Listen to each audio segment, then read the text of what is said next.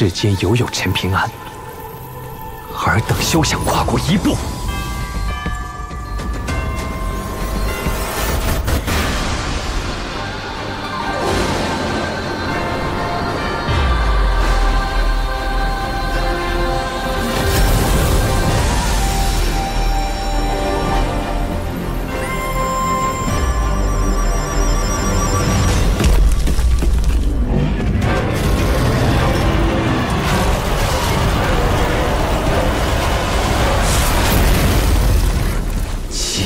来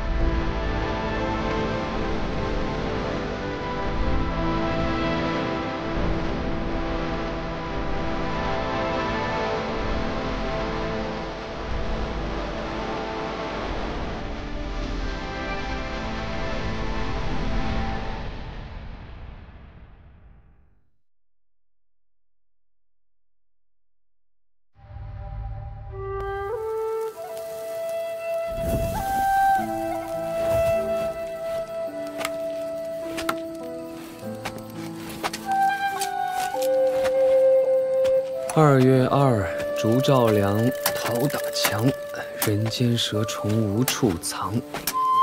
2月2，烛照亮，桃打墙，人间蛇虫无处藏。岁岁平，岁岁安，岁岁平安，岁岁平安，岁岁平安。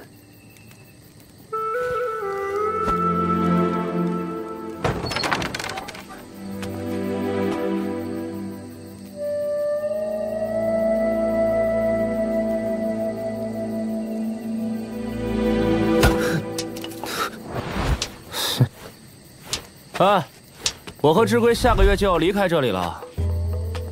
哦，路上小心。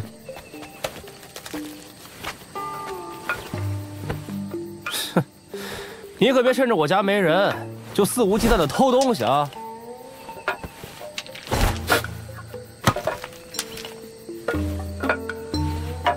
哼，没劲，真是贫贱任人欺的命。 陈平安，你能不能帮我把那2颗石子捡起来？我挺喜欢的。高姐姐，你家弟弟跟陈平安正眉来眼去的，明摆着勾搭上了。哼，这算什么？我昨晚还看见陈平安跟你娘亲拉拉扯扯呢。你哪只眼看到的呀？你这个衙署督造官的私生子，别长眼睛了！一边凉快去！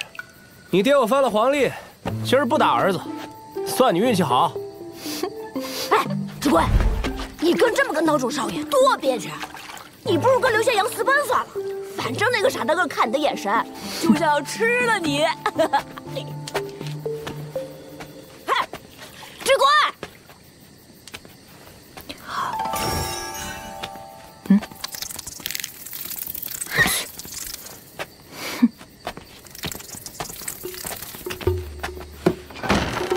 送机械，送的跟咱爹一样。我这马工才施展出半成。好了，哎，你看，你送我的泥鳅都长这么大了。哦，对了，我娘蒸了腊肉，喊你去吃呢。我就不去了，今晚我要早点休息。哎呀，去嘛！明早还有份送信挣钱的活计。哦，这个烧上。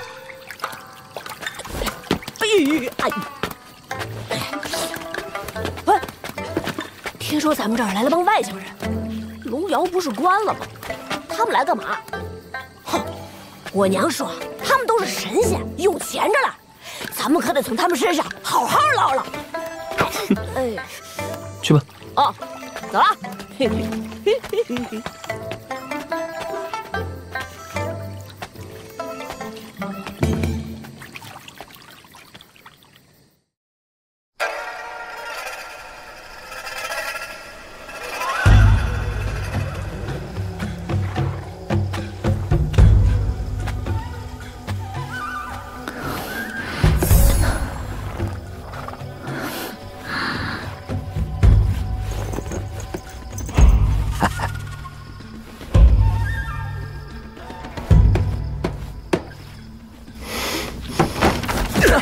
小王八蛋，掉钱眼里了，催命啊！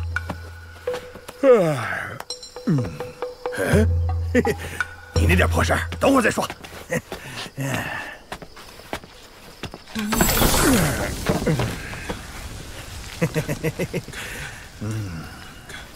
哎，老规矩，你们外乡人来这儿寻机缘，每家留一袋金晶铜钱才能进小镇。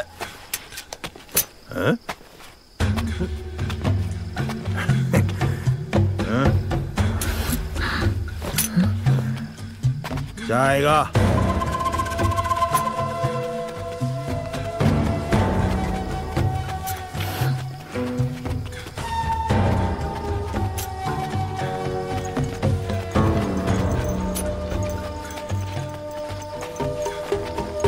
老魏，哼，呀！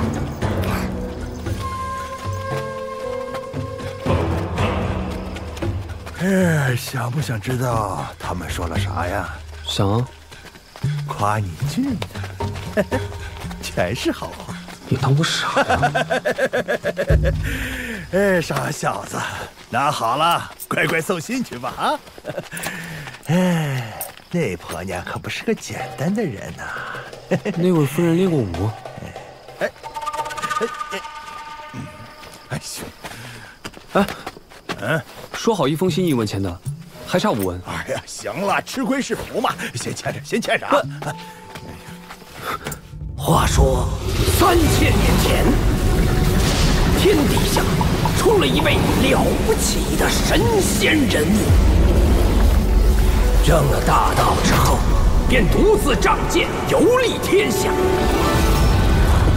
但不知为何，此人偏偏与那蛟龙不对付。整整300个春秋，有蛟处斩蛟，遇龙时屠龙。单说这最后的斩龙大战，那真是惊天地杀鬼神呐！全山尽数俯首，穷于为之震颤。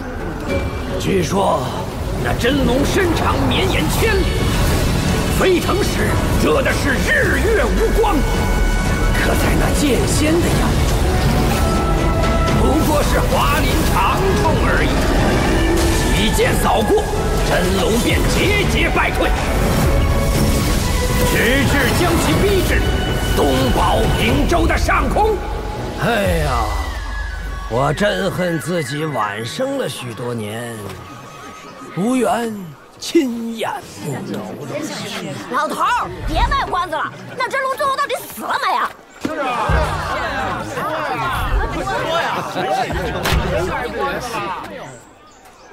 死，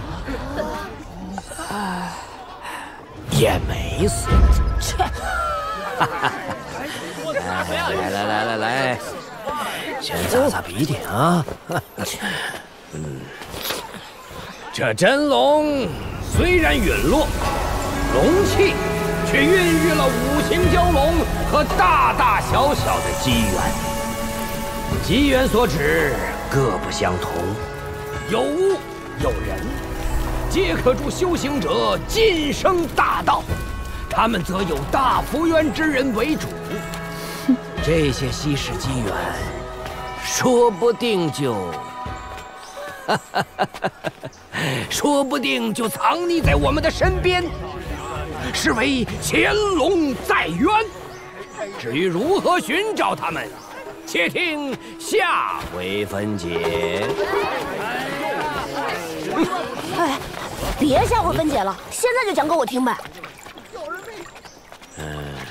听说小镇杏花巷有口古井，带我去看看，我便说与你听。我这碗里大有讲究，带我去井边，我就让你看看碗里的玄妙。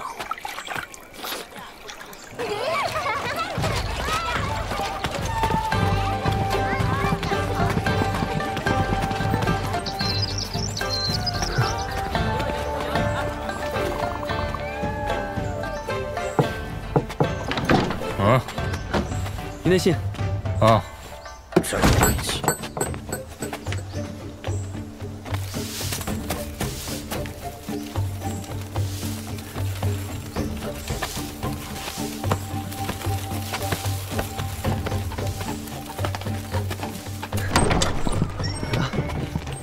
给您送信。小伙子，进来喝口水吧。不用了，谢谢。桃之夭夭，灼灼其华。今年的桃叶是见不着桃花了。醍醐撼大树，可笑无自量。依我生其后，取景遥相望。即使皮肤用尽全力，也无法撼动大树。但他想要对大树做些什么，是他的态度。物主治水行，醍醐撼大树，可笑无。不管是人，还是小小的皮肤，有态度，才会有尊严。大家继续。事出有要，高俅如虎。这是先生的书信。以后无事的时候，可以多来这里旁听。夜卧早行，往不于无妨，道理全在书上，做人却在书外。你去忙吧。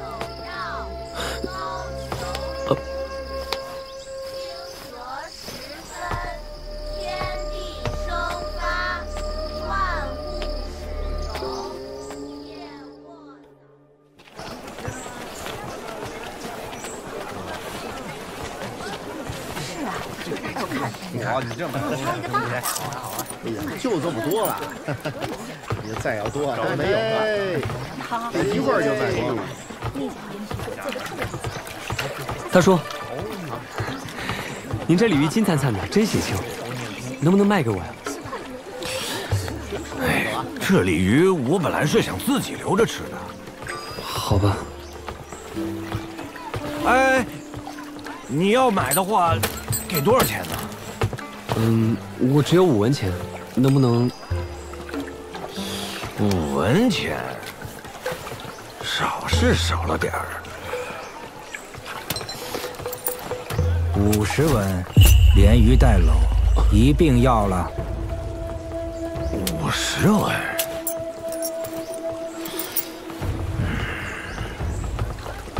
喂，先来后到的规矩还是懂的，这是酬谢，你我就算领清了。胡爷爷，这鲤鱼真有番不俗之气。来得早不如来得巧，这是份大机缘。日后鱼化成龙，殿下不虚此行啊！算命啦！大凶之兆啊！金鲤出海，泥鳅化龙。少年呐，你错过的可都是大机缘呐！别走！贫道还会写一些黄纸符文，可谓仙人祈福，说不定还能投个大富大贵的好胎呢。不瞒你说，贫道看你有凶煞之气，你不妨抽上一签，解解这吉凶如何？若抽出上签，不妨多加一文喜钱。如果鸿运当头是上签，也只要你这5文钱，如何？划算吧？道长怎么知道我这只手里恰好有5文钱？贫道神呐！道长，我把5文钱都给你，只请道长写2张平安符，给父母的，只求写的比平时更好些，行不行？你当真不在意这大凶之兆？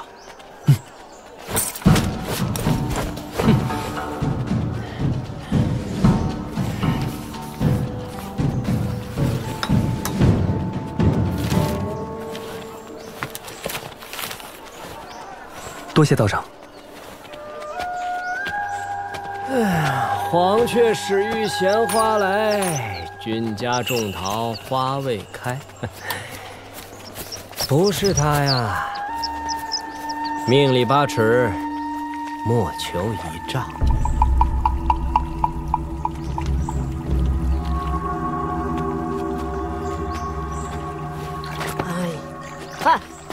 也该给我看看你碗里装了啥了吧？你这娃娃，别急嘛。好重的根骨。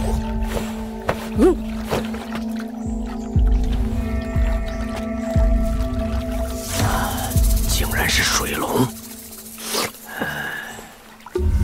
你先告诉我，这泥鳅是哪儿来的，我就与你看。不许反悔啊！要不然你不得好死！一个雷把你劈成焦炭，我再让陈平安一拳。行了，你这都是跟谁学的呀？哼，跟我娘。哎呀，不愧是人杰地灵、钟灵毓秀啊！你说的那陈平安可是送你泥鳅之人？你怎么知道？你要是敢打小泥鳅的主意，我就让陈平安踹你脊梁骨。陈平安，你与他是什么关系？哼，穿一条内裤长大的，你说什么关系？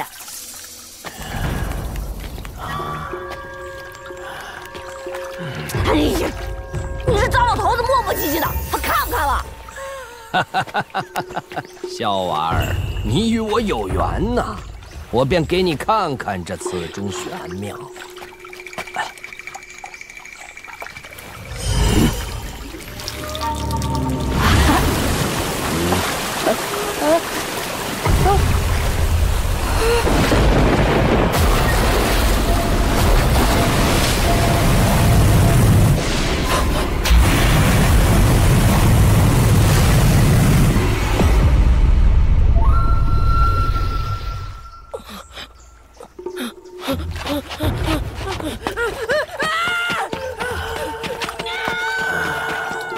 顾灿是我乡中的弟子，你就当是为他好，莫怪我夺你的机缘了。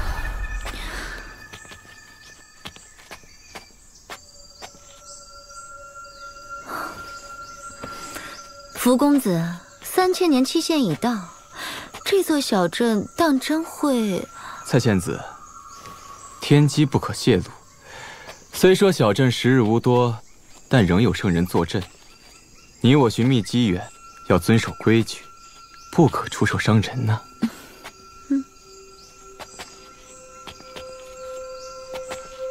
若是你我真的在此地得了意外之喜，你如何报答我？任君采撷，如何？蔡仙子，朋友归朋友，生意归生意。倪萍巷的一对主仆与一对母子，我们各选其一。这押注的本钱，便是你们云霞山的云根石，每年送给我们老龙城10块。当然可以。那福公子就选宋吉熙。我选顾灿好了，如何？就这么定了。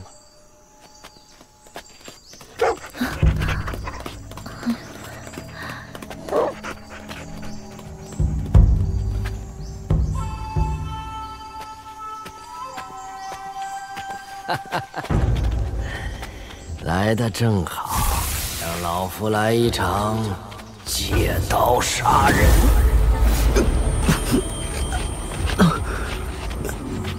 很巧啊，咱们又见面了。小兄弟，向你打听2个人，顾灿和宋吉熙，可认识？我前不久还是一口龙窑的学徒，刚搬来这儿。你们要不要问问别人？帮我们一个小忙，我就送你一样东西，如何？只需告诉我们这2家人住在哪儿就好。我就是宋吉熙，找我有事儿？宋公子，哈，我身边这位姐姐要找顾灿，你能帮忙吗？好处呢？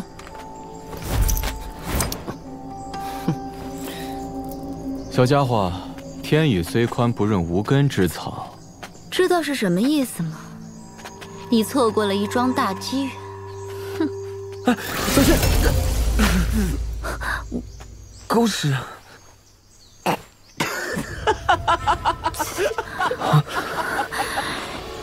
你竟敢乱我心境！住手！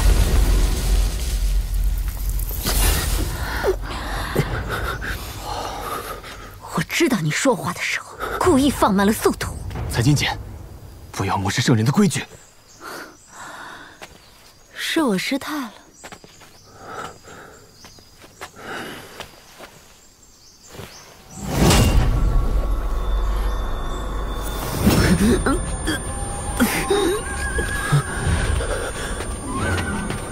姐姐，你的睫毛很长。斩却心魔，正是机缘。不可！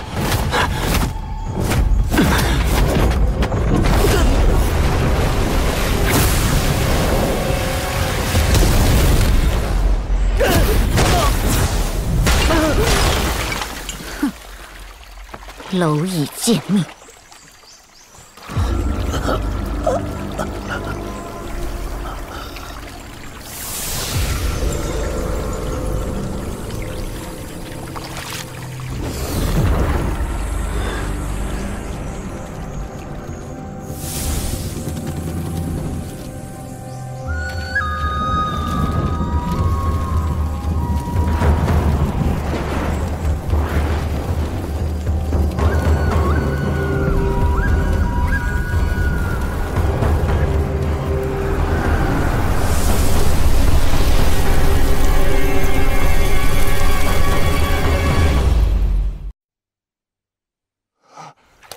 金简，你疯了！断这蝼蚁的长生桥事小，弄坏了小镇杀生的规矩，惹来圣人怪罪。不止你被驱逐，我也会受牵连。放心，我没有要他的命，只不过他仅剩半年可活。这小象啊，和我有缘，稳住心境，又捞到这么大一笔钱。我对那个顾灿更期待。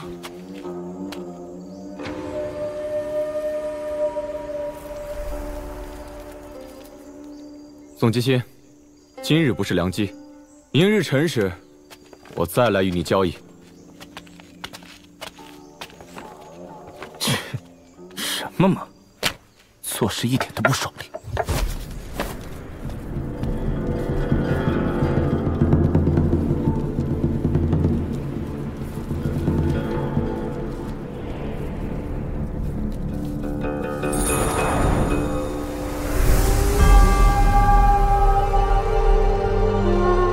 本以为我坐镇此处还能苟延残喘几十年，但突然发现，有些幕后人等不及了。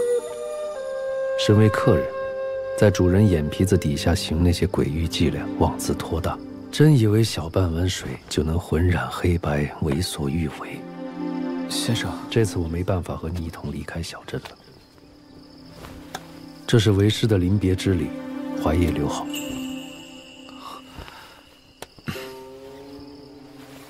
以后说不定还有一桩机缘。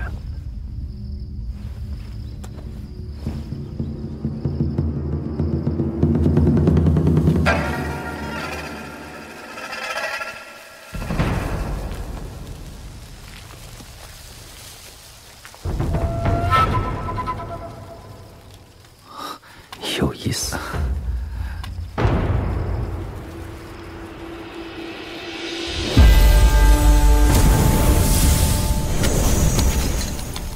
有气势，我喜欢。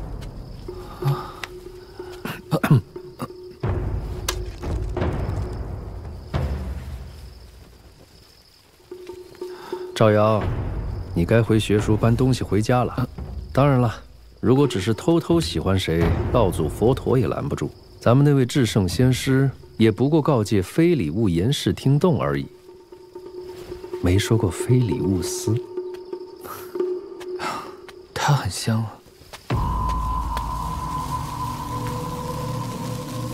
赵瑶，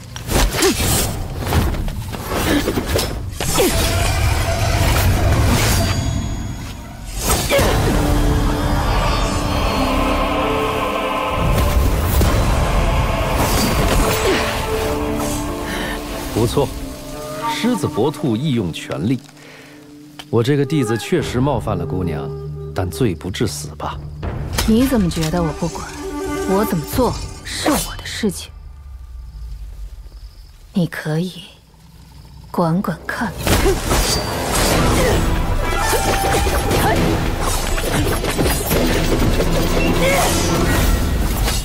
兵家武道，唯快不破。哪怕此方天地分崩离析在即，可只要在那之前，便是10位陆地神仙联手破阵，也不过是蚍蜉撼大树，何况是你。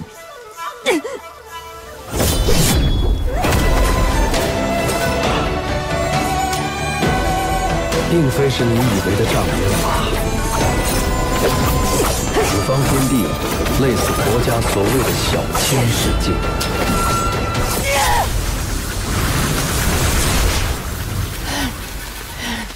在这里，我就是。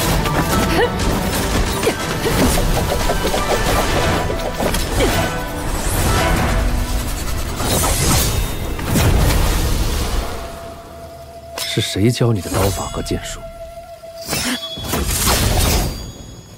退！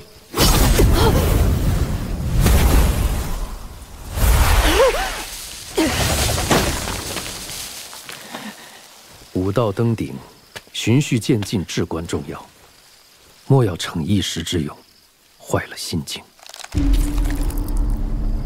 听不听是你的自由，说不说就是我的事情。受教。可惜了，这剑最多只能承载2个字的分量，否则以你的资质根骨，3个字肯定绰绰有余。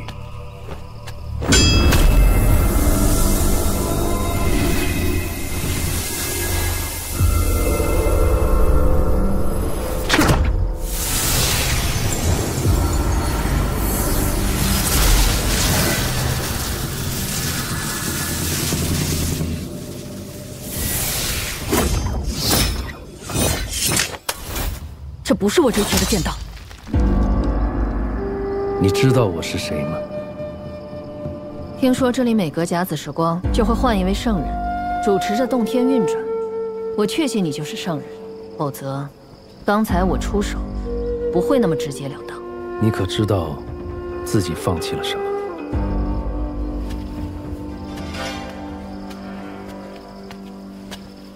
姑娘，最好收起这把剑。多一样东西防身，终归是好事情。锋锐无比，注定是一把无鞘剑。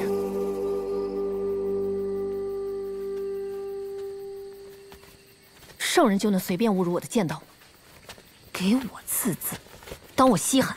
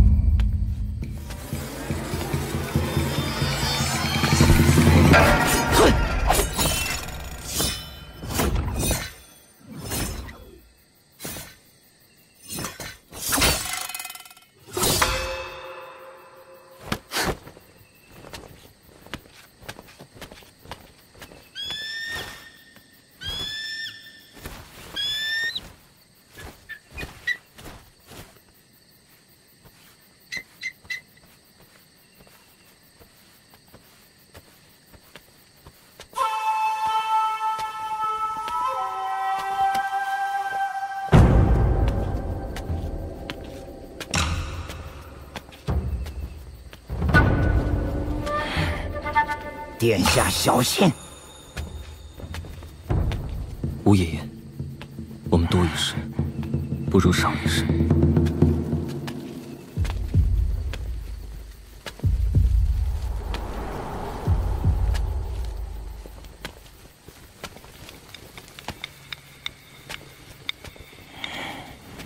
殿下，此人是个登堂入室的练家子，不可掉以轻心。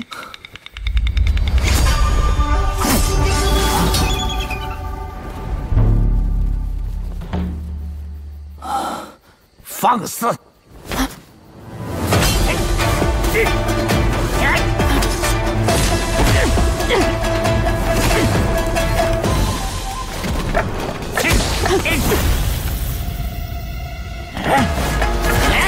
出来！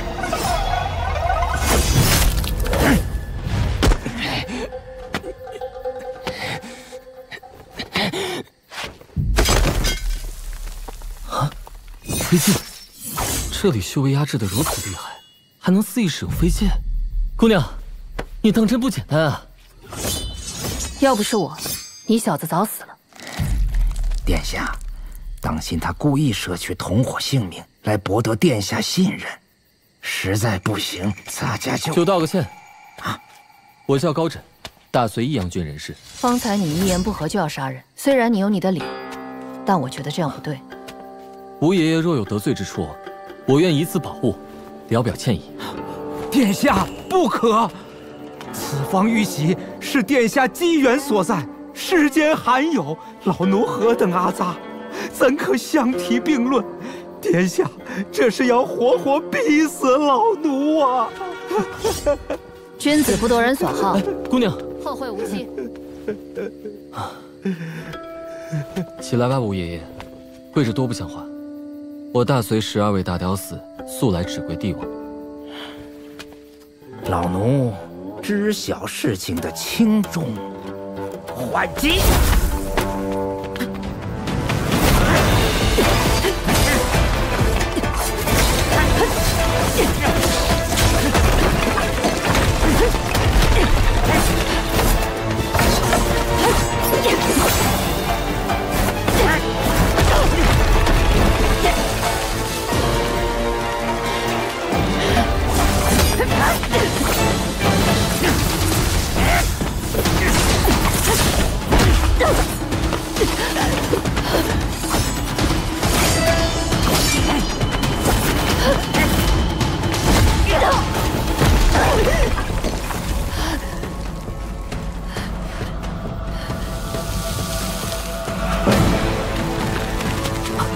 住手！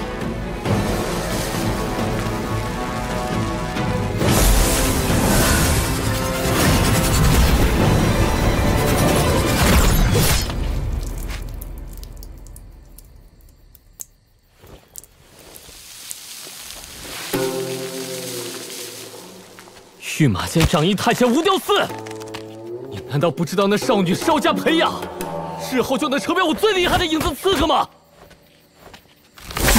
在咱家眼里，殿下的安危比天大。闭嘴！为了我的拉拢计划还跟我顶嘴，我可是大隋未来的太子，是你这个老阉人的主子。殿下骂得好，很有陛下当年的风采。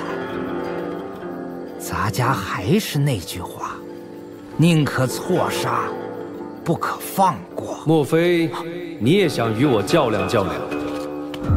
老奴失言，还望圣人体谅咱家作为奴仆的苦心啊！敢问可是山崖书院的齐先生？若先生愿意，我大隋可将国师虚位以待。若非你率先占据了大机缘，今日断然无法轻易离开。速速离去！殿下。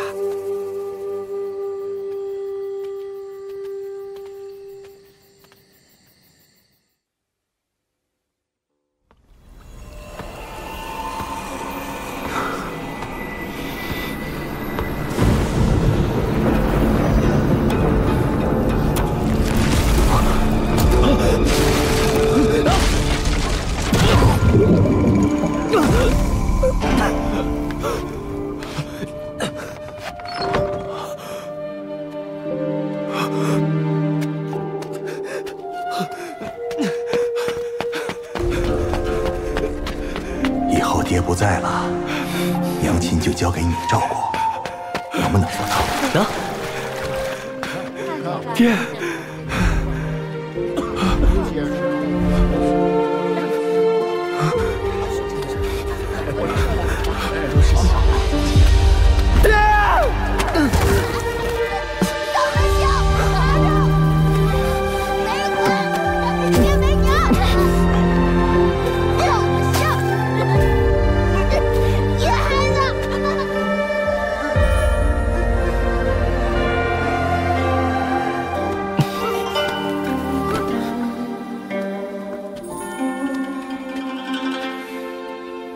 平安。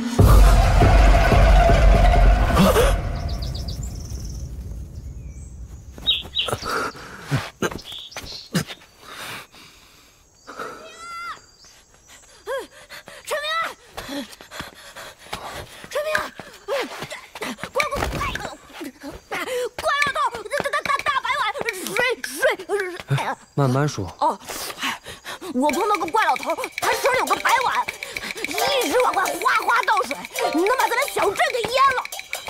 下次送进去，他爹我了。你是说，祖宗怀下的那个说书先生？我看到那老头去我家了，他不会要送我命吧？咋办呀？那我陪你回家看看。你家遭贼了？回头再说。哦。看在松霞老祖的份上，老夫便不计较你的不请自来。不过老夫已经决定收顾粲为徒，你若有能耐就抢，没能耐就走。想必前辈知道，享有天才地宝美誉的云根石，整座天下就我云霞县。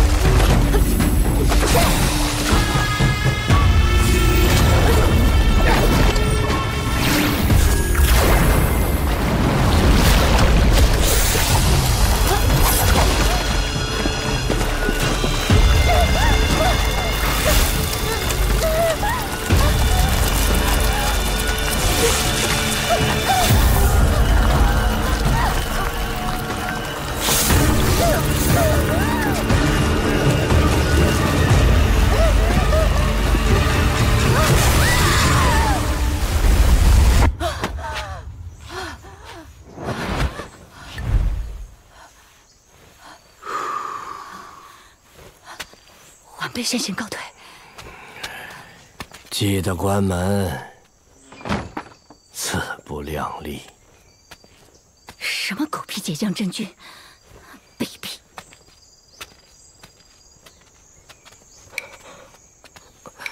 陈平安，我怕。哎呦，平安来了，婶婶好。哎，快进来吧。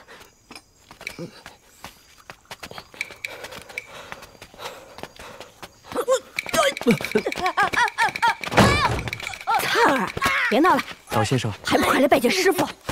娘，我才不要当他徒弟，当他爹还差不。说什么呢？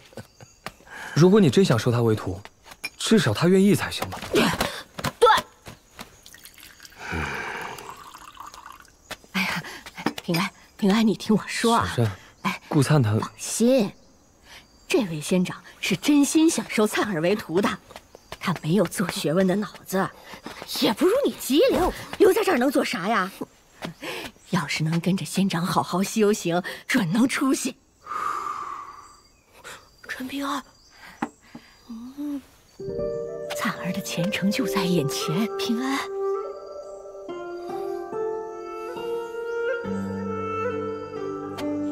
有了师傅，便有人护着你，好事。好，他算什么？听你娘的话。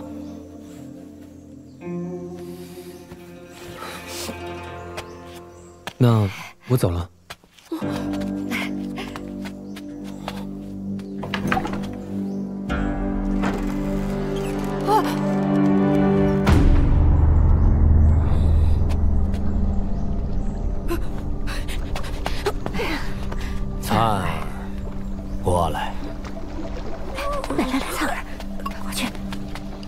仔细看看，过去有什么？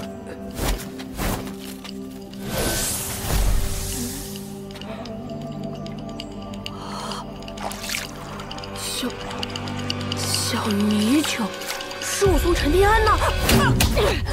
闭嘴！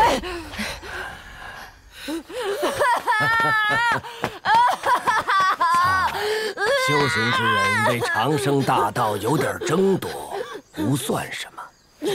你现在跪下，我收你为嫡传弟子。死老头儿，他是陈平安的，我要还给他。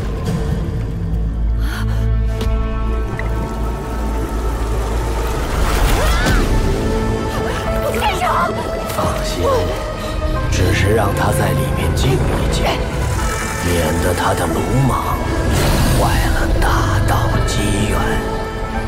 娘，陈平安，你在哪儿？小泥鳅。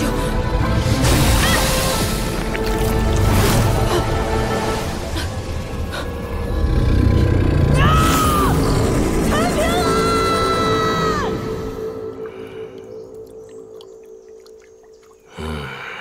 我问你，陈平安生辰几何5月初5生的，不吉利。5月初5，原来如此。那孩子他爹坏了这么大的规矩，死的可不简单呢。怎么，你儿子抢了人家的大机缘，愧疚反悔了？当然愧疚了，但是反悔绝对没有。如果换成陈平安他娘，为了自己儿子，也会这么做的。那倒未必。他会的。天下父母心，可敬、可怜，也可恨。不过，为了顾灿的将来，他与陈平安之间的缘分，必须斩得一干二净。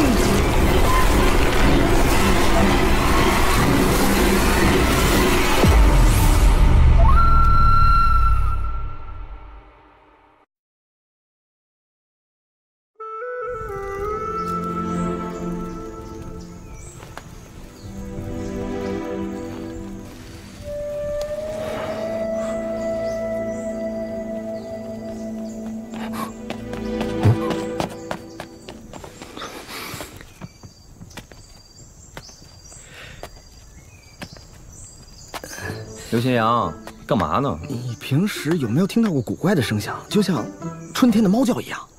你说是宋吉新学猫叫还是志贵啊？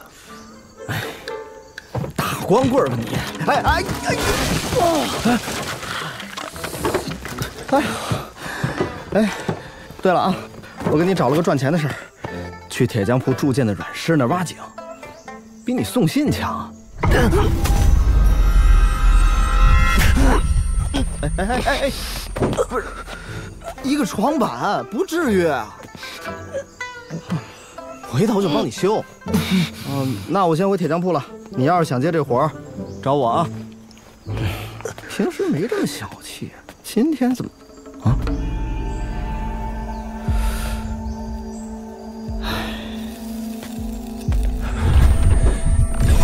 哎呀！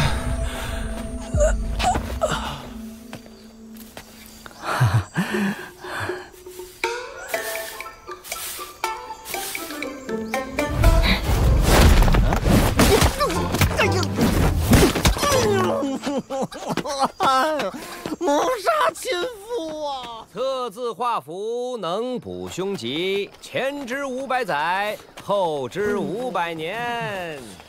哎呀，志贵下手也忒狠了，在梦里可是很温柔的呀。哎呀！啊！少年呐，贫道见你气色如烈火烹油，近日必有血光之灾呀！破财消灾，对不对？臭算命，咒早死啊！嗨，无灾不肯念神仙，欲得安稳当烧香，当烧香啊！烧香是吧？然也。我先烧你摊子！别跑啊！你别跑！这位军姐，真没有骗你啊！去你的！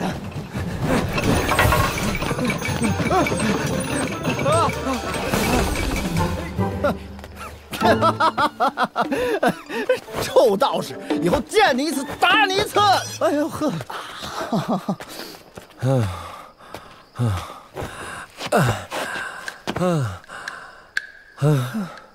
世道艰辛，人心不古，虎口不一啊！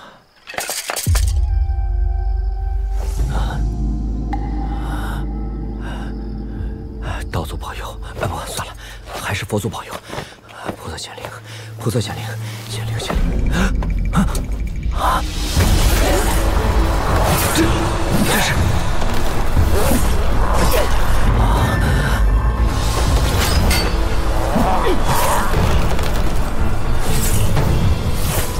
他的来历绝不简单。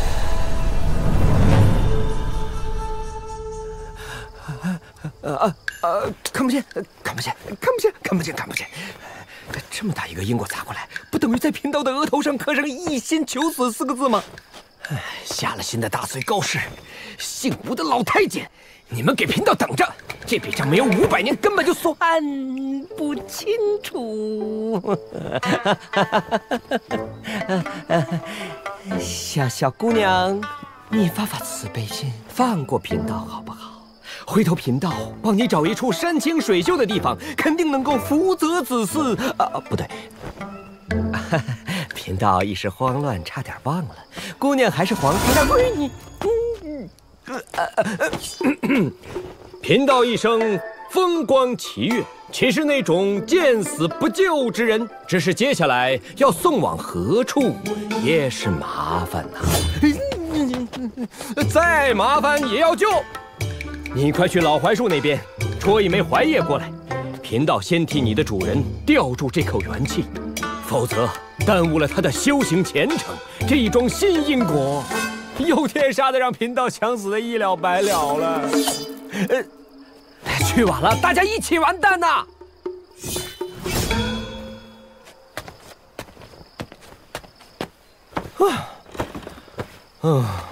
稳住，稳住，容贫道算算，送你到哪户人家，你既能活下来，对方也不至于家破人亡。福禄街的宋家，是哪个王八蛋在害我宋氏基业？出来应战！刘家，想让我损了你的大道吗？桃叶巷的魏家。李靖春，这么大事你不管，不管就赶紧滚蛋！趁早把位置让给阮琼，让他来收拾这个鬼鬼祟祟的家伙。够了，不许对齐先生不敬。我阮某人绝不会在春分之前涉足小镇事务。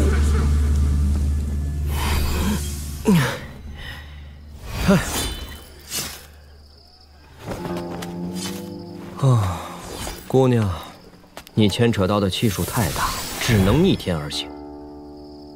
可是，在这个小镇找一个气数萦绕的家伙轻而易举，找个穷光蛋比登天还难呢。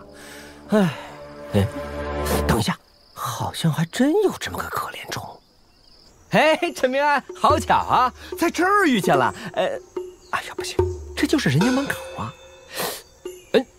陈明安，我有一个大机缘要送给你。哎呦，骗鬼呢！这是他再傻，他也能看出来这是个大麻烦呐。陈明安，我，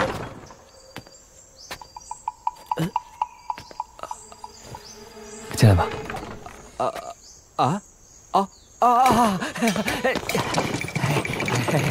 明安呐，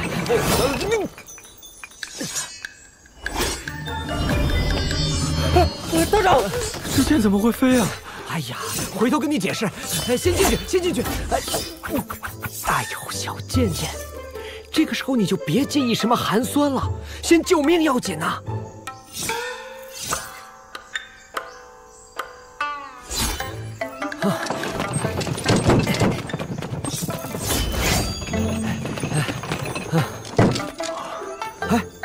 什么呆呀？将这位姑娘抱到床上去。啊，哎呦，这个时候就别顾忌什么礼节了，救人要紧，快啊！道长，这姑娘怎么伤得这么重啊？她呀，非要踏牌坊上气冲斗牛的匾额，蹭蹭蹭就爬上去了，劝都劝不住，结果她一不留神，啪叽一下就摔下来了，摔得满脸是血。那现在怎么办？哎呀，你先帮姑娘换上一身洁净的衣裳，然后呢，再去药铺抓几味补气养元的药材。啊？那姑娘醒来之后会把我打死的吧？隔壁家有个姑娘叫志圭，我找她帮忙。她要能做，我还来你这儿干嘛？先救人。善。小姐姐，你别误会，她是要给你主人换衣服，不是非礼。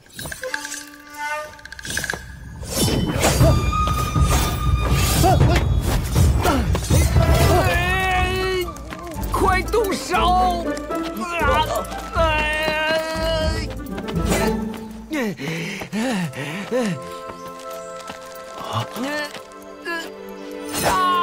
别相面了，快啊！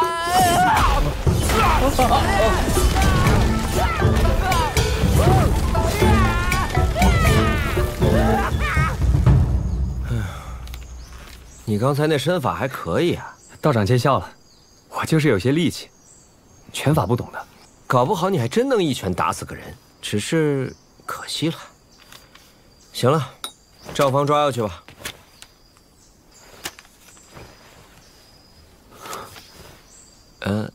有事？我希望道长能帮我个忙。如果有一天我突然死了，道长能不能帮我下辈子投胎，还做我爹娘的孩子？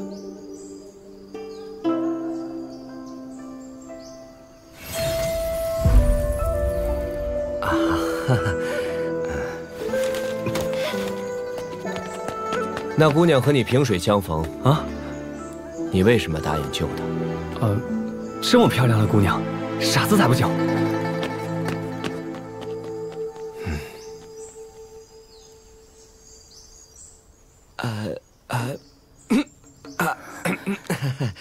姑娘，你确实是贫道救下的，但抱你进屋、摘去帷帽、给你洗脸换衣的，那可都是陈平安。他是一个黑炭似的穷苦少年，父母双亡，当过烧瓷的窑匠。姑娘还有什么想问的？贫道定当知无不言，言无不尽。感谢道长救名真。姑娘无恙就好。道长怎么称呼？贫道姓陆名陈，并无道号。那少年虽然有些事情做得不合礼节，但事急从权，姑娘不要怪罪。陆道长，我不是蛮不讲理的人。这就好，这就好。姑娘不是东宝平州人士吧？来游玩的？我听说此州铸剑第一的阮师在这里开路铸剑，我希望他帮我造一把趁手的剑。想让阮师亲自铸剑，可不容易啊。道长，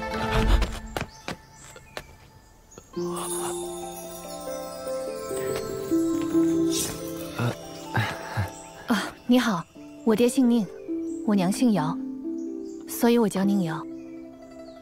我爹姓陈，我娘也姓陈，所以我叫陈平安。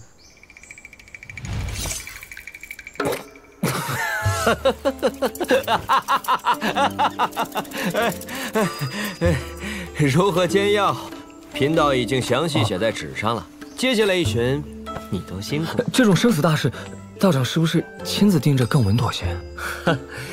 贫道还要去南建国参加一个典礼。道长，可是我不识字啊。没关系，宁姑娘识字。药方好好收着。小镇上书籍多是私人家藏，你购买不易。日后若是想学字了，可以从药方学起。一夜浮萍归大海，人生何处不相逢。宁姑娘，后会有期。陆道长，后会有期，大恩不言谢。陈平安，我有几句话要交代你。陈平安，以你的记性，再加上隔壁就住着个读书种子，不识字这种说法，不是你拦着贫道离开的真正理由。道长，我现在自己也没多少时日了，没法照顾宁姑娘。就这么着急死？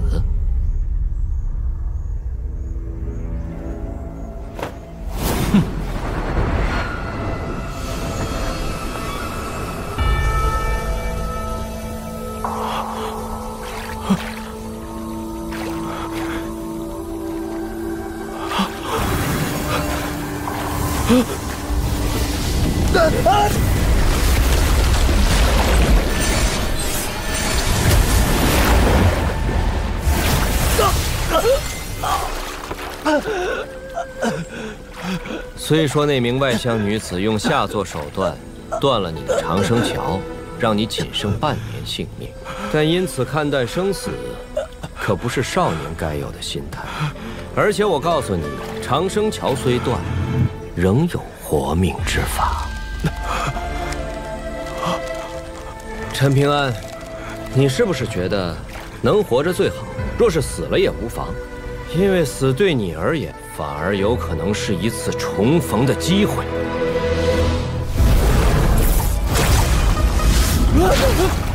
那你有没有想过，哪怕你能够在浩浩渺渺的阴冥之间，侥幸与你爹娘相逢，当他们看到你的时候，是什么心情？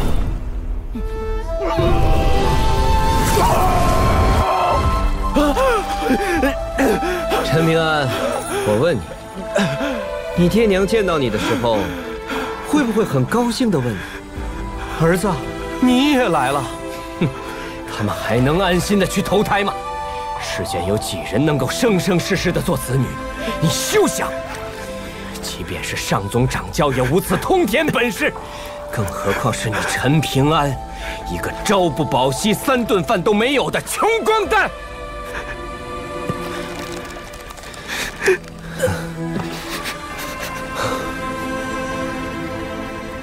罢了，罢了。看在欠你人情的份上，我只说3件事。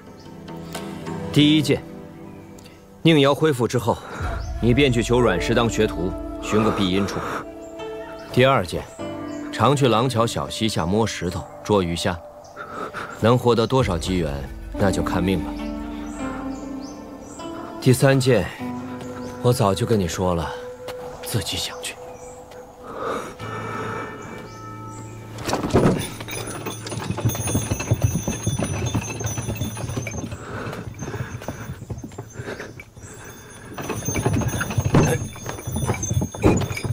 起来帮忙！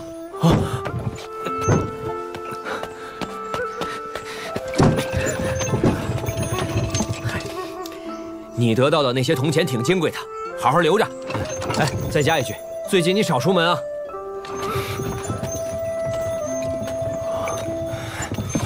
还有，还是跟你说了吧，你爹娘早逝并非你的过错。不但如此，你此生命途坎坷，还是受累于你的爹娘。但还是要努力活下去。原来道长不是骗子，是神仙啊！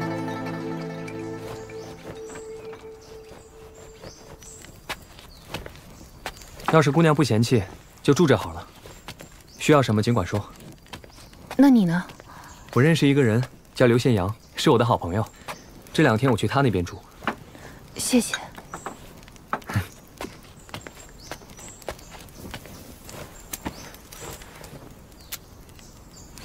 宁姑娘，如果我回不来了，麻烦把这袋金色铜钱交给刘宪阳，让他帮我照看这间屋子。要是能在大年30贴上门神和春联的话，就最好了。如果觉得太麻烦，不贴也没关系。你和陆道长说的话，其实我都听到了。说实话，他未必是滥杀无辜的人。修行之路有宽有窄，走得快了，不小心踩死了蚂蚁；误杀了鸟雀蛇鼠，皆有可能。我说的不太好，你听得懂我意思吧？大致懂了。那个打断你长生桥的女人和你有恩怨，所以你想报仇。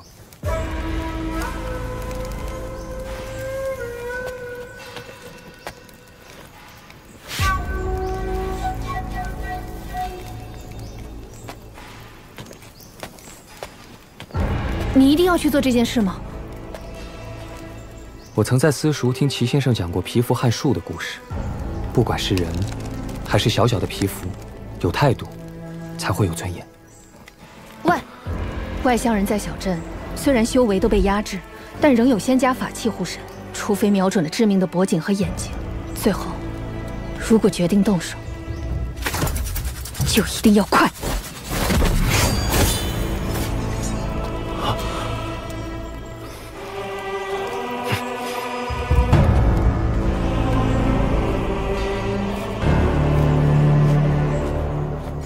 岁岁平，岁岁安，岁岁平安。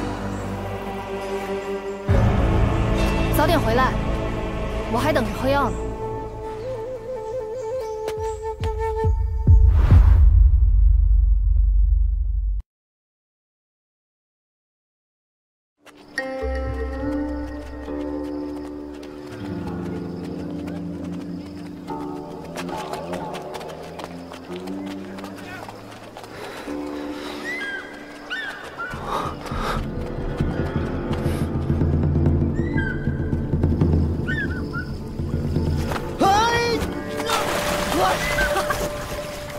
刘县阳，你行不行啊？我反正不信，能跳过去的肯定是神仙。陈平安，快跳啊，别怂！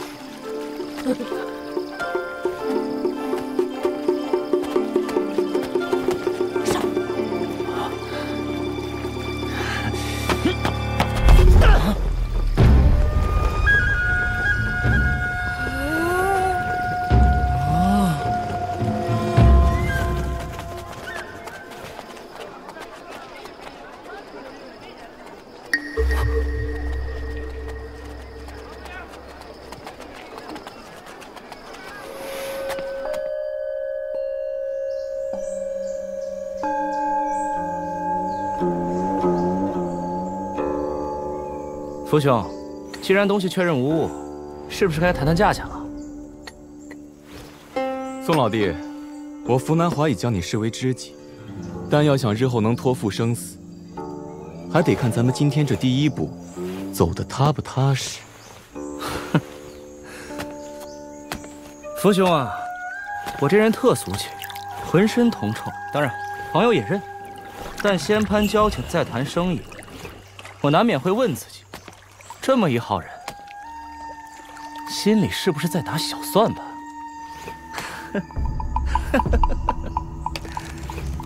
这样吧，2次机会，你出价钱，我点头或摇头。2次过后，对不起了，兄弟，不卖了。好，先前那块玉佩算是我的见面礼，再加上这袋买古锦。我敢说，宋老弟你绝对赚了。这袋铜钱叫供养钱，乃世间诸多香火钱之一，是远比黄金贵重的金晶。先人曾言：“水碧或可采，金晶觅莫论。”说的便是此物。说完了。说完了。滚你大爷！当我傻呀？你们进小镇时随身带着3袋铜钱，1袋金晶换1件机缘，这叫规矩。1袋金晶，少说也有20枚。你这里头有几枚啊？这点诚信都不讲，还敢从小爷手里换机缘？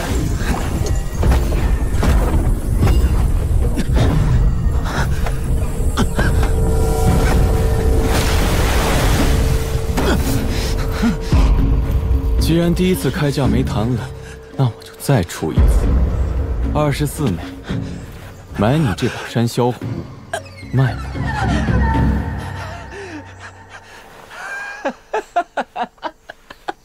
笑什么？不愧是山上的神仙。一想到以后我也能像你这样弹指杀人，我就开心的不得了。2个条件，只要你答应，除了这把壶，我再拿一件不输给他的老物件。哦，说说看。第一，你要给我3袋尖晶铜钱。这要看东西值不值了。第2个条件呢？替我杀一个人。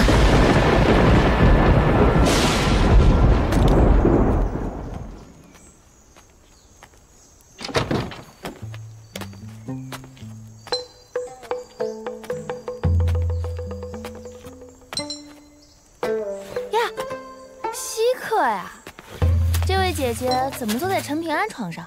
我可没听说她有远房亲戚。她不在，你走吧。我是来看看这边有没有缺什么东西。我住隔壁，我们要搬走了，很多物件都可以留给陈平安。唉，这些年啊，他过得可不容易呀。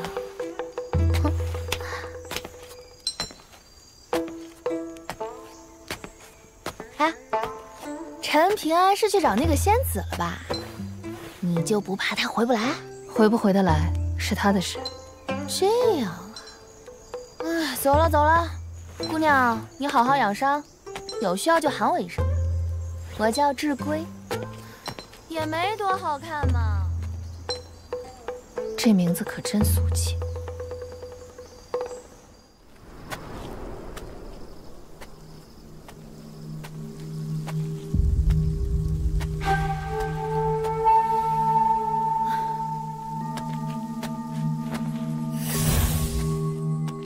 怎么了？不顺利？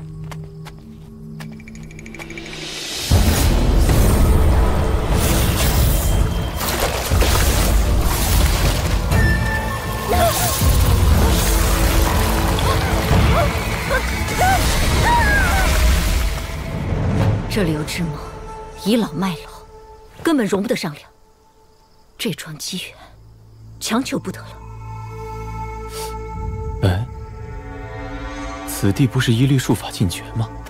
咱们在这小镇里，都会遭到天道压制，修为越高，压制越强。但是能来此地之人，谁还没有点压箱底的本事？也是。刘之茂这种野修做的再出格，最多是遭到驱逐。不像我们，任务成败，关系到自家宗门的大气运。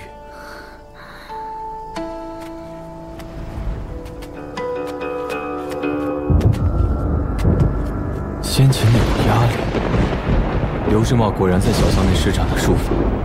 刚才的话，他或许都听到了。就怕已经被刘之茂记恨上了。一旦离开小镇，没了圣人约束，天晓得他会做出什么过激举动。我实力不济，完全不是他的对手。我们来此寻觅机缘，不是来结怨的。与前辈交恶，终归不美。父兄所言甚是。顾参家的机缘是否已成定局，目前还不好说。不过，我有一事放不下心。先前蔡仙子断了那蝼蚁少年的长生桥，我担心会惹来麻烦，被人顺藤摸瓜，找到云霞山和你。父兄有所不知，在这里出生的男孩，过了9岁还没被买词人带离小镇，就意味着先天资质平庸。那个少年，凡夫俗子罢了。我们不提他了，那眼神想起来就恶心。这次小镇之行，我是真不甘心啊！回去怎么跟祖师爷们交代呢？蔡仙子放心，我定会护你周全。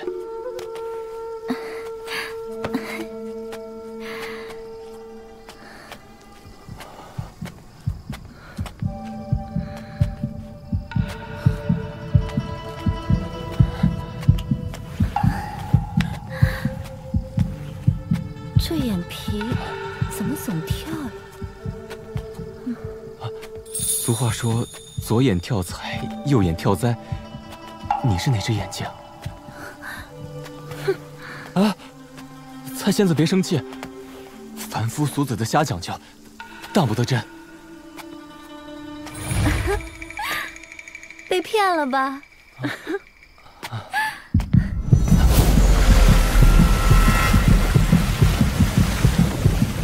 好险，差点被他乱了心境，修为大退。乱我心境者，必杀之，以奸盗心。南华，想到什么了？这么开心？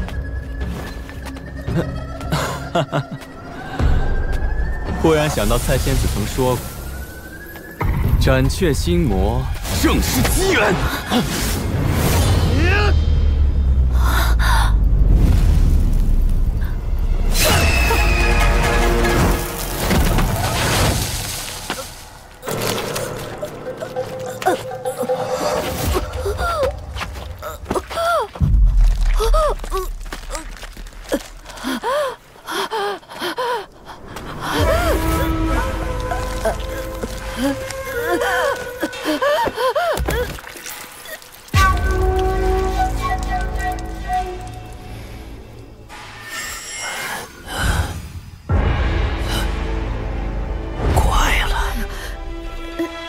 仙长，出什么事儿了？我曾用秘术给陈平安种下一心求死符，又暗中施法使他与蔡金简结仇，为的就是引诱陈平安以卵击石，好让蔡金简杀了他，切断他和那条泥鳅水龙的因果机缘。仙长，那陈平安他非但没死，还杀了蔡金简。无碍，老夫还有后手。仙长，既然灿儿已经拜师，不如就放过陈平安。住嘴！妇人之仁，你要是真有一副慈悲心肠，你我初见之时就不该有杀心念头。这个时候跟老夫装女菩萨，要不要脸？看来这边也开始了。过不了这关，以后修行路上你可就寸步难行了。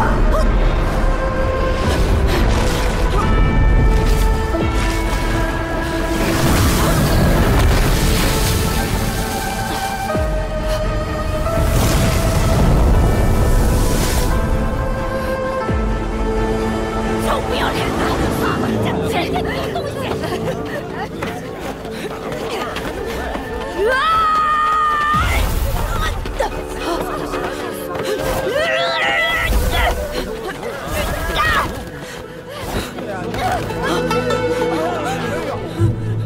你们滚开！不许欺负我娘！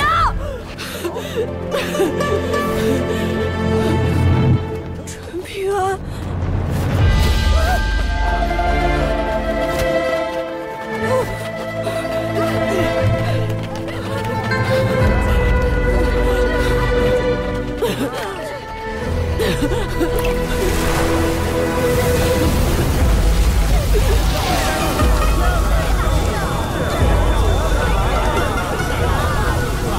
娘，陈平安，你们别走！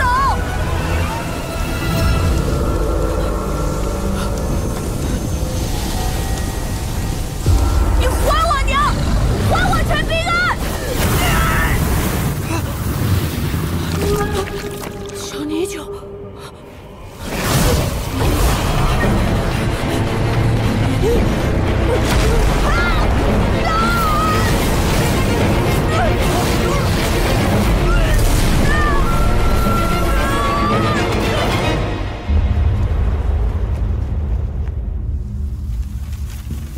你为什么要杀他？残忍到一招封喉，难道就因为他和你在泥坪巷的过节，你就要杀他？你怎么杀人杀的如此心安理得？你知不知道，杀人要偿命的？火焰莲很好，当时在泥萍巷，你看他的眼神，跟现在看我一模一样，你早就想杀他了。嗯，有点意思，真是有点意思。我稍稍对你刮目相看了。我虽然来不及救他，也无法杀你，但不做点什么，我老龙城的金字招牌就要砸了。方才见你制敌的手法、体魄远超常人，可惜你命不好，本有机会达到这么高的成就。不过，现在已经不可能了。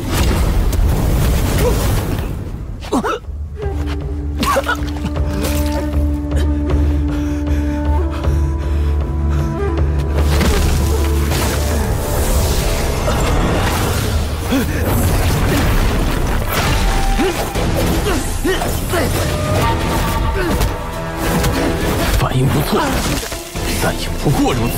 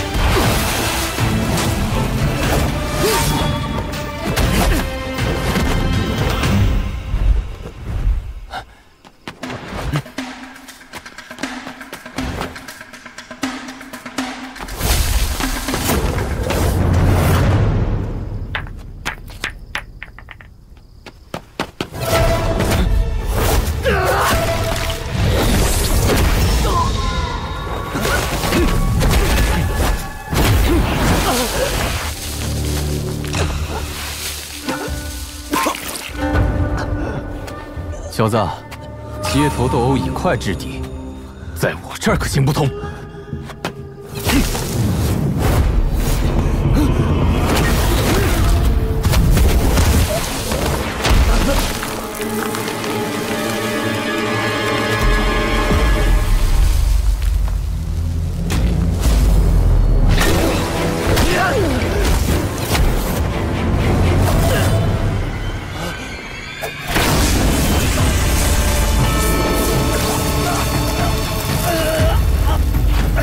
地窖精魄是我保命的后手，没想到竟会在你身上浪费3分。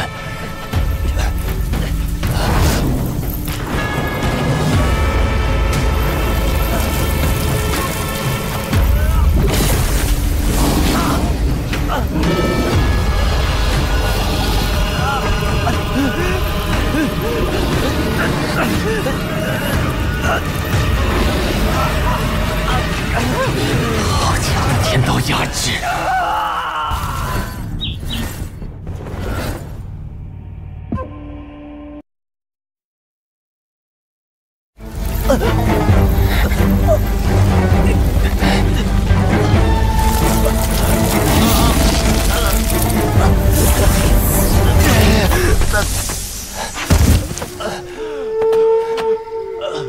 因为此地禁止我不杀你，但也不会让你好过。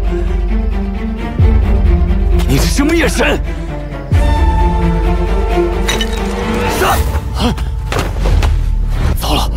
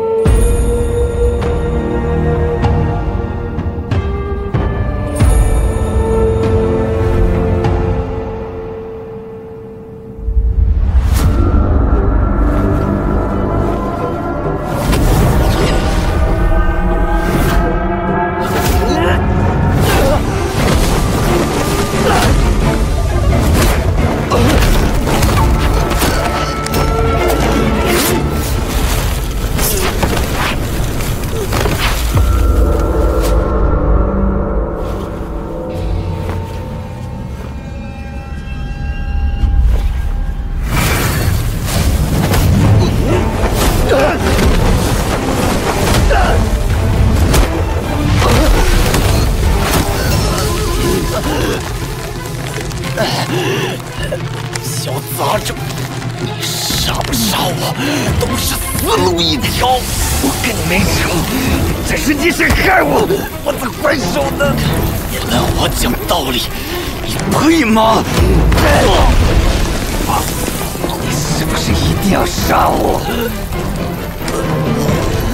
我对天发誓，日后绝不找你麻烦呢。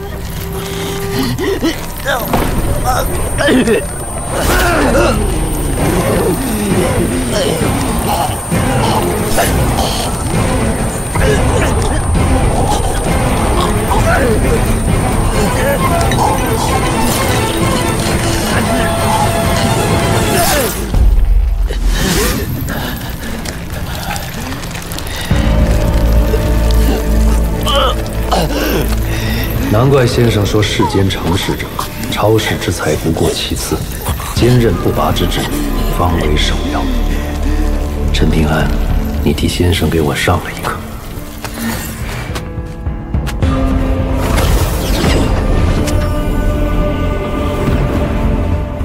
可以了，齐先生。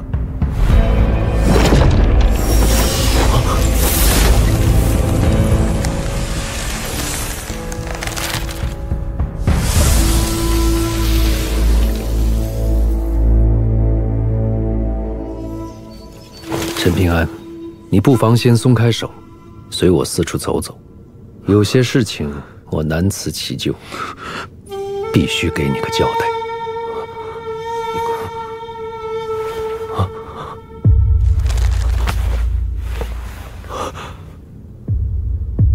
跟紧我，不要走出10步之外。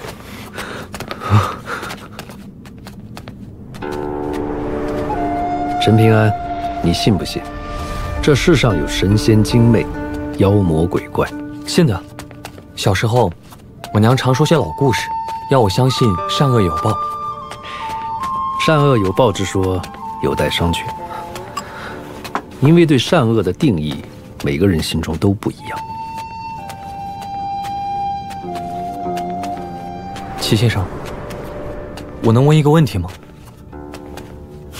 我知道你想问什么。这座小镇乃是真龙埋骨地，气运鼎盛，在此出生的孩子，资质机缘远超外边的同龄人。当然了，也不是每个孩子都有精彩绝艳的天赋。先生，其实我想问，我爹娘到底是怎样的人？也罢，我就索性道破天机。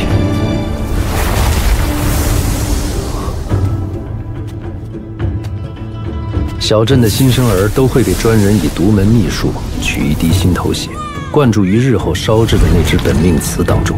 女孩本命瓷要烧6年，男孩的要烧9年。孩子的天赋犹如烧瓷，全看运气。这便催生了外界的仙家势力，耗费巨资压铸赌瓷。在我记忆里，你爹娘是温厚之人。你爹天资平平，不值得被买瓷人带离小镇。也许是命运所致，也许是买瓷人在你爹的本命瓷上动了手脚。总之，不但他命运多舛，也连累你娘和你一起受苦。再后来，他竟偶然知晓了本命瓷的秘密，一旦被人开窑带离小镇，就会一辈子沦为牵线木偶。于是，他便砸碎了你的本命瓷，那是一只瓷镇纸，买瓷人的震怒可想而知。我爹究竟是怎么死的？逝者既然已逝，生者更当愤然而生。若要知晓你们的命运为何会被操纵，须知此方天地的渊源。3000年前，真龙陨落于此，4位圣人订立契约，规定每60年换一人坐镇此地，看顾真龙残余气数，以儒士道兵为主，其余仙家豪阀皆有机会来分润好处。既是好处，必生纷争，人本性异。我只是不明白，为什么那些外乡人可以不在意别人的性命？那说书先生叫刘志茂，实乃旁门中人。蔡金简、福南华与你结怨，就是他在兴风作浪，还在你心头种下了这道一心求死符。这符咒能扰乱你的心智，极为歹毒。我作为此方天地的圣人，你就不责怪我为何不出手相助？我知道我爹娘是好人，就够了。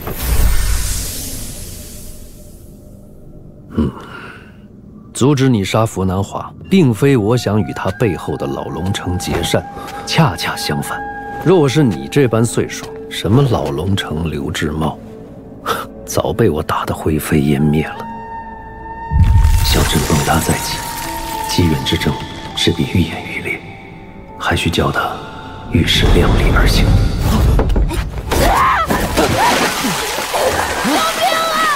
救命啊！救命！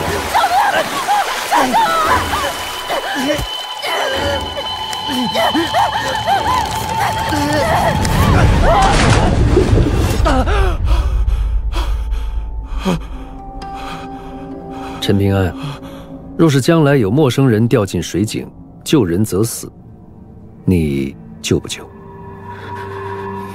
如果真的能做到，我想赌一下。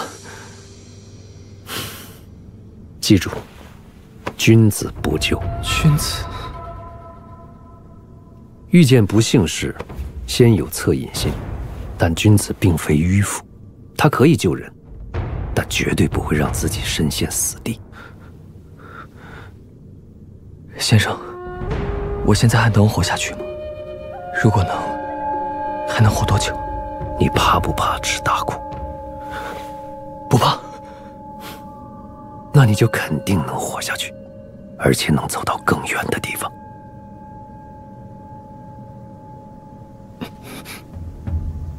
齐先生，你真的能让一切都静止吗？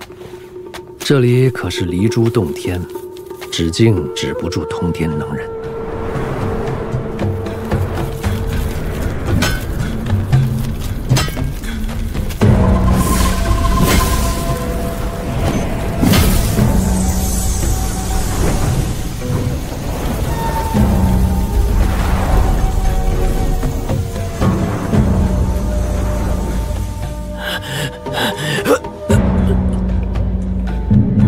速速离去！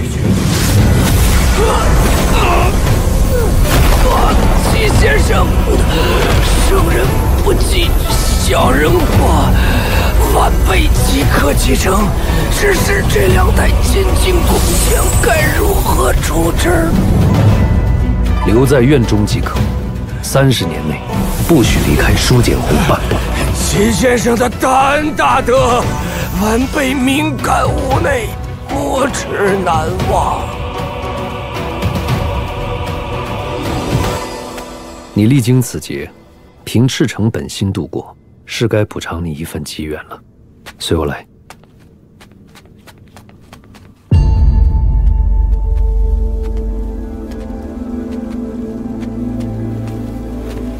齐敬春能否向诸位先贤求一片槐叶，让陈平安至少3年内不受天道反扑的灾厄？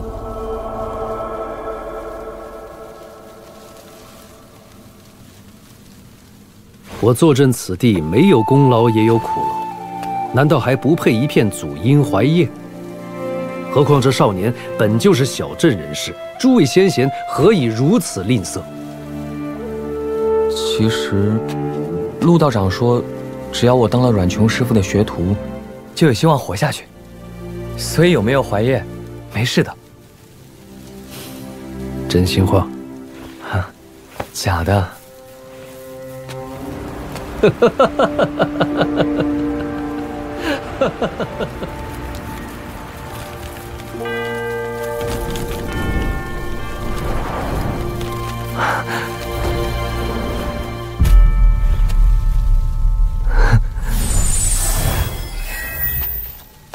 陈平安，你可愿为姚家报恩，无论生死？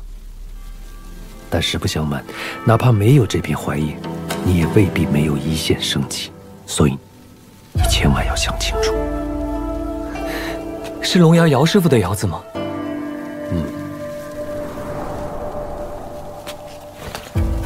只要我陈平安活一天，只要是跟你有关的姚姓人，哪怕救人必死，我陈平安必救之。这次是真心话？是。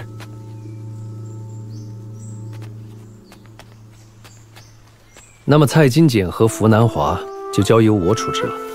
如今你有了这片祖荫槐叶，就更不要看清生死，好好活下去，才是对你爹娘最大的回报。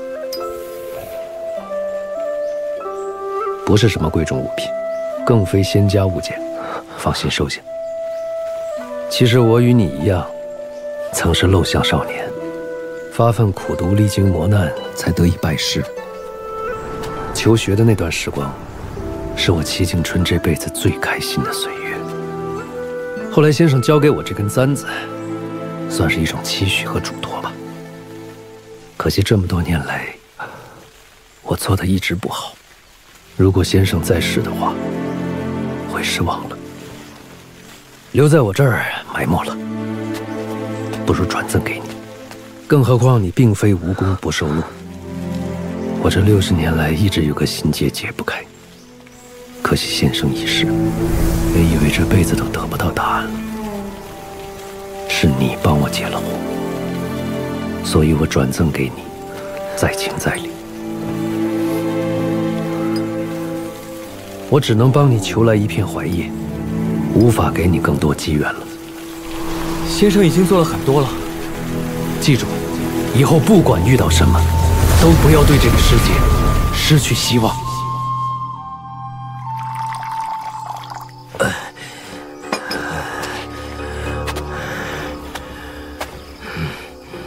简单收拾一下，明日我们就启程去书剑湖。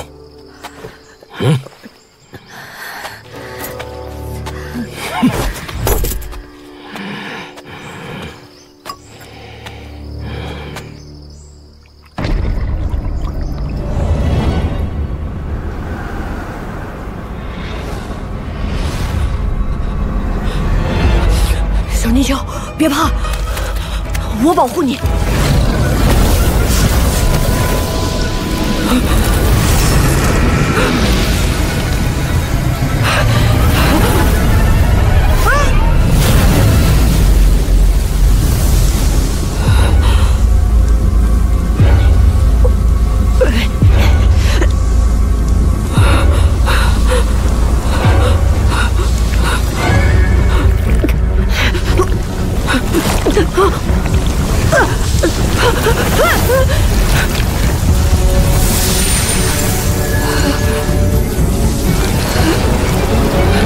白眼狼，说走就走，亏我一路护着你。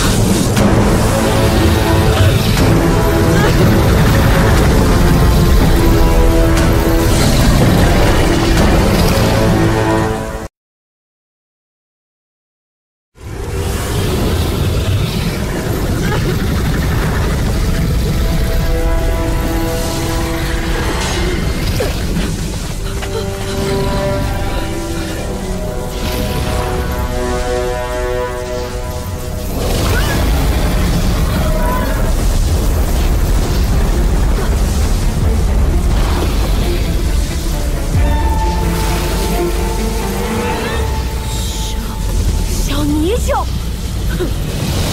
小泥鳅，把他们给我全吃掉！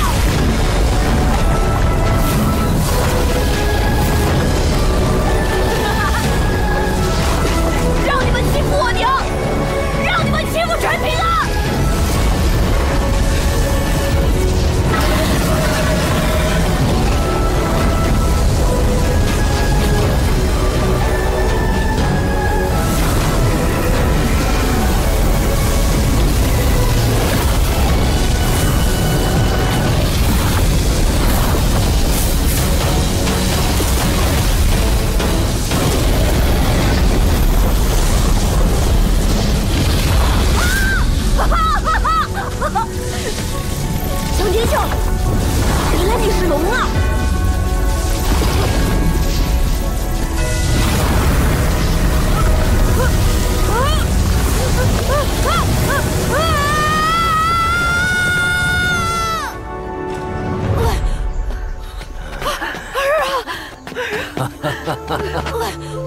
行不亏，老夫收了个好徒弟，你就等着母凭子贵吧。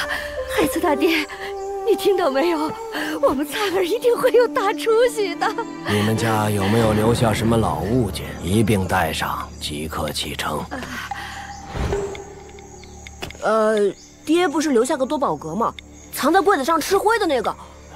带我去看看。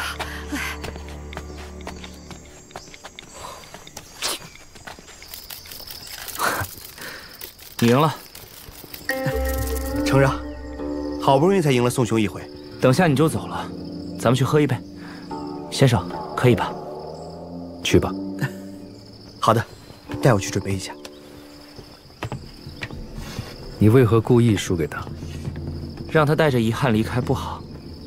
听说先生也要离开这里了，1旬之内即走。那正好，我还能为先生送行。无需为我送行。宋继信，你以后到了小镇之外，切记不要太过张扬。这几本书你可以拿去，经常温习，怡情养性。先生像是在托孤，让我好不适应。无需多虑。人生何处不相逢？去和赵瑶把酒话别吧。好嘞，那就劳烦先生收拾了。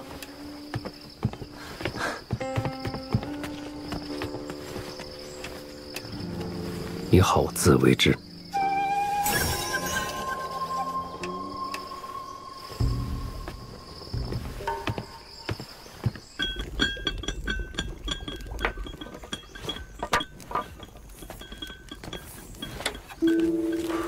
了结干净了。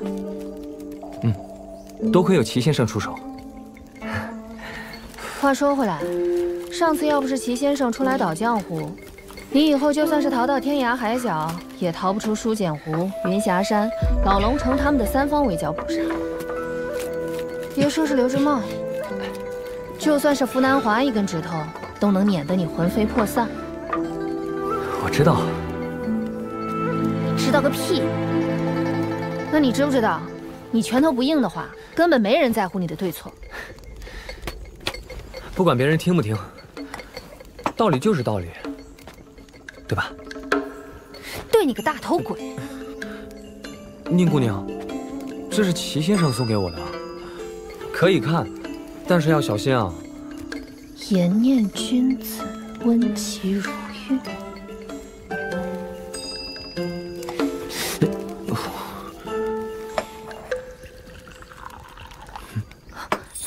给你，君子。陈平原，滚出来！再不出来，你这辈子都别想见我！陈平原，你快出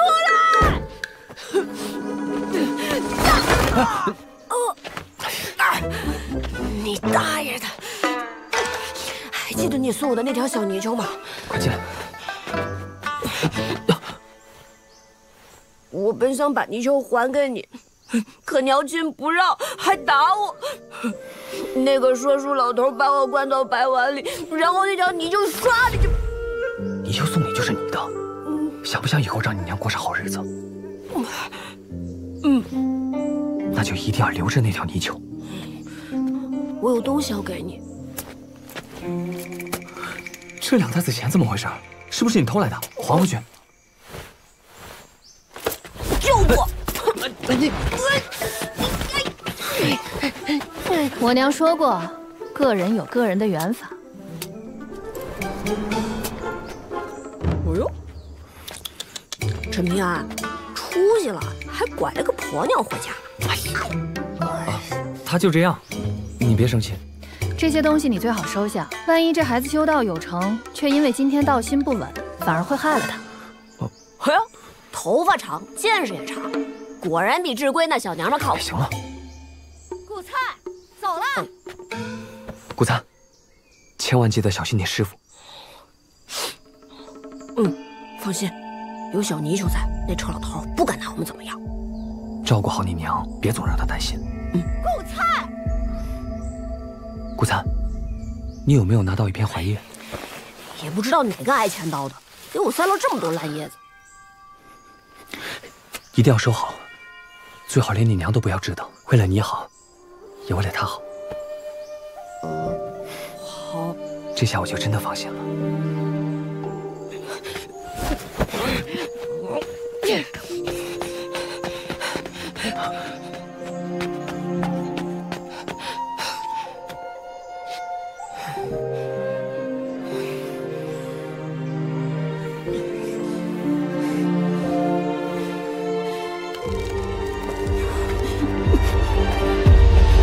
小米就是你的，对不起，傻样。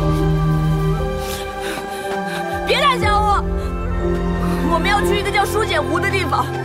你以后要是娶不着媳妇儿，就来找我，我送你17八个。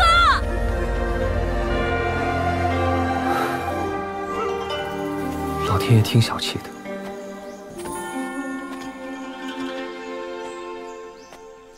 莫愁前路无知己。多亏上次介绍那个，多亏你。哎呀，我有事。宋吉杰，我知道镇子上那些流言，其实你若真介意自己的身世，我可以有些话，如果没想清楚，就闭嘴。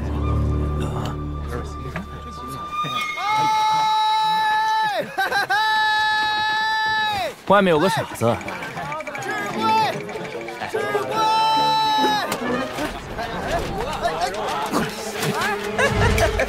我就说哪儿蹦出来个癞蛤蟆呀！扫眼的不行，卢正淳你个龟孙儿，坏你也有好事儿，给我上，别让他跑了！哎呦，大力跑！哎，你干什么？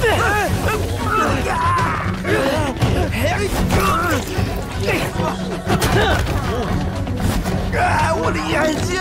别让我抓到你！上！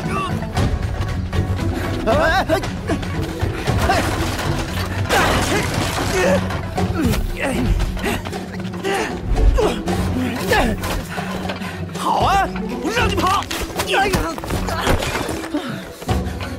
卢正淳，你给我等着瞧！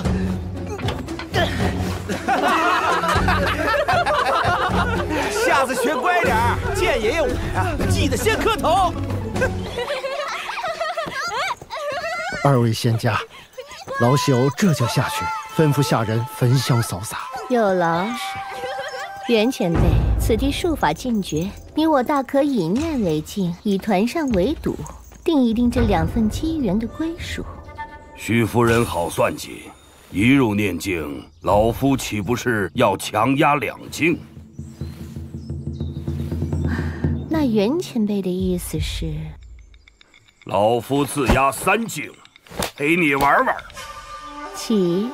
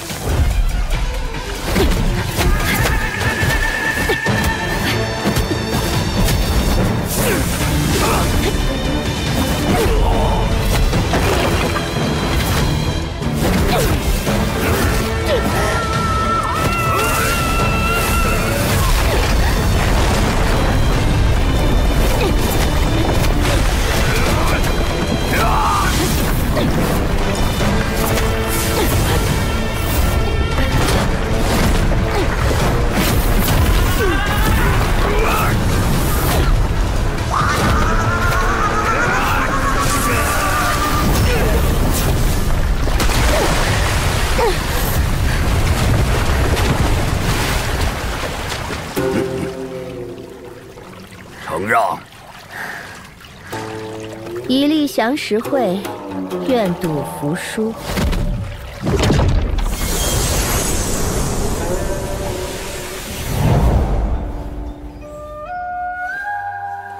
夫人，保家我正阳山无意染指，但那剑经此次势在必得。老爷，二位少爷回来了，小声点，别惊动了贵客。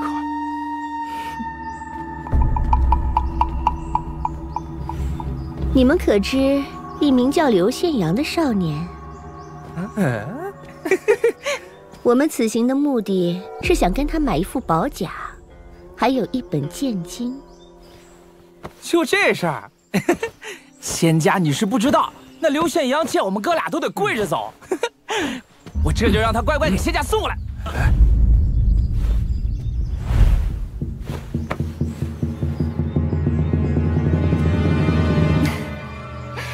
你情我愿才叫机缘啊！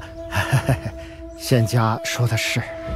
那个少年不知宝甲玄机，若我们外乡人唐突上门，会使他起疑心，难成买卖，因此才找上你们。这事若成了，你们兄弟二人必将平步青云。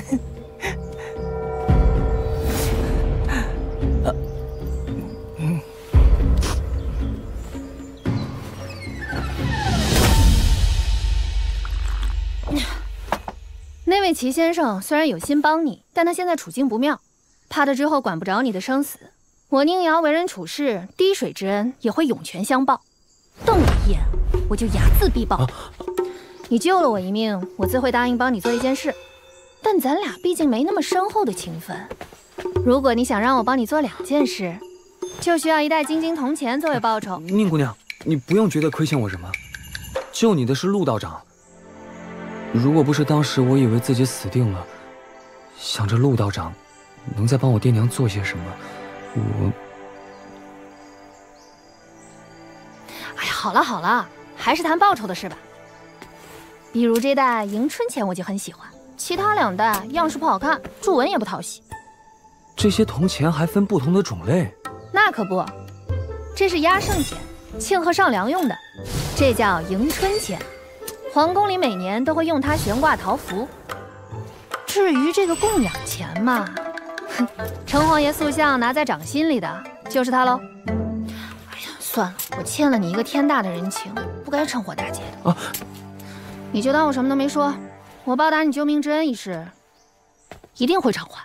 但在这之前，你要好好的，别一不小心就死了。离开小镇后，我自会帮你解决后顾之忧。不过丑话说在前头，我只会量力而行。这个，还有这个，这些都送给你了。哎，陈平安，你是不是喜欢我？眼光不错，但是我可不会答应的。我宁瑶喜欢的男人，一定要是全天下最厉害的剑仙，全天下最厉害大剑仙。管他是谁，在他的剑前都要给他低头让路。宁姑娘，你误会了，我没有喜欢你。啊，这么点喜欢也没有？没有，没有，没有。宁姑娘，你放心，我真没有。陈平安，就算你以后侥幸娶了个媳妇儿，多半也是个缺心眼儿的。鄙人教导不周，请仙家息怒，仙家息怒啊！臭丫头，打个赌呗！你要能说出池里有几条鱼，我就让娘饶他一命。好，赌就赌。1、2、3、4、5。袁爷爷，这怎么数啊？小姐勿忧，老奴自有办法。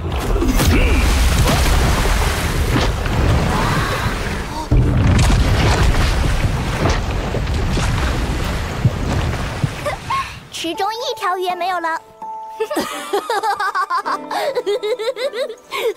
我输了。啊！你们继续。小孩子的话算数啊！仙家息怒，息怒啊！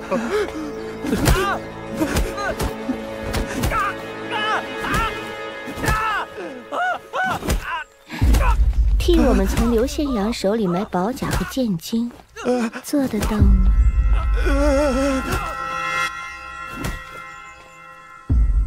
哎，有句诗说的什么来着？好物流离，世间好物不坚牢，彩云易散琉璃脆。不愧是姚哥啊，学问顶呱呱。君子当坐如诗，立如棋，礼从仪，史从俗。夫礼者，所以定亲疏，决贤矣，别同义，明是非也。树挪死，人挪活，泥土挪窝成了佛。如果可以的话，请你们告诉我爹娘，我现在过得很好。后会有期，后会有期。哎，怕是难喽。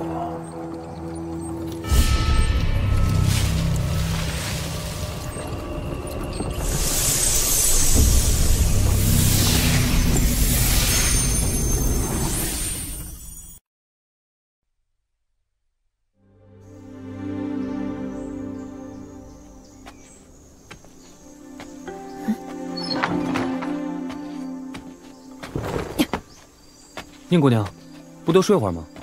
睡够了，跟你走走。哦。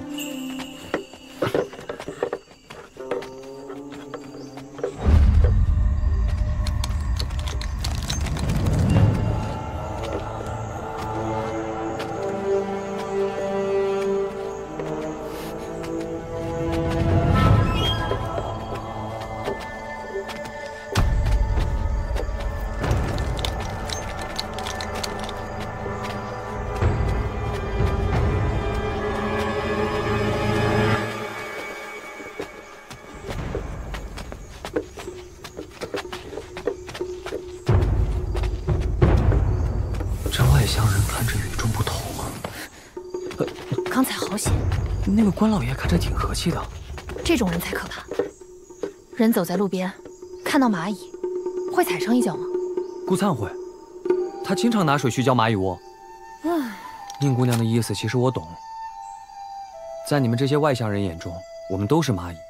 不过你们有的人就像顾灿这样，会觉得掌握蚂蚁的生死很有趣，但那位关老爷不一样，对吧？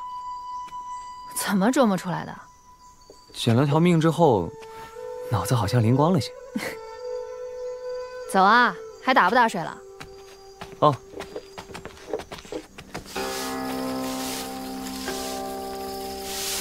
唉，下来下去都是死局一盘，无解。此言差矣。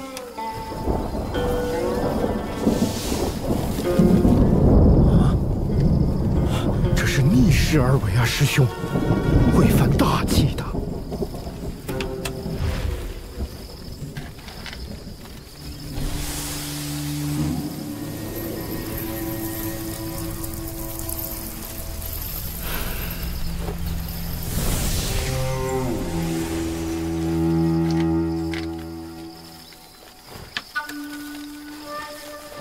师兄，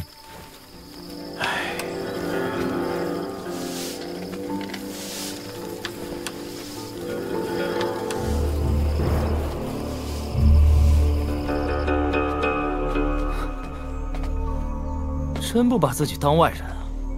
你究竟是谁？来我家做什么？这些年的清苦，对你也是一种历练。行了，收拾下行李，离开前跟我去趟廊桥，磕几个头。凭什么？当然凭本王是你小子的亲叔叔。大黎王朝武道第一人。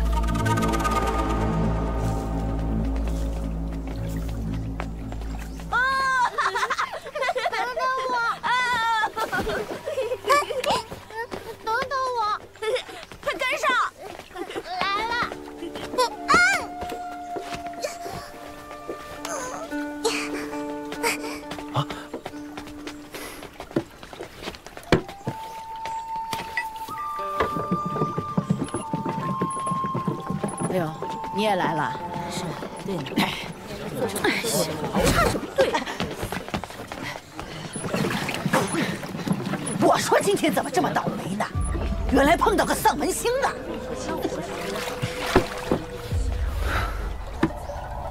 帮个忙。哦，好。哎，干什么呢？有些姑娘家的，总算是可以开脸脚面了。反正走起路来，双腿也没法子并拢啊，这是大喜事儿啊！终于不用小姐身子丫鬟命了，能光明正大的被叫夫人了。没出息的贱女一批，害死了爹娘，还有脸活在世上？知道自己注定没本事娶媳妇儿，就舔着脸勾搭别人家的婢女，真是天造地设的一对狗男女。干脆在一起好了。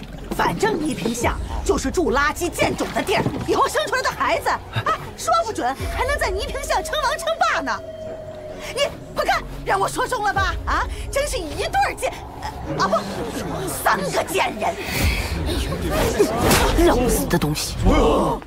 我忍你很久了，媳妇儿，敢打我！以后再敢骂人，就把你这长舌妇的舌头拔出来。骂一次，我就用针扎你一次。挨仙道的小贱婢呀！啊，老天爷怎么不劈个雷下来啊？劈死你这个小浪蹄子！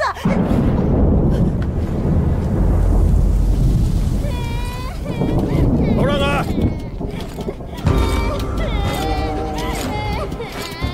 看什么看？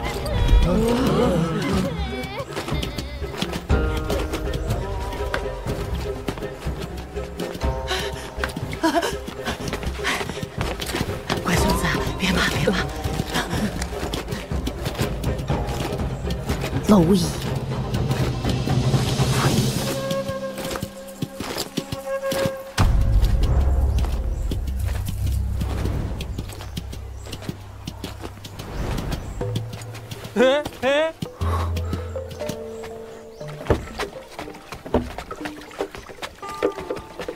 刚才，别谢我，我骂人跟你没关系。我家少爷说他在书上看到，传闻每逢初春，就会有天庭正神身披金甲，擂鼓于云霄，辞旧迎新，震慑万邪，以报新春。你家少爷读书确实多。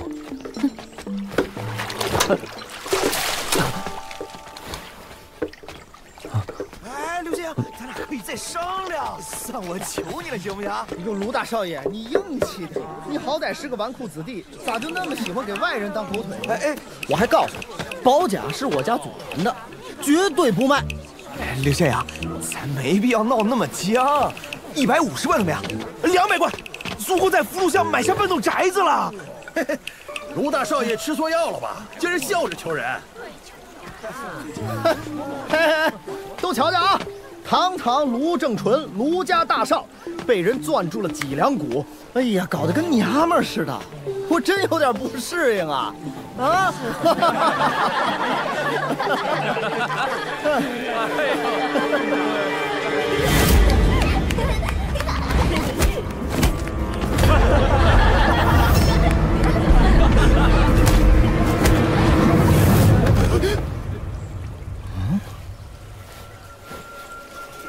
刘县阳，我求求你了，刘县阳，你就卖给我吧！哎，求求我可没动手啊！你别想讹人。算了，我求你了，之前的事我给你认错，行不行？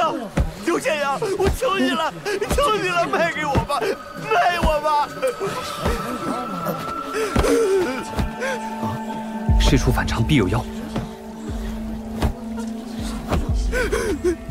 哎，哥们儿，你在这这么整，算哪门子事儿啊？回去商量个公道价，才200贯，那帮贵人不嫌掉价吗？对，只要你肯松口就好。我这就去问，师兄弟，来，够意思。拜阮师傅为师了吗？急啥？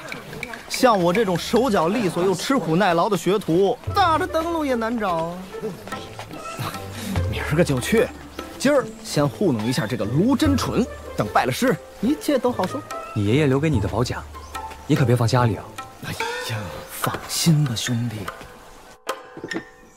哎，你怎么还是把它藏这儿了？哎，这手灯下黑，你说行不行？缺心眼儿吧你！这幅金桂挂月的镶嵌图案，别轻易贱卖了。哼，那玩意儿我打小就不喜欢。你知道这材料是什么？啊？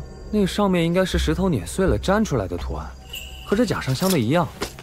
小溪里面多的是，我们这儿除了志龟，没谁待见这些石头。唉，真是住在金山银山的穷光蛋。这是蛇胆石，你说志龟喜欢？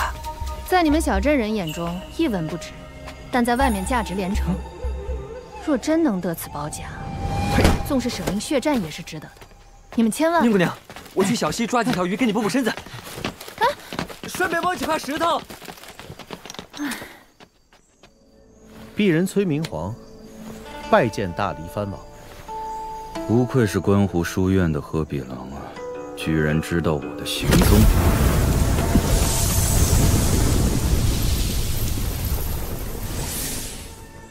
回头告诉国师，行事要有分寸。王爷此行接皇子回宫的事宜，我已经安排妥当。至于通关文书上，还用回宗人府档案上那个划掉的老名字？用回宋墓吧，小子，回家之后做该做的作业，尽该尽的本分，否则纵使本王也救不了你。听说一个叫陈平安的少年杀了云霞山的蔡金姐，还重伤了老龙城的符南华。齐先生出手干涉了。假仁假义，齐大圣人也不过如此。若不是身处此方天地，老子一只手就能锤杀你齐景春之流的三教神仙。宋长敬，武夫长过，了不得，了不得。只不过白龙鱼符，非是吉兆啊。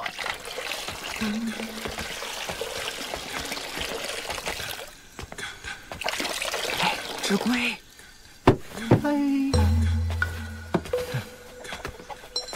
你小子是不是宝溪窑口姚老头的徒弟，姓刘？回大人的话是我。当时大人去咱们龙窑开窑的时候，师傅让我给大人演示过几样活计呢。想不想去外边看看？比如投军入伍、上阵厮杀，我保证你只要熬得过10年，就能当上大官。到时候我亲自在京城给你摆酒庆功，如何？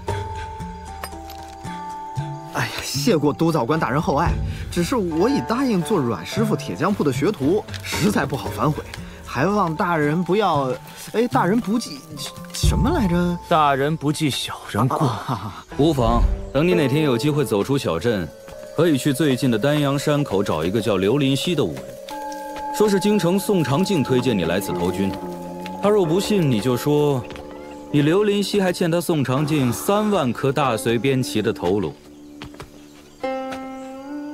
人家大隋皇子赶来这座位于敌国腹地的小镇，你呢，自家国土上都不敢信步而行。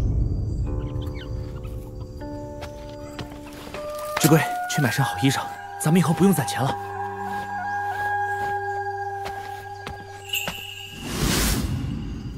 哎，志贵，宋吉星跟督造官到底什么关系啊？窝囊废！怎么了？不过是认识个管烧瓷的官老爷，了不起啊！佛正一炷香，人争一口气。哼，可惜窝囊废就只有一肚子窝囊气。王珠，有本事你再说一遍！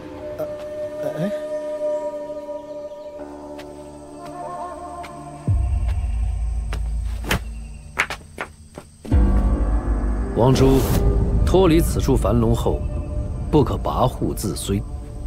这并非是危险，而是离别之际，我善意的提醒。善意？你们这些满嘴道义的修行人真是可笑！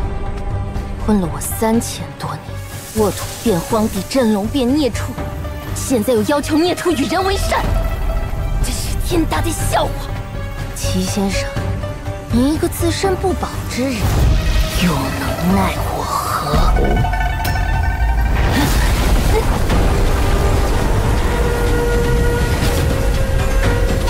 我知道你有无尽的怨恨，我也并非容不得异类。但泛滥施行的慈悲之举，从来不是真正的三教教义。60年菩提梵音，60年道德福禄，60年浩然正气，60年兵家剑气，整整3000年，永无宁日。可惜你们所谓的大义，看得到听得到，就是找不到，根本就是你们封天蝼蚁的。你听不懂道理无妨，但最起码要懂得知恩图报。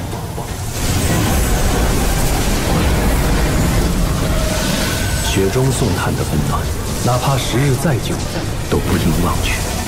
当年在你最虚弱之时，不得不低头俯首，主动与人缔结契约，是陈平安救了你，而你却一点点蚕食掉他仅剩的技术。你不顾恩德，还忘恩负义。饿了就找东西吃，天经地义。陈平安命中注定没有机缘，早死早投胎，对他也是件好事。住口！人生各有命数缘法，其实你可以一言断之。这一线生机是圣人们恩赐你的，别说镇压你3000年，3万年又有何难？他的恩赐，我不稀罕。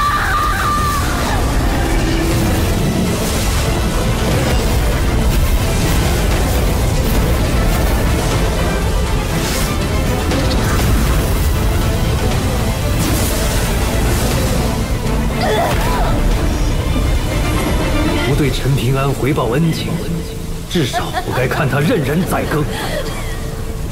他那条贱命什么时候变金贵？为了利益手足相残，为了活命因子而食，为了达到机关算尽，死去的人何止1000万！放我出去！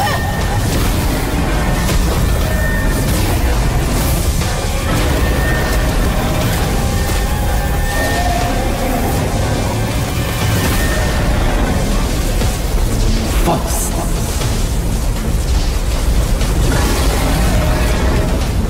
给我站住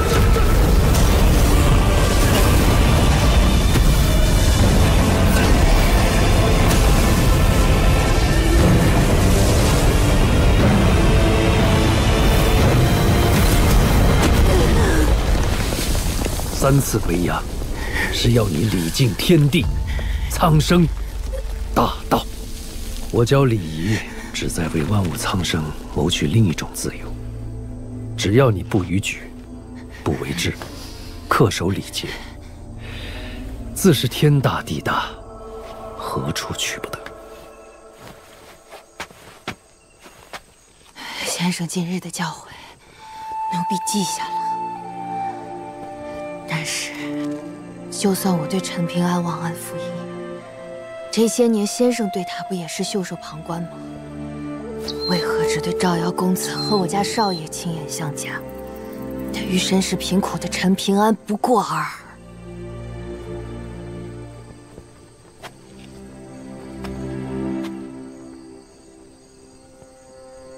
天行健，君子以自强不息。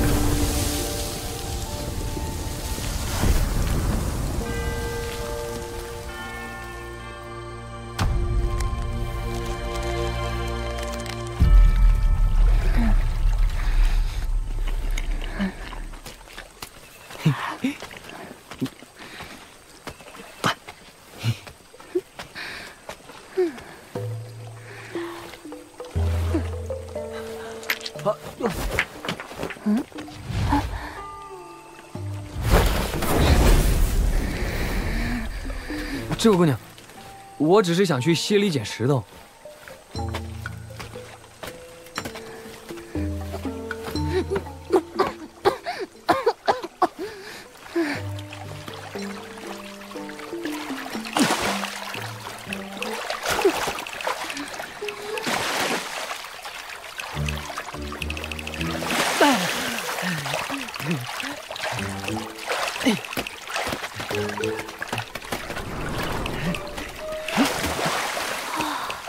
厉害的，厉害的！你想要这些鱼？嗯。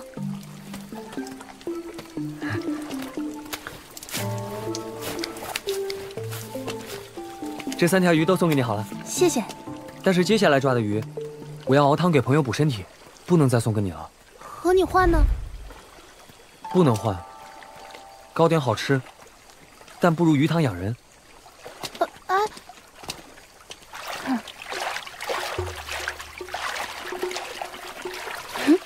不知道够不够凑一碟青椒炒鱼。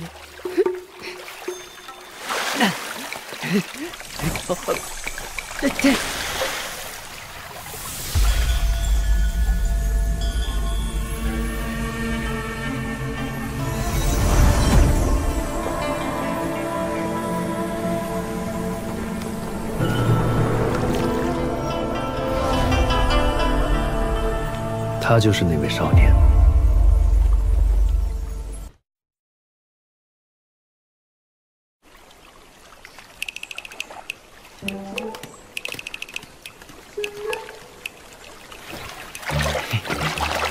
春儿我一腿！哎，你小子真狠啊！哼，咱以后就是阮师傅的半个开山大弟子了。太好了！哎呀，要是没有那个条件就完美了。什么？阮师傅说了，绝不允许我跨过廊桥半步，否则就打断我的腿。嗯。嘘。姓宋的搞什么幺蛾子呀？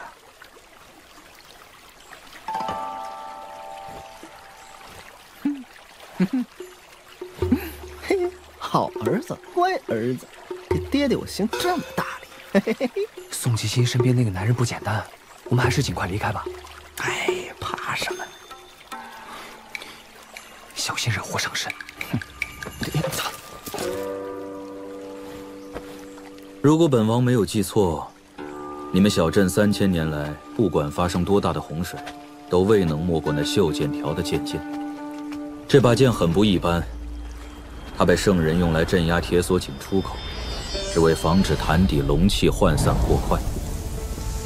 也正因为有着龙气滋养，小镇3000年来才能机缘不断。天底下最后那条真龙，到底有没有死？3000年前那场屠龙之战，死了不少炼气士，就连3教圣人和百家宗师，也多有陨落。我虽然不知数千年前圣人初衷和谋划，但我猜得出，那条真龙绝不简单。说对一半，真龙虽死，然气运犹存。至于他现在的真实身份和象征意义，不简单3个字，绝对承载不起。真龙成骨后，龙珠却仍旧能活数千年，那龙珠岂不是黄珠？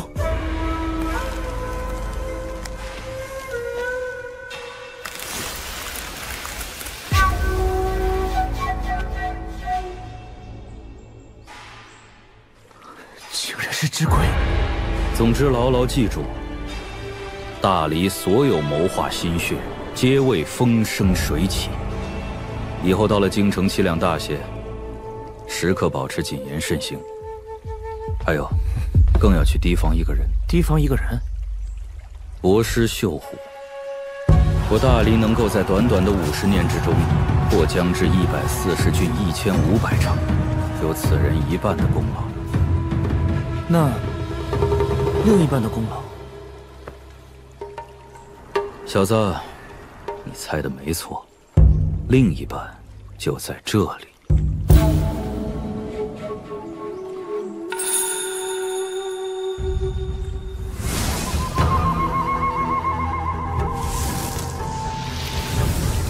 启禀国师，宋长靖已见过宋吉星，3教一家也将要取走压胜之物，离诸洞天，坍塌在即。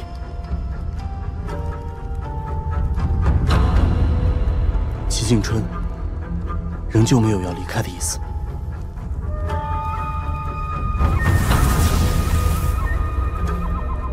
大势之下，你势必亡矣。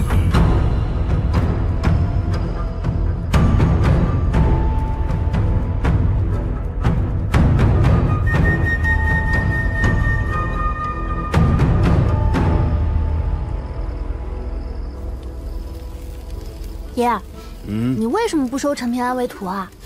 哎呀，那娃儿性情挺好，但是根骨太差了。就算爹收下，他也会被其他师弟们拉开距离。那万一到时候又多出个柳师兄来，何必？再者，这个少年过于平凡，教也白教。哎，普通人哪里不好了？不收就不收，他的鱼你也别吃了。你私下里跟他认识了？人家作业里好心送的呢。作业？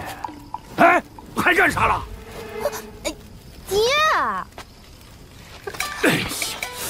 哎呀，我跟你说啊，那孩子就像鱼饵，爹不希望你误打误撞毁了幕后人的谋划，从而招来祸端。哎呀，你以后跟那孩子别走得太近啊！你吃成个胖丢，看谁敢娶你！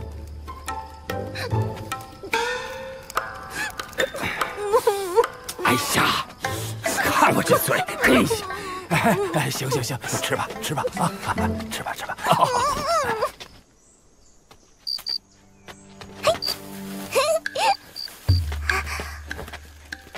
啊，你不是书院的李宝平吗？怎么不在学塾读书啊？哎呀，你可别告诉齐先生，我这就回去。哪儿去了？哎，别跑！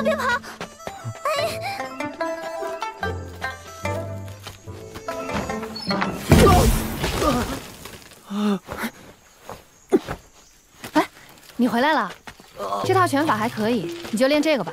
怎么说也能强身健体。宁姑娘，不用谢我。可是这拳谱，你要是想表示，也不是不行。这本拳谱以后是要还给顾灿的，所以不管这本书上写了什么，希望宁姑娘看过之后自己知道就好。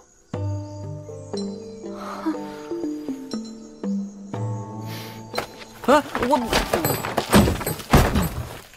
你当我稀罕你这破拳谱啊？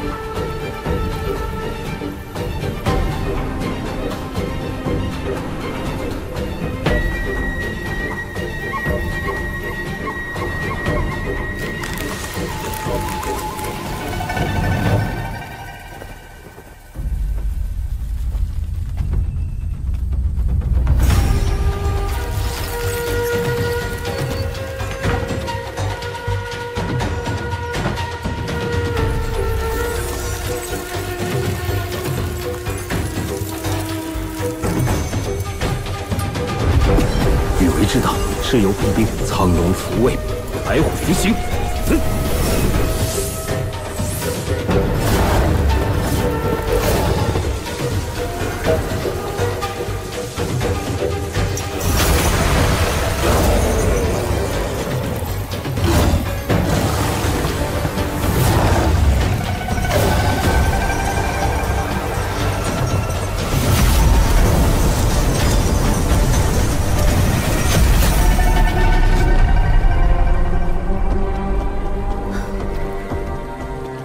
今晚三教修士取走压胜之物，虽说已获得大理的许可，名正言顺，可咱们真的要如此无视齐先生，连招呼都不打吗？贺师姐，事情确实有些不近人情，但咱们也无法违抗师祖们的旨意。这离珠洞天终究躲不过破碎之劫。罢了，云转太虚，浩劫之初，诈侠诈耳，或臣或夫。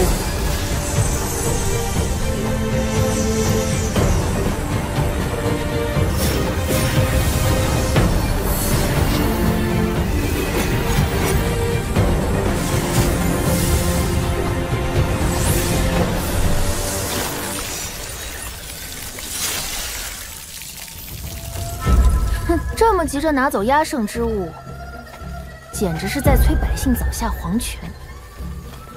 这就是满口道义的圣人做派，恶心！你们也配指责我？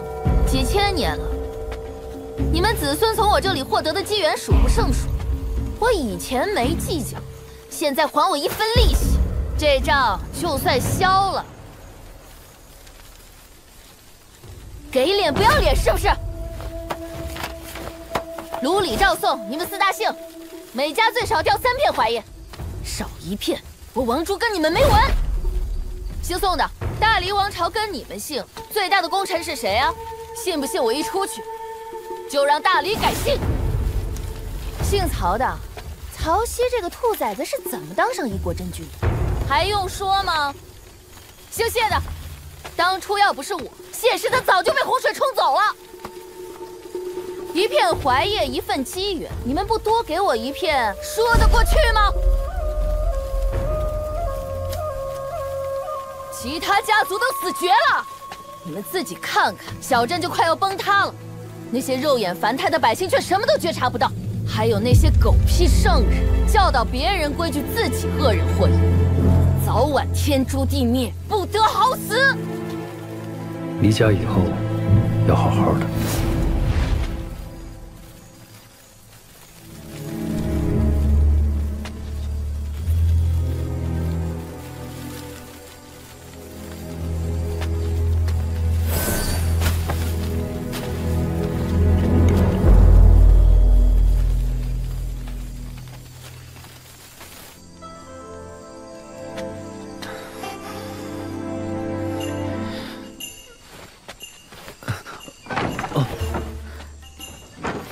想好了再说话，道歉的机会可只有1次。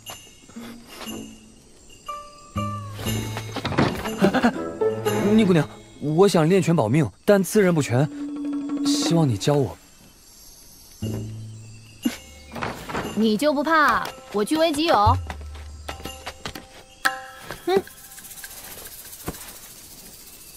我宁瑶一只手能打100个你，你还担心我觊觎你这本烂拳谱？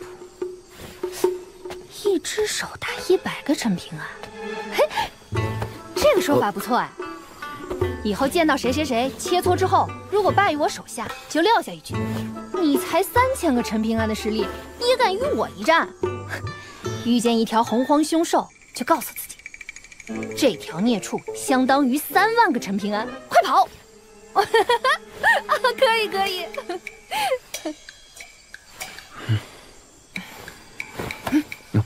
这拳法名叫撼山，你可以称这本书为《撼山谱》。看皮肤一生搬山入水，悟此拳法，众生死神意。观天下武学，必积一席之地。望有缘人将其发扬光大。宁姑娘，这个字怎么念啊？滚！真念滚！此拳物自于大力关羽，拳是滚走之势，拳刚如泼墨大雨。听上去这拳法很威猛啊！那也要看境界高低。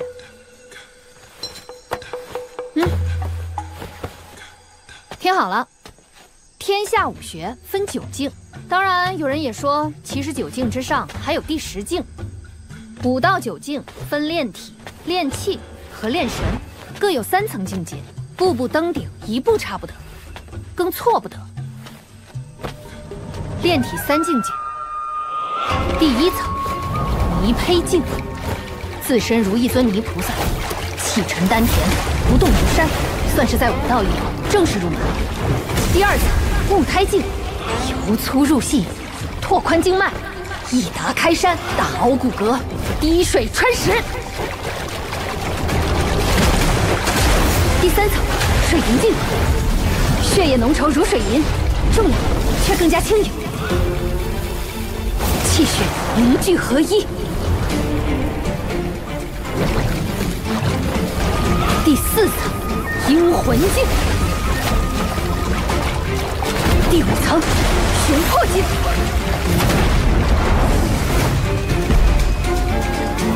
第6层，无胆境。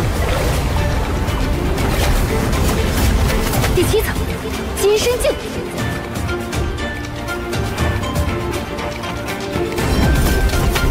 第8层羽化镜，第9层山巅镜，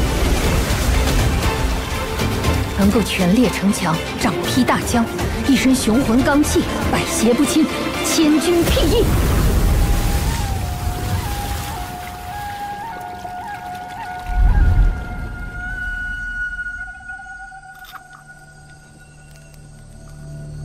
先生，雷音塔、天师印、小建筑，这世道兵3家的压胜之物已被取走，我也会取走咱们教的山岳玉牌。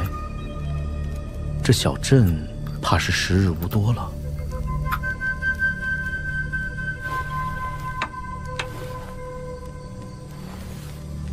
先生，可想继承某人遗愿，继续为万世开太平？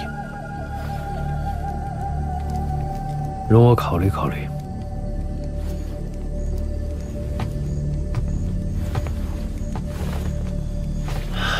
杀身成仁，舍生取义，对这孩子来说太大了些。安心在平，立身在正，又太虚了。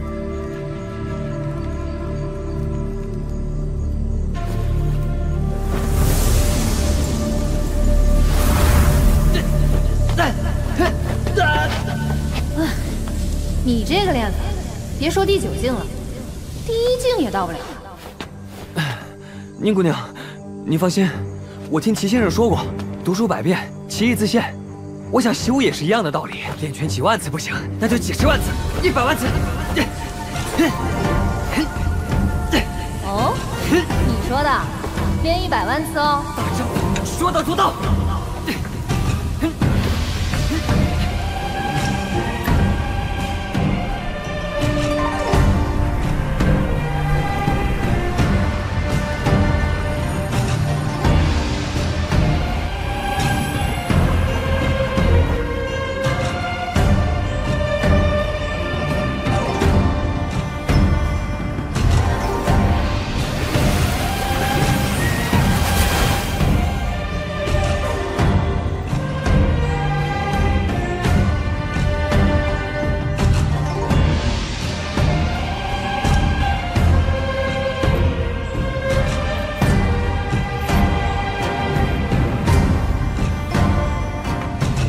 千年暗示，一灯即明。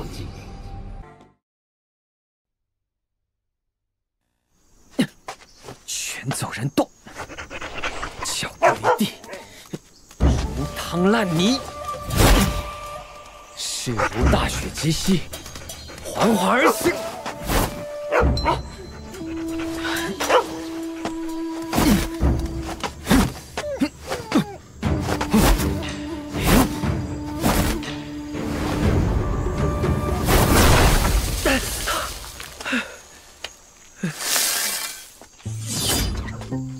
宁姑娘，这是啥？学拳之前需做3件事：站桩、走桩和睡桩。睡桩讲究窍穴积淀和气息流转。先不说它便是，站桩、走桩无需考虑天赋根骨，你如果长久坚持下去，强健体魄和延年益寿不是没有可能。来，我给你演示一下走桩，看仔细了。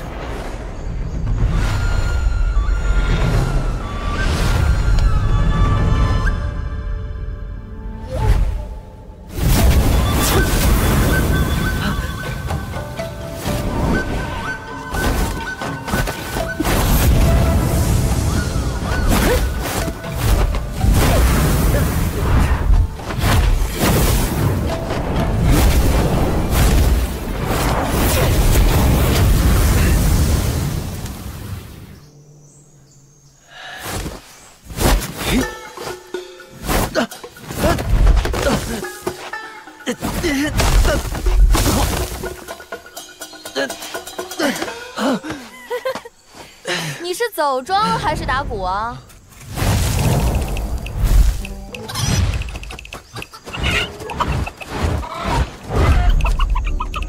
鸡都比你这个废物走得好。这玩意儿怎么教啊？我生下来就是世间第一等的剑仙之体，这些基础打娘胎里就应该会。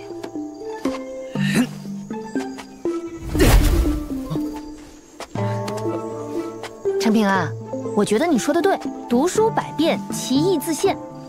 习武亦是如此，练拳几万下出不来味道，那就几十万、100万。殷姑娘，在溪水里练习走桩，是不是也行？当然，急膝练气，再挤腰，最后挤挤。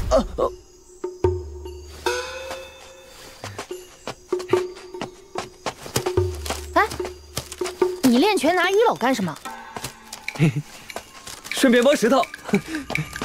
以后不叫你财迷，叫你陈石头好了。就先练100万次。世上怎么会有陈平安这样毫无悟性、天资还如此糟糕的笨蛋？哎，他不会真傻到会练100万次拳吧？我是不是给他挖了一个天大的坑啊？此地灵气流溢极其旺盛，我要在此淬炼心境，你们看护好我。遵命，小姐。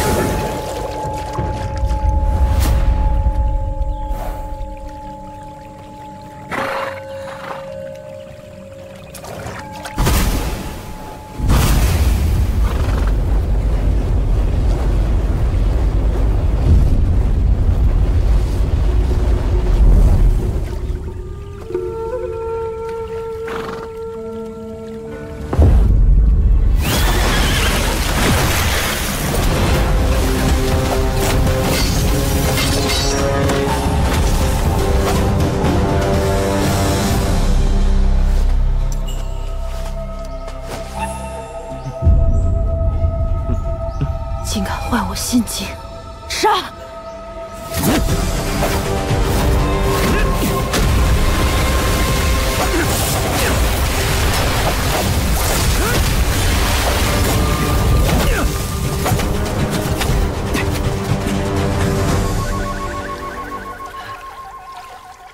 蛇胆石怎么变少了？色泽也淡了。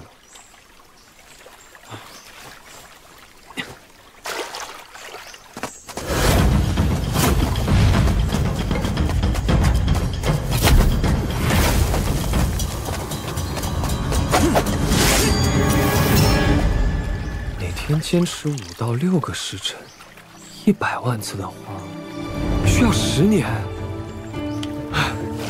10年就10年，跟宁姑娘约好了，不能反悔。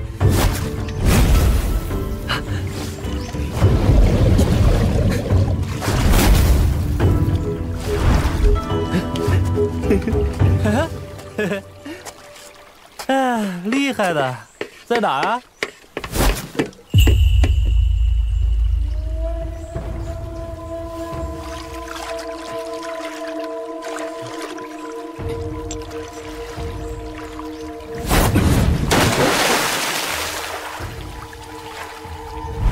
不知道你发现没，溪水下降了很多。你这筐里的石头是留不住那股气的，实质很快就会变。哎，算了，说了你也未必哦。哎，你在练拳啊？比试比试啊！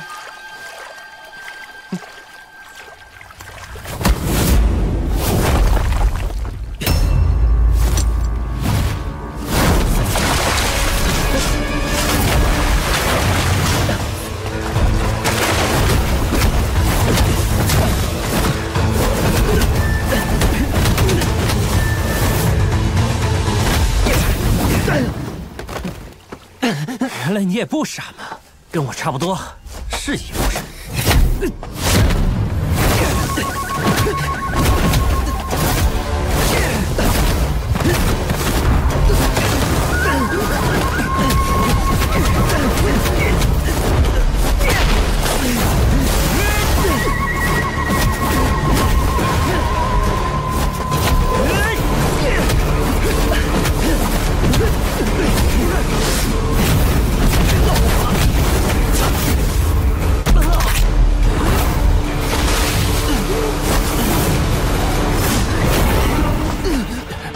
是你，事办完了。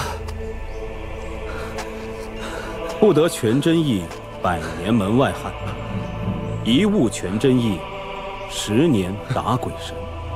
你的拳难看，却有拳意，勤加练习之后，可能是个不错的拳师。将来的事可说不准啊。为何会那女子的水关心境？你可知此事一旦做了，一辈子都是生死大敌。大道艰辛，这点磨难都经不起，趁早放弃啊！你还不是我兵家弟子，就敢大言凿凿？你还不是我师傅呢，凭什么用师傅的口气训我？哎，好吧，以后如果我遇到这种破镜机缘，就去告诉那女子一声，让她也来坏我好事，就当做因果报应吧。你知不知道，若是事事以自己之力衡量众人，总有一天会遇到心气不好的强手，到时候一拳打断你的长生桥，你又如何自处？认命呗。马苦玄，不管你如何桀骜，终有一点需谨记于心：修一剑破万法，修一剑顺人心，修一剑求无敌。但是绝不许滥杀，亦不可欺辱俗人，更不可因为嫉妒故意给同道中人下绊子。你想多了，小镇这些家伙成就再高，将来也无非是我一块垫脚石而已。嫉妒，我感谢他们还来不及呢。咱们兵家压胜之物已取回，你跟我回真武山修行吧。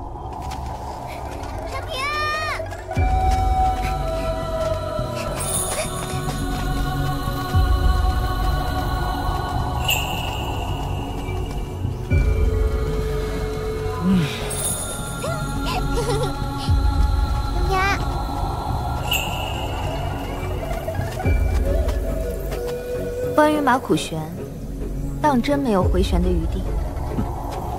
你们那个小师叔，若真想要收这孩子做开山弟子，就自己来；不服气，就来真武山找我。无非是让我们小师叔多跑一趟，何苦呢？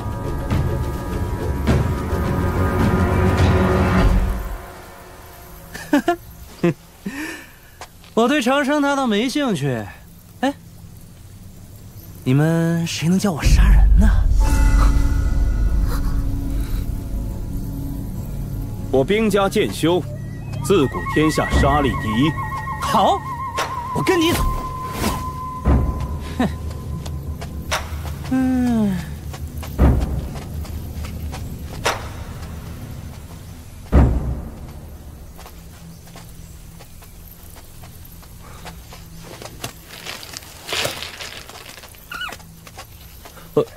你是西服之人，可惜你我缘浅，做不成道友。你也知道了这些石子的妙用。有位算命的道长提醒过我，常来小溪捡石头、抓鱼。啊，你也认识我们那位陆小师叔？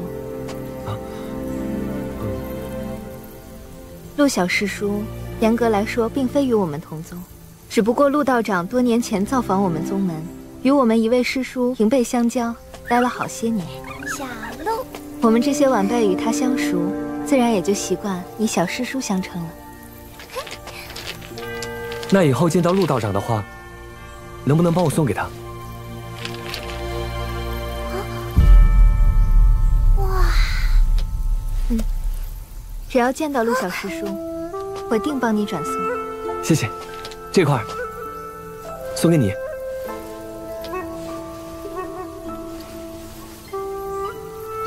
仙子姐姐，这石头好漂亮啊！你叫李宝平吧？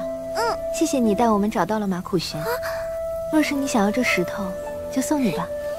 好啊，我送你，你挑吧。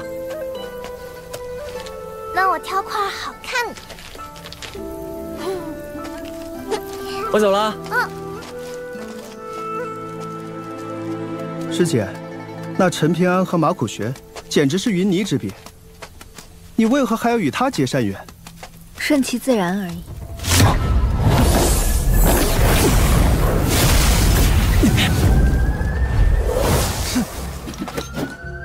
这不是风雷园的刘灞桥吗？为何偷窥我师姐？乱我赏景的雅兴，还怪起我来了！嗨，你是神高宗的高觉福吧？他想必就是无数修道中人神往的道侣，贺仙子了。嗨，实不相瞒，我心心念念的道侣只有苏仙子一人。你说的苏仙子，可是正阳山的苏驾？正是。怪了，风雷园和正阳山不是世仇吗？什么时候可以谈婚论嫁了？待我在小镇夺得剑经，再收了正阳山，看谁还敢阻拦苏仙子上我的花轿。苏家也是这样想的。小镇是在这边吧？还真是不好找啊。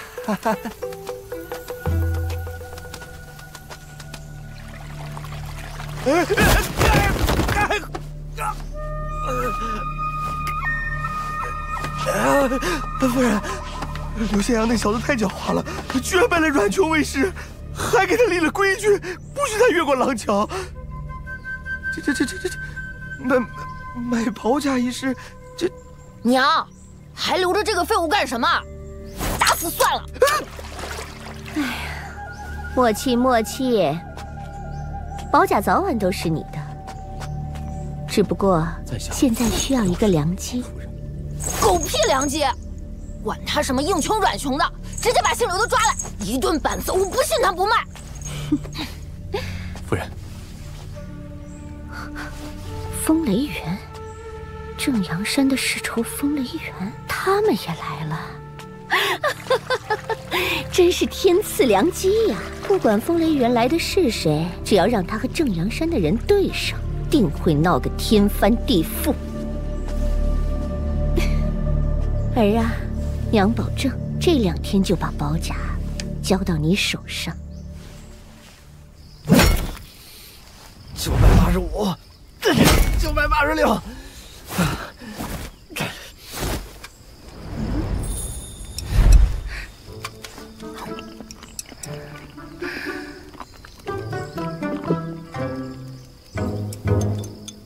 997，998。刘仙阳，廊桥那有一个俊俏的女子找你。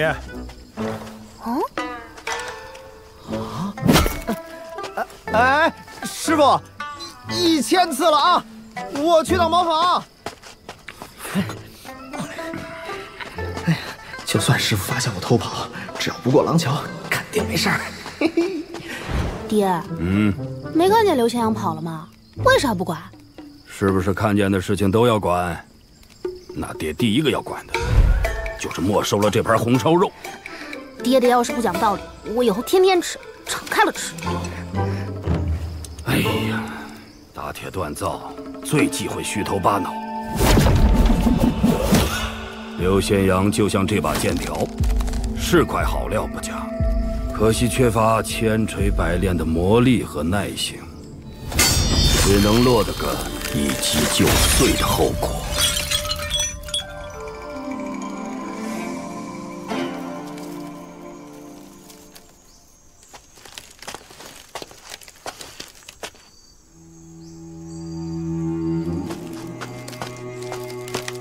齐先生，陈平安，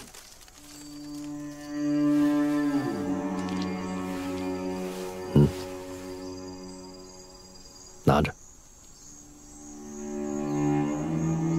不是白送给你的，是我有事相求。好，以后如果山崖书院有难，希望你力所能及的帮上一帮。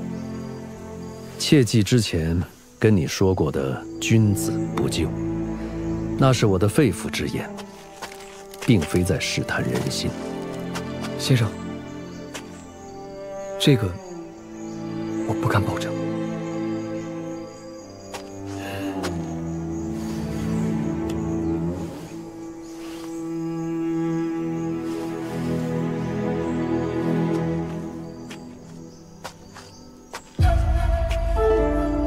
以后山崖书院若真有大困局，你心生悔意也无需愧疚，不用刻意为之。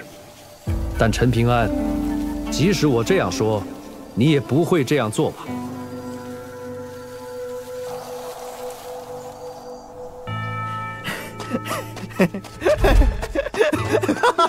有个长得俊俏的女子想要见我，那肯定是智贵了。难道她终于想通了，想要跟我私定终身？哎，媳妇儿，媳妇儿。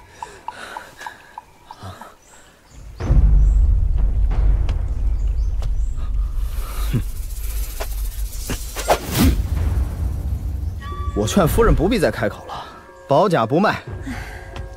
别着急拒绝，容我跟你说清楚利害关系，再做决定。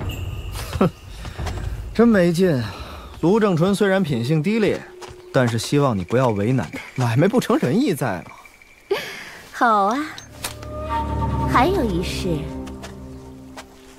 我只说与你一人听，我要杀了陈平安。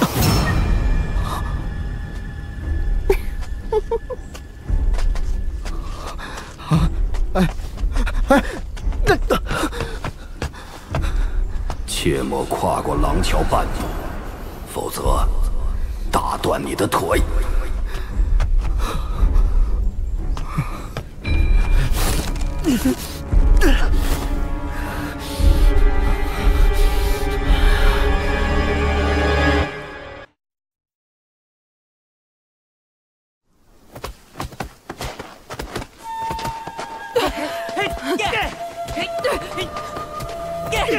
打死你！给我朝脸上打！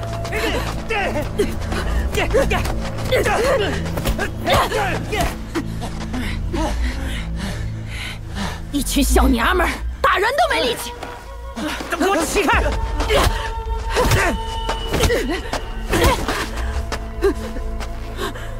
没吃饱吗？你个孬种！呸！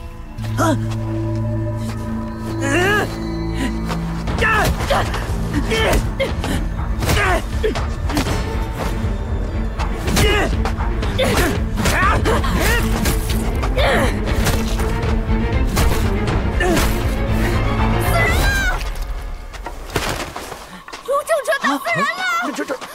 这都是谁家的孩子？哎，小孩，别打了！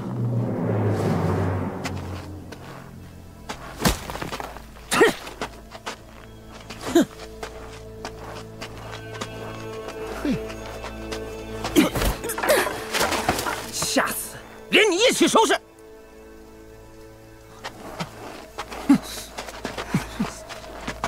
呸！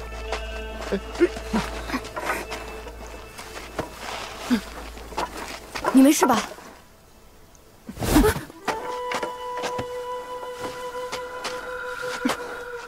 你叫陈平安是吧？本大爷的事要你插手！啊！你为什么打我？刚才要不是你吆喝那一嗓子，引来那么多人，我早就打得卢正淳那孙子管我叫爹了。刚才你都快被他打死了。放屁！本大爷能被他打死？你那什么眼神？今天我就让你知道，什么叫大人的事，小孩少掺和。我今天非把你打哭出来不可！嘿！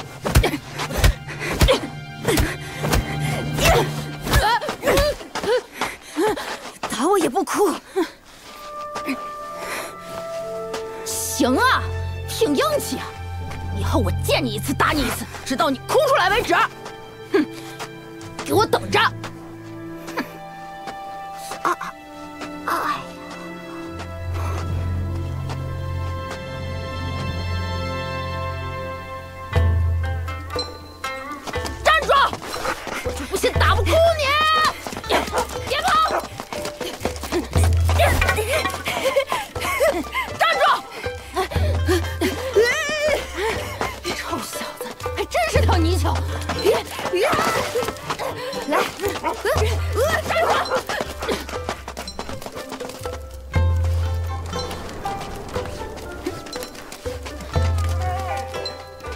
去，老实看着，别乱叫。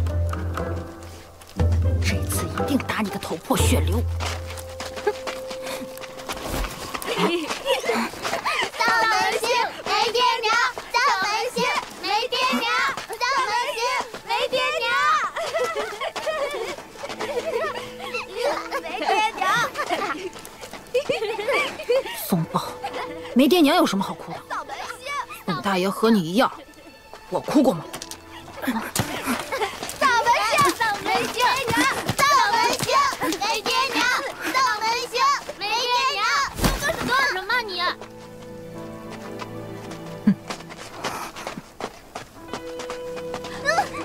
快跑！快走！丧门星，每次见你准倒霉。我打不过你，但你也别想让我哭出来。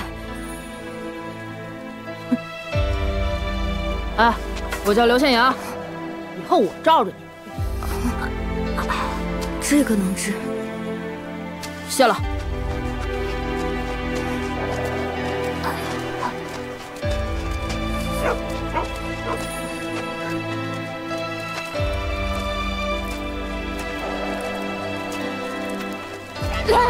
快跑！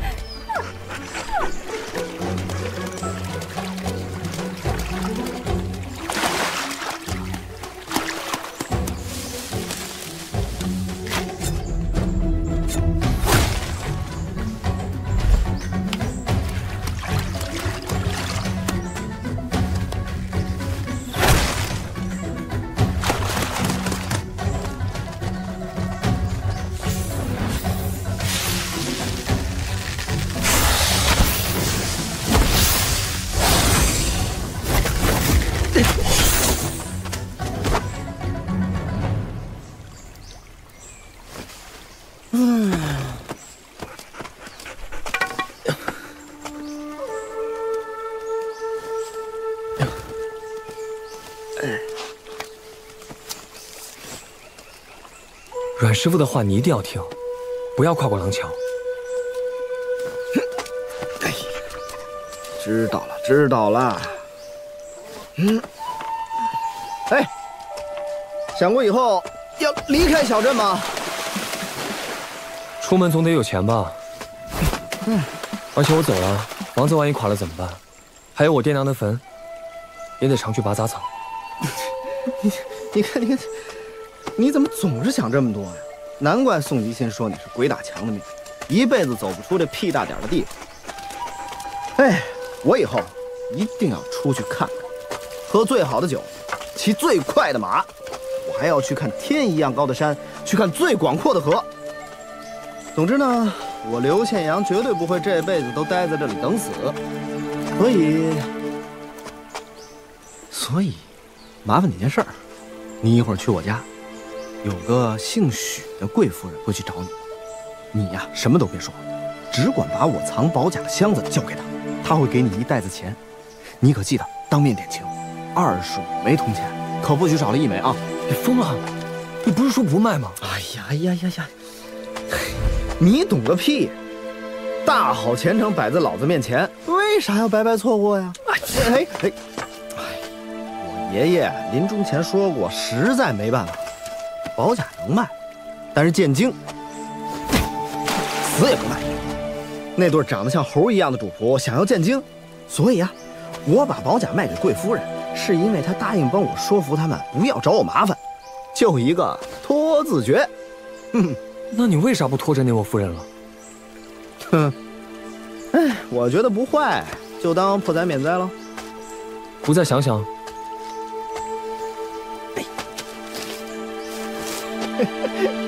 你大爷的！哎，我卖的是你家传家宝，还是你媳妇儿啊？啊！别！喂，你大爷的！哎，给我留一颗，别都吃了。哎，这2袋钱，许氏一袋，侯牧阳的主仆一袋。我希望宁姑娘能保护刘宪阳。你说过，想要托你办事，需要用金晶铜钱作为报酬。真是烂好人，难怪穷的叮当响。别介意，我这个人说话比较直。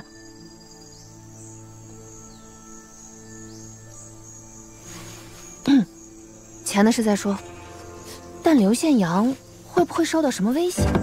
不得已才将宝甲卖出去？不会，他绝对不是低头认输的人，除非真的像他说的，万不得已时，宝甲可卖，但剑晶一定要留着。那猴子甲品相是不俗，但也算不得稀世奇珍。倒是那剑晶，能让正阳山觊觎许久，肯定另有玄机。所以，卖宝甲留剑晶，也是说得通的。来，别瞎琢磨了，走，我陪你去他家。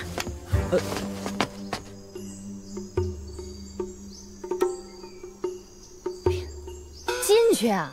一会儿交易，咱们见机行事。大不了再把东西抢回来。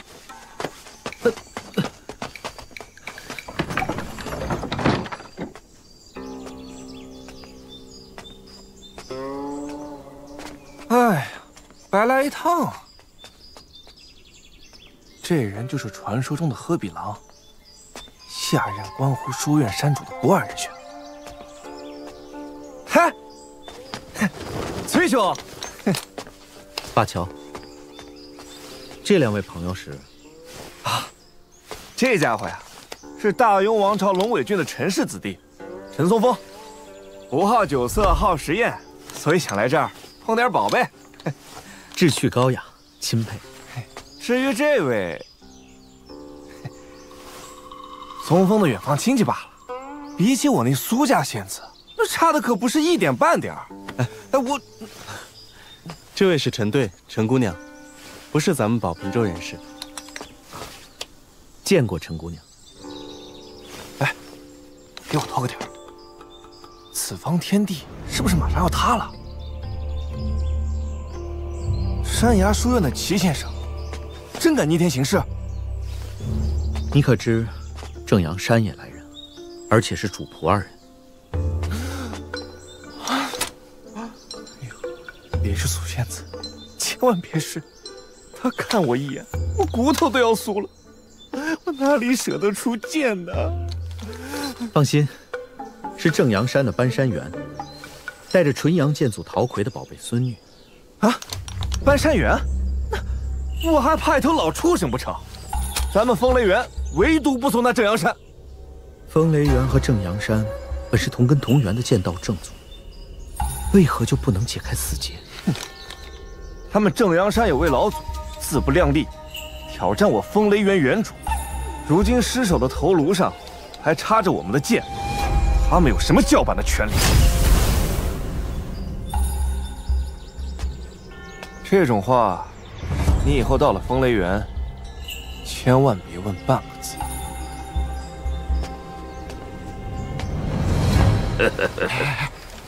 听说风雷园的人也来了，这下有热闹可看了。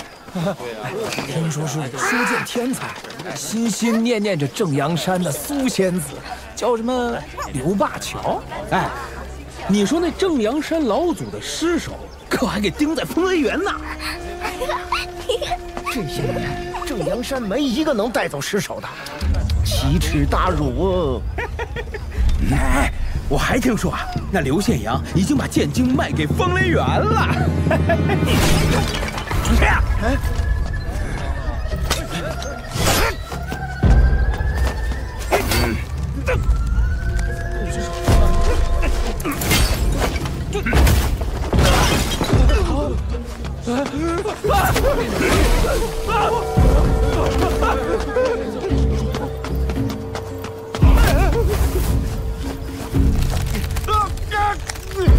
你刚才说刘宪阳卖了剑晶？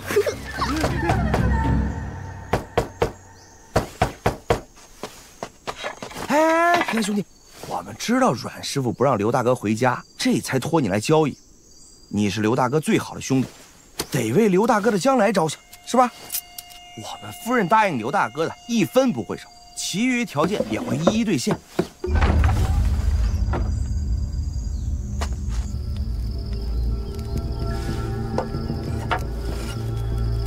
要他刘宪阳不违背爹定下的规矩，不擅自跨过廊桥，爹保他没事。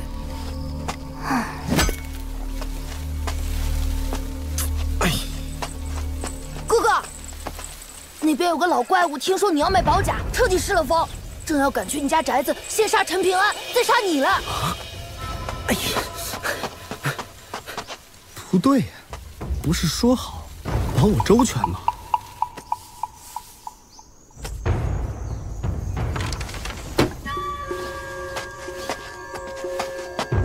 快点搬！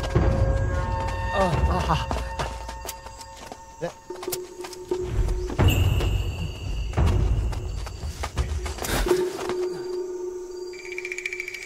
按你和刘宪阳的约定，之后不会再有人找他麻烦吗？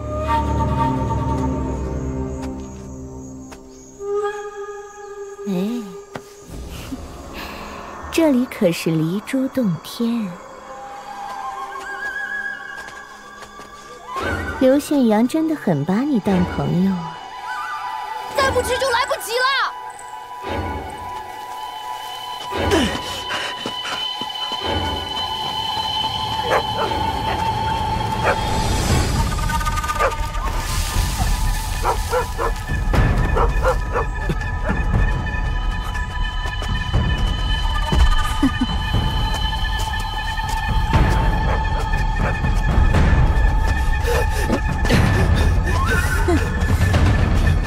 这里可是离珠洞天啊！机缘之争，从来都是你死我活。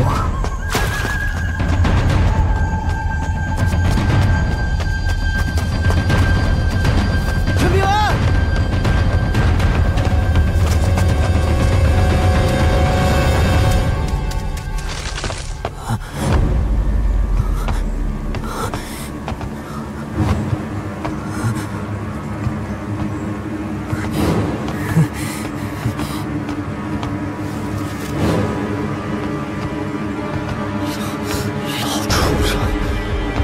陈平安怎样了？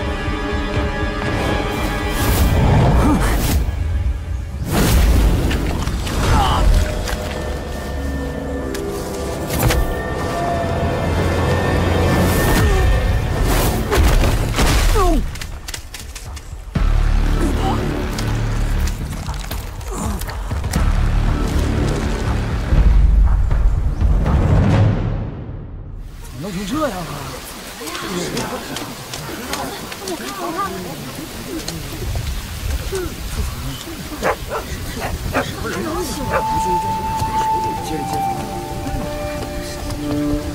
爹，你就眼睁睁看着。我哪知道堂堂正阳山这么不讲规矩？你不管，我管。你是想让你爹给你收尸？阮秀不是只会吃一件事，也会杀人。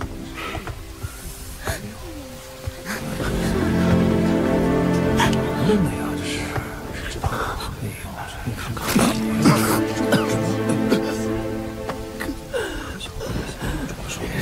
没事的，就是被那老畜生打了2拳，打的老子皮有点疼。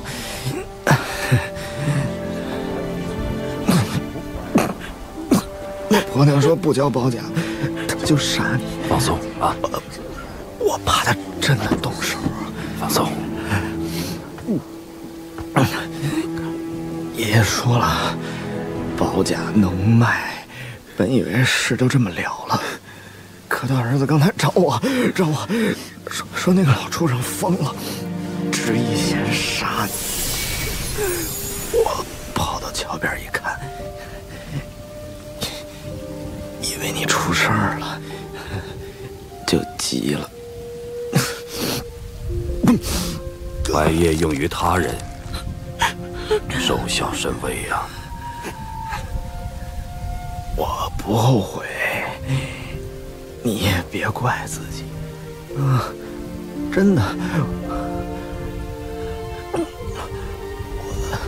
就是有点怕。原来我也是怕死的。不怕，没事的。你别说了，我带你回家。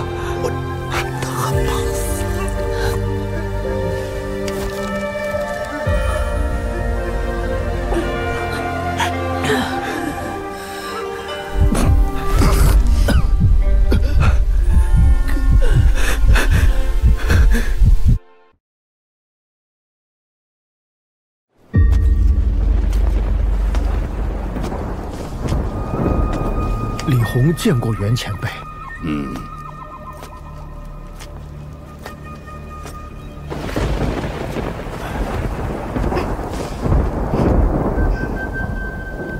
小姐，你安心在这里休息，老奴还有些事要处理。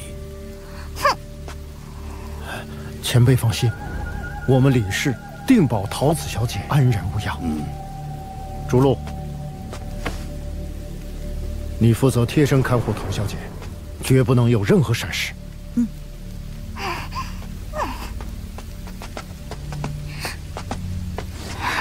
此次正阳山欠你们一个人情，那我等就不打扰了。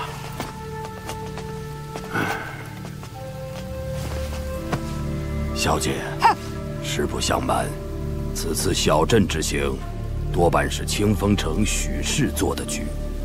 他利用风雷园与正阳山的矛盾，两头散布消息。这个坑，老奴纵然有所察觉，也无法不挑。就为了一部剑经吗？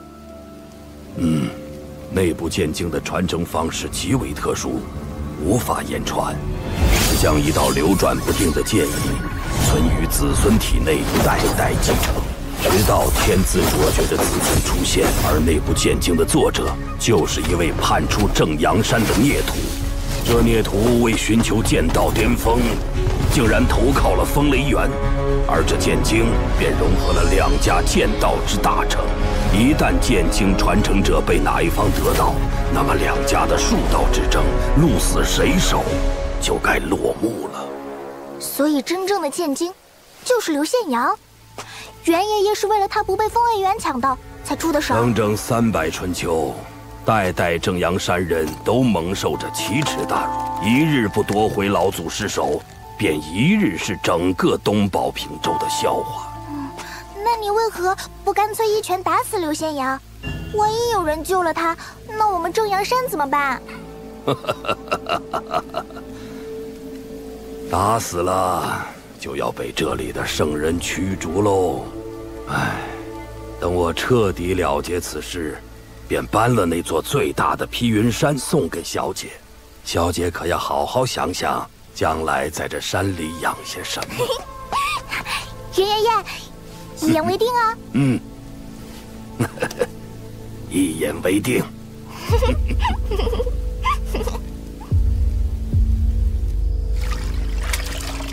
阮氏啊，这伤太重了，实在是强人所难呐。庸医，那就把你家后院的杨老头叫来。不得无礼。杨掌柜，再试试看。唉，再试试看。孩子，回天乏术啊！求你了。唉，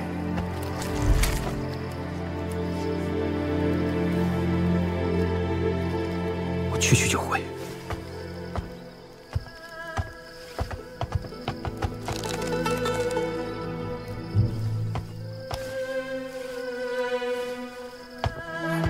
老天爷不给公道，我自己去要。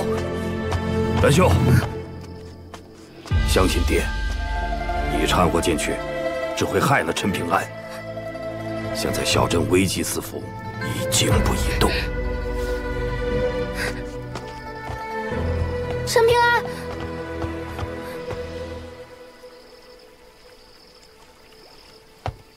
陈平安，我叫阮秀，我爹是阮琼。我爹这个人死要面子，其实心里很想收刘贤阳这个徒弟，可开宗立派是大事，所以暂时让刘贤阳打铁做活。我爹他不是见死不救。我没有怪你爹，只是生气为什么刘宪阳出事的时候没有人阻拦。我知道这不对，但我还是很生气。这是人之常情。你不会现在就要去找正阳山的人报仇吧？别那么鲁莽，齐先生一定会惩罚他的。所以，阮姑娘，你说的惩罚，是凶手被赶出小镇吗？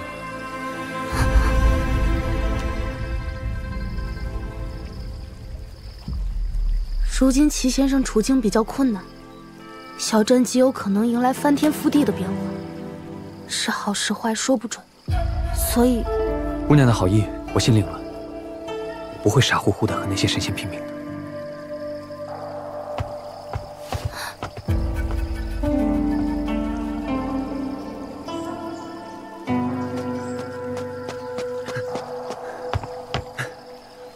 还你。说好了护刘宪阳周全，是我没做到，我宁瑶对不起你和刘宪阳。宁姑娘，钱你留着好了，我已经不需要了。你小时候被牛尾巴打过吧？了不起啊！就你那点功夫，还敢找搬山员报仇？我去对付他。宁姑娘，如果你有信心帮刘宪阳报仇，就绝对不会将2袋子钱还给我，对吧？宁姑娘，你跟我们只是做笔生意买卖，这种天灾人祸谁也不想，哪能让你赔上性命？相信我，刘宪阳也一定不愿意你这样的。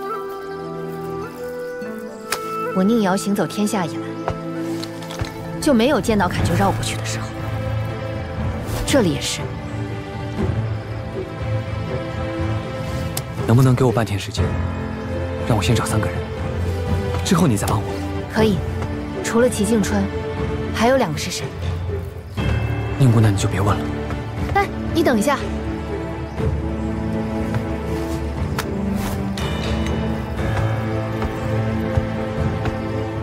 这是我家乡独有的压群刀，每个女子都会有，但这刀是借给你，不是送给你。哎，用双手，懂点礼数好不好？哦。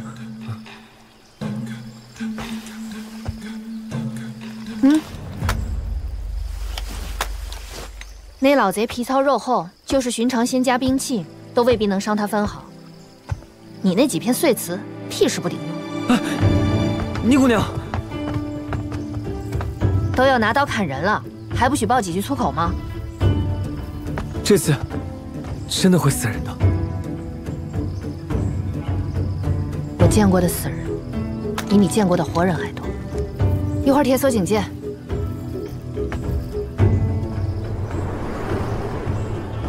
死就死，我不怕。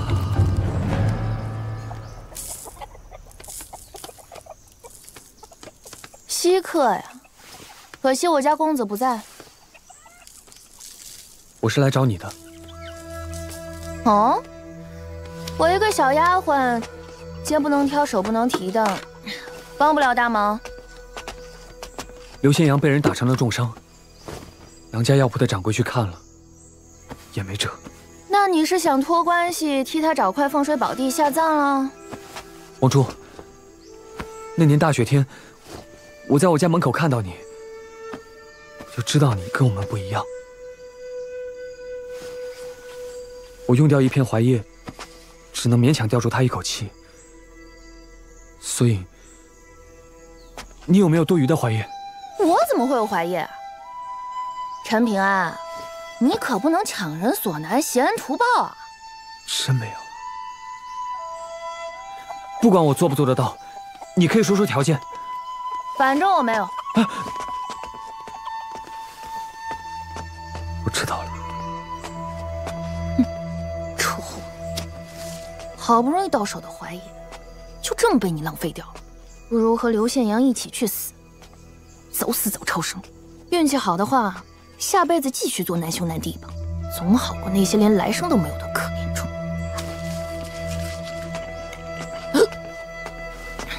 有点撑。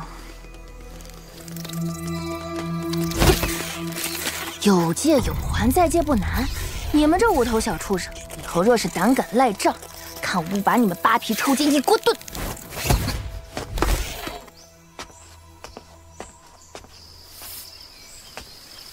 齐先生昨天便与3位外乡客人同去深山探幽寻奇了，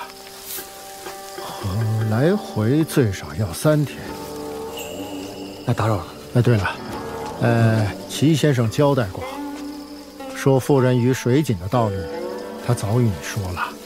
不管他今日在与不在，结局都不会改变。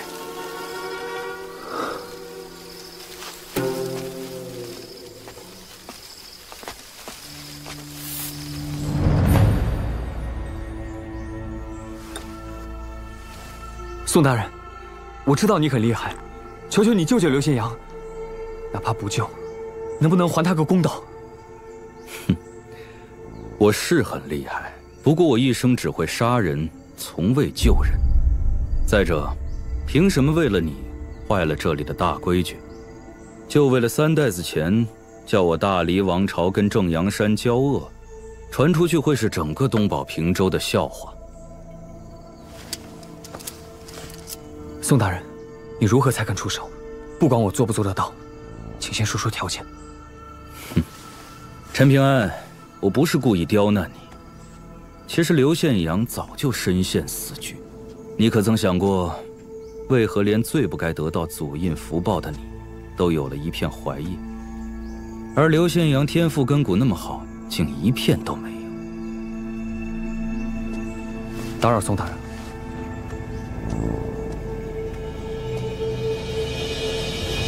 2件事：一，绑架老杨护着的小丫头；二，砍倒那棵老槐树。你做成1件，我帮你重伤老袁；做成2件，我就替你杀了他。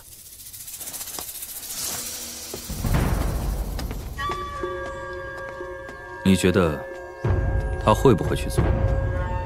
如果他做了，就不是陈平安了。本王看出来了。他才是你真正的心结所在，带着心结离开小镇，不利于你将来的修行。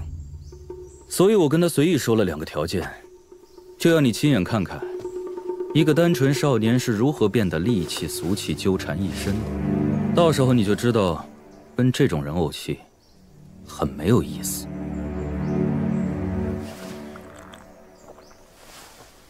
以后你见到的人越多，就越会发现。什么善恶有报、快意恩仇，什么才子佳人、有情人终成眷属，都是废物们的臆想。归根结底，你自己拳头得硬。靠本王，靠你父母，趁早死了这条心，帝王之家何尝不是生死自负？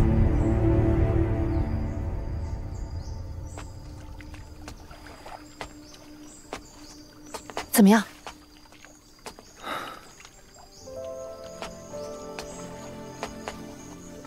宁姑娘，我问你个问题：如果有妇人掉入这水井，救人则死，你救还是不救？当然救，而且还要把这破水井一键毁之。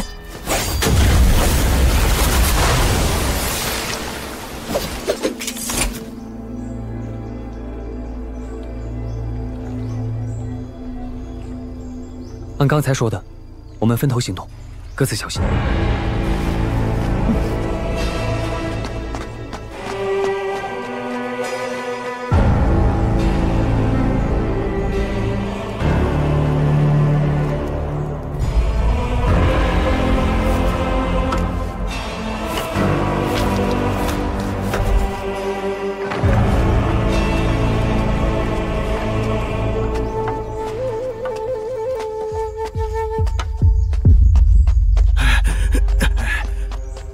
杨老先生出大事了，死了最好，死了路就走宽了。哎呀，都什么时候了，你老再不出手，那对妇女就把他们药铺都给拆了。今天药铺打烊吧。哎，杨老，哎。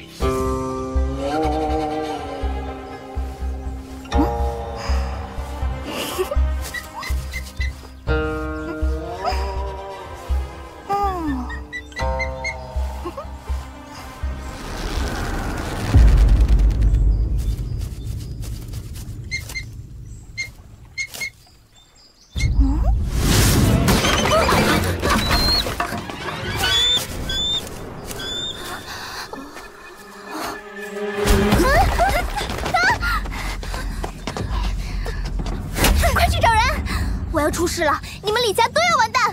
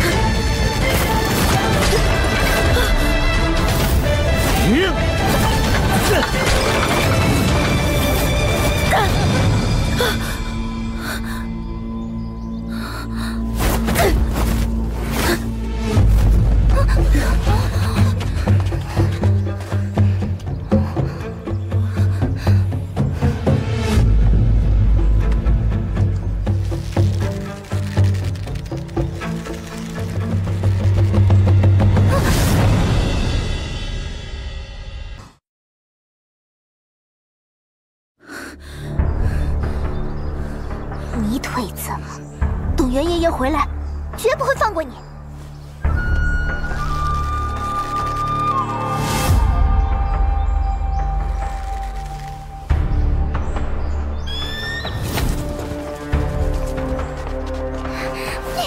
调虎离山看不懂啊！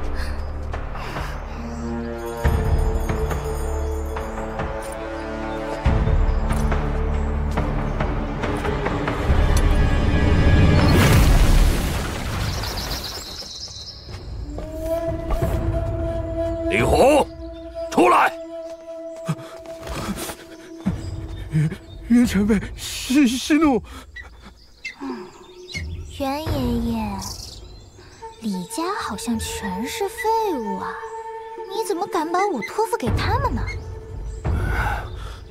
小姐，是老奴错了。这确实是我李家的过失，不容推脱。不过，那刺客少年多半不是修行中人。算了，那人倒也不像是来杀我的，至少今天不是。我们一定加倍人手，绝不会再出半点差池。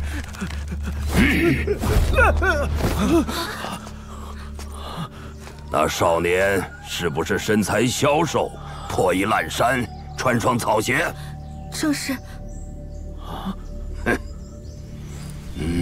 原来是他。一个泥平巷的少年，敢跑这儿示威挑衅。李红，护卫这里的人手已经北杂。我这就去请本家老祖宗出山，亲自为陶小姐担任贴身护从。这背后是风雷园借机寻衅，还是宋长敬的谋划？也好，先杀了泥平巷的那个过河族，再灭了风雷园派来的小杂种。小姐，这次不会再有意外了。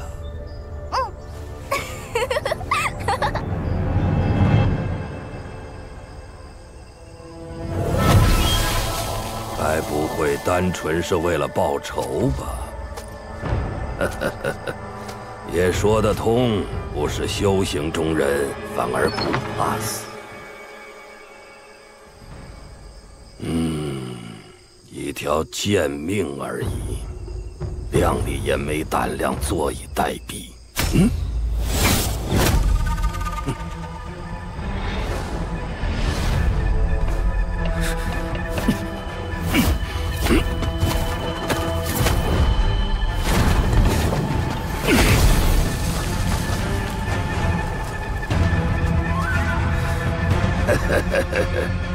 就一个问题，你想怎么死？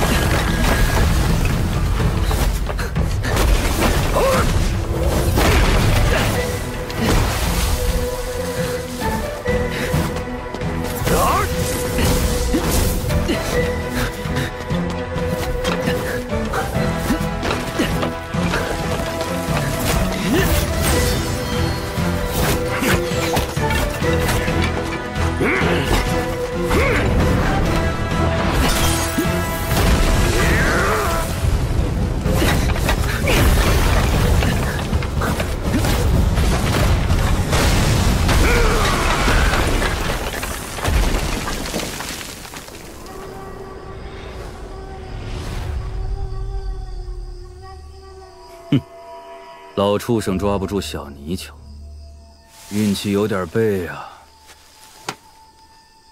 你当真不会出手？当然，我很好奇那泥腿子少年能把千岁老猿怎么样？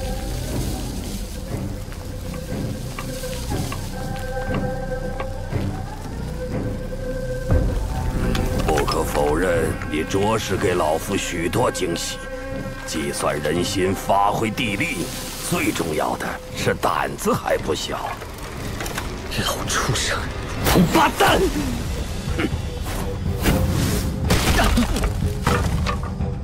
你以为保持在10步之外就安全吗？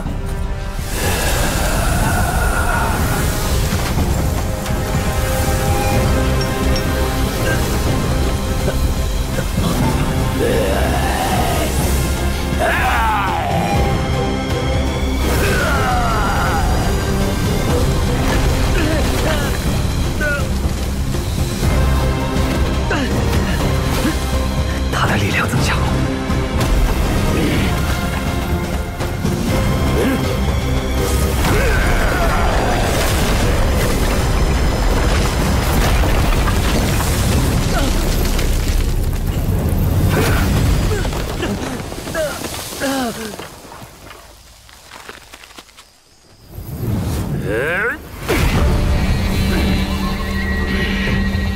诸如老袁这类强者，虽然可以通过换气暂时强行提升战力，但外来人在小镇会受到天道压制，修为越高，压制越重。那千年老袁用神仙手段强行换气，便是作弊。那后果呢？轻则折寿数十年，重则千年道行毁于一旦。比老夫换气折寿，天道压制的还真是有点厉害。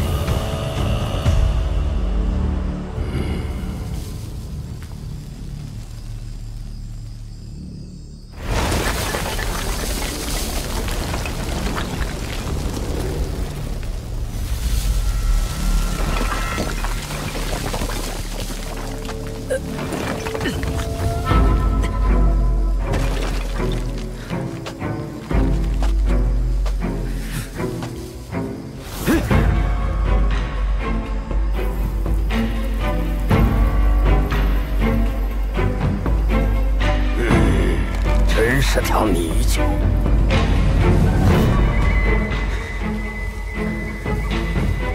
本王现在有点理解你了。谁摊上这么个对手都难受。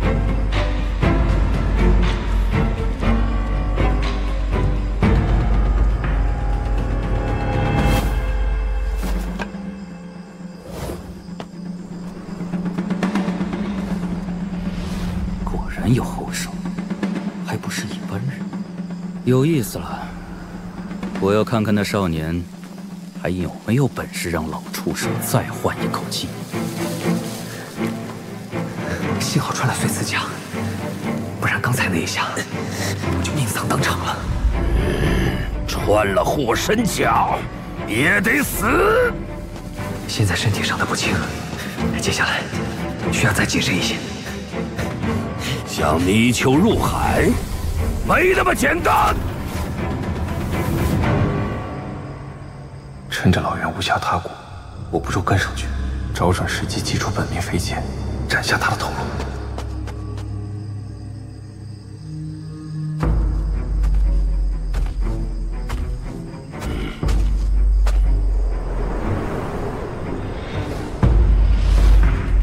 山雾。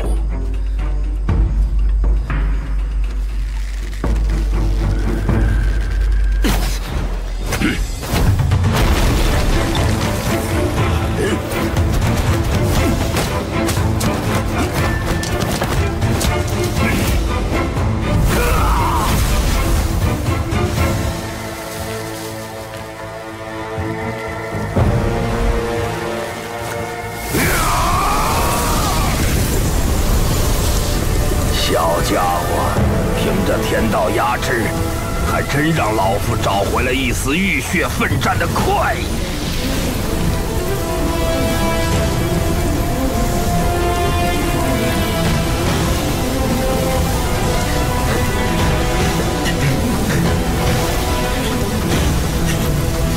我拖不了太久，林姑娘，靠你了。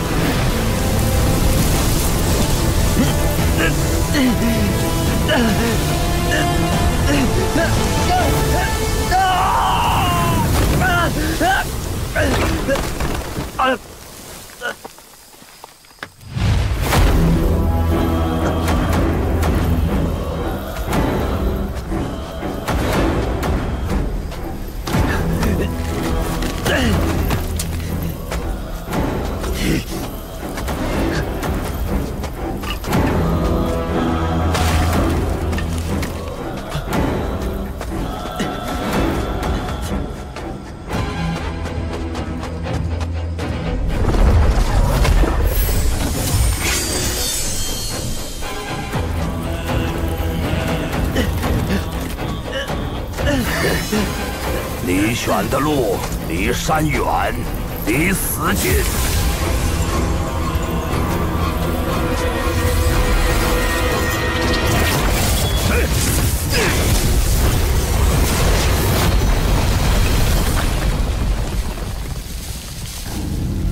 呸！风雷园的杂碎，还想搞偷袭？老畜生！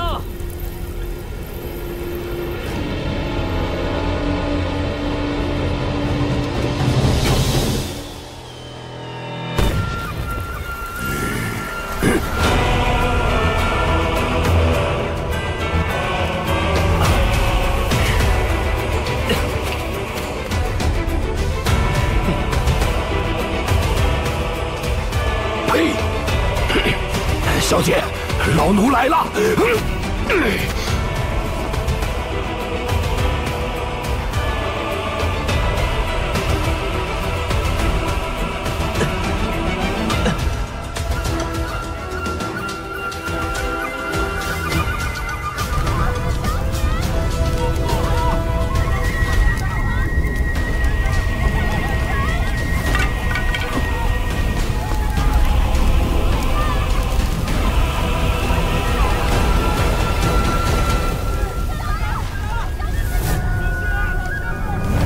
袭击李家大宅是声东击西之计，方便我们将战场转移至山里，比老袁多换几口气。而且运气好的话，那个人说不定会出手帮忙。他要是不出手呢？不重要，毕竟我也没有履行约定。但是多一些变数，对我们有利。看着老实，怎么这么精明？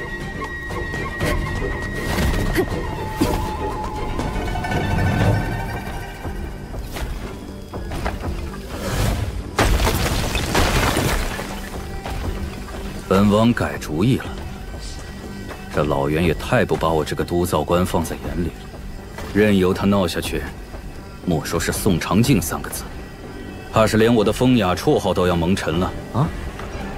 风雅绰号，等你出去后，自然就知道了。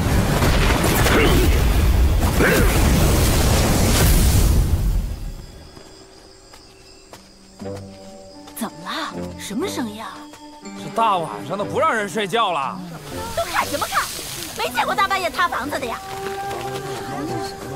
快看快看，那个傻子头上有把剑！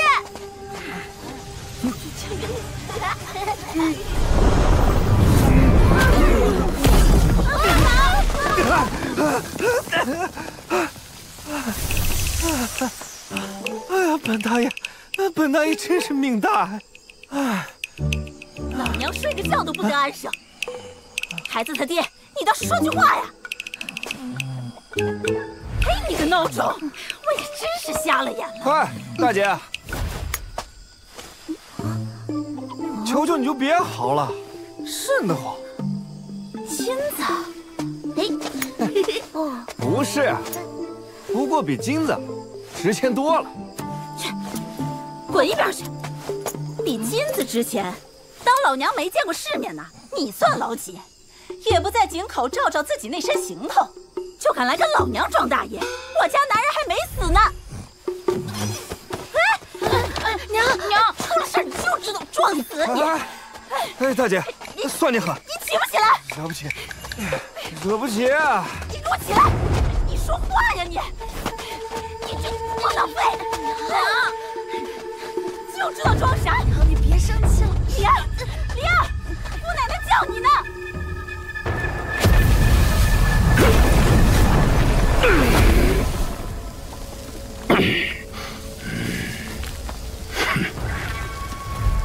都说大理宋长敬有3大嗜好：筑京关、杀天才、战神仙。看来所言不虚呀！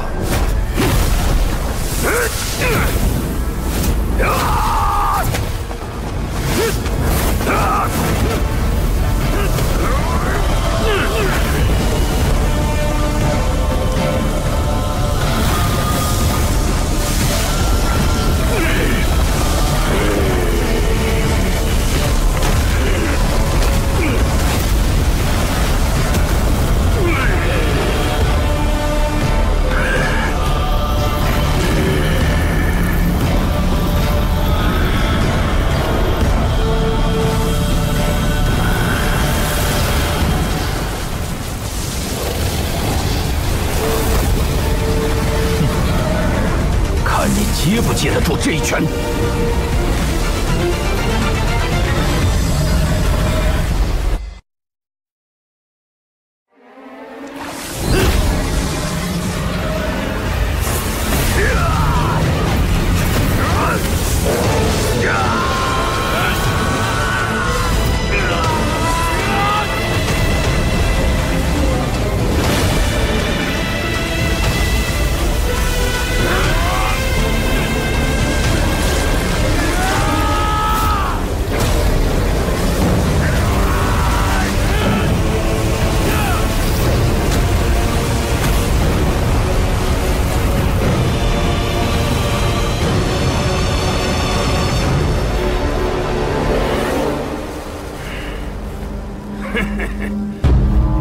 袁爷爷，桃子小姐，小姐，别过来！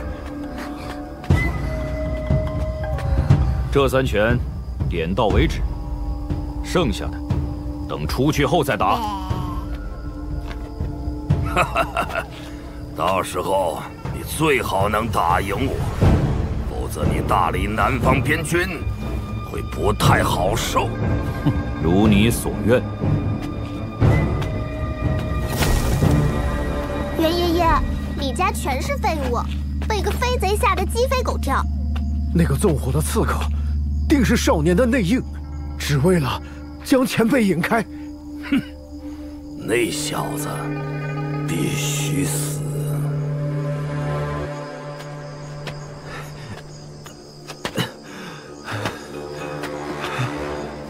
陈平安，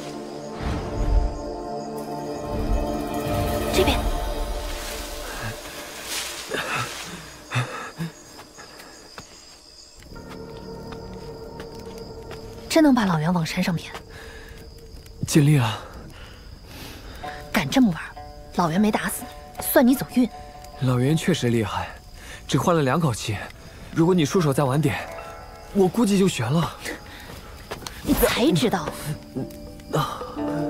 宁姑娘，你转过身去，我要往后背敷点药。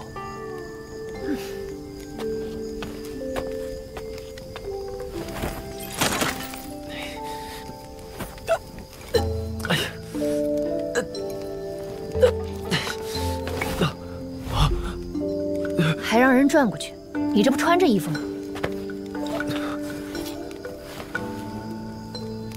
是不想让宁姑娘看到血污。切，你不也给我包扎过吗？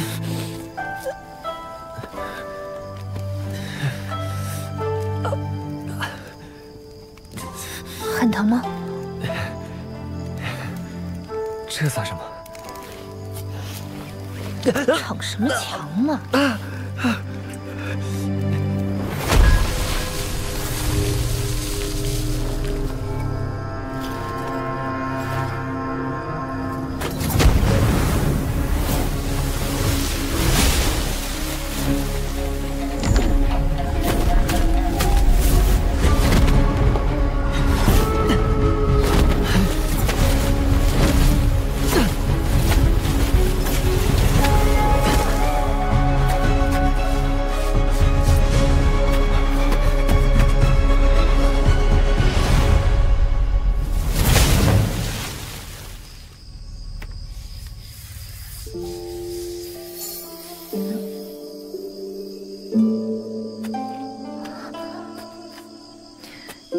你知道这是什么吗？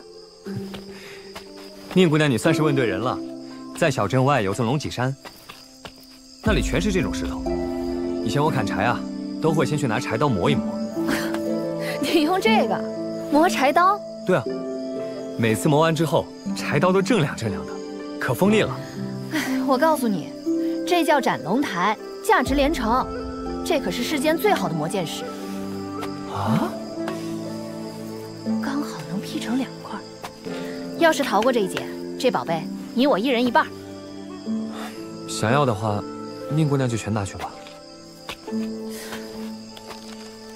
陈平安，老实交代，你是不是图谋不轨？心想着以后把我变成你媳妇儿，那所有东西还不都是你的了？哦，你小子这算盘打得真响啊！哎呀，宁姑娘，我哪敢啊！这么一点敢都没有？那倒是。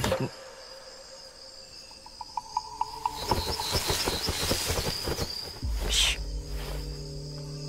老袁入山了。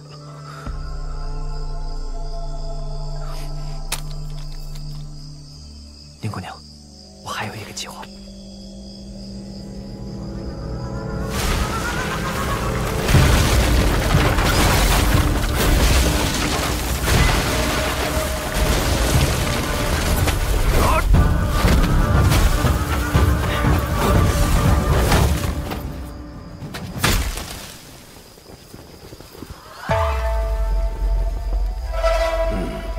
去李家放火的人，就是你吧？是又如何？小姑娘，我知道你不简单，但你我之间有何恩怨？莫非你家族师门跟正阳山有过节？废话真多。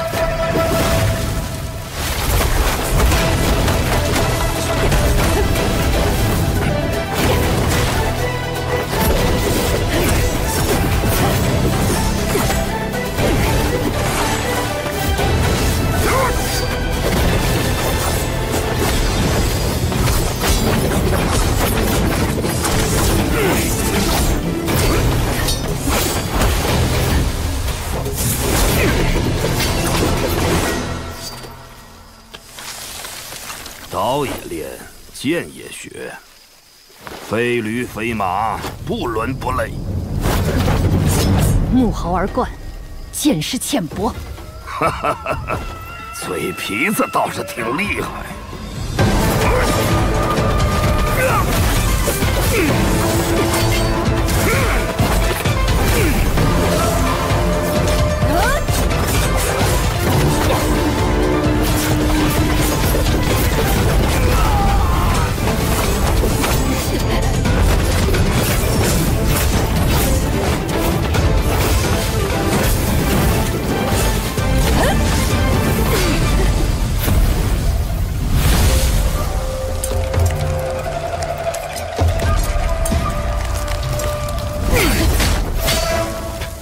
间不同寻常，你究竟是何人？机会给过你了，之后你若被老夫击杀，我正阳山可不会为此认错。放手厮杀便是。那就随你去吧。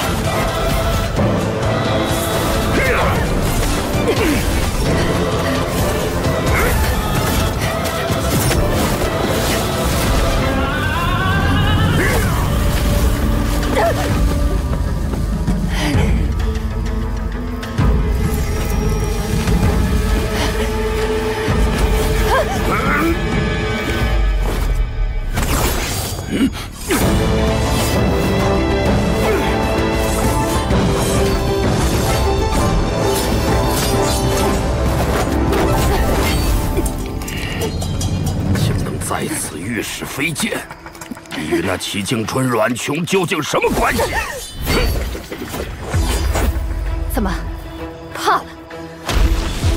好，跟宋长庆打得不爽，接下来就陪你好好耍一耍，看看你这俊俏皮肉，经得起老夫几下重锤。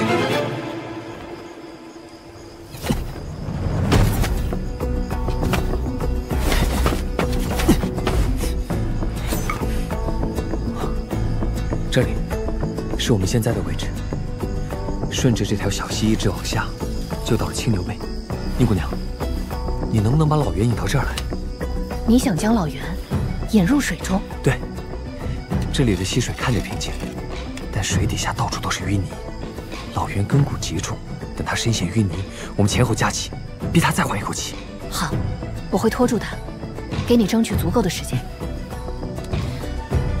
但你的这些破铜烂铁是伤不到老袁的，除非这样呢？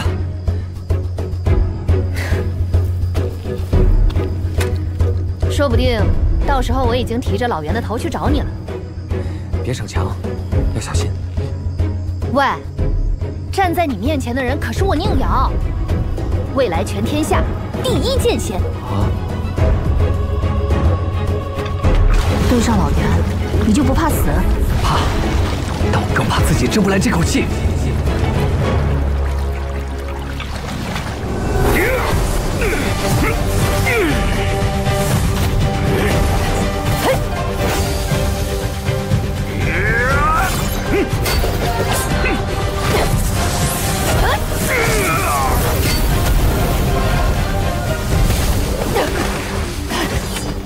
剑修、武夫、炼气士，竟然三者兼备。小丫头，你究竟出身哪家宗门？哼，要你管！难怪我爹说正阳山不值一提，嘴硬气大剑道低，人傻胆大剑气浅。哼，找死！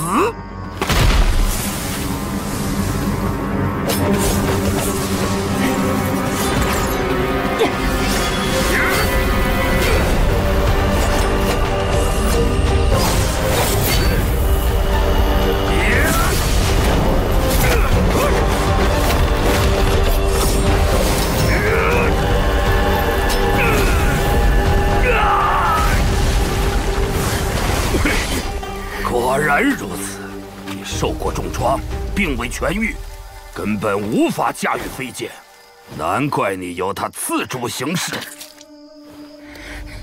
又是一堆废话。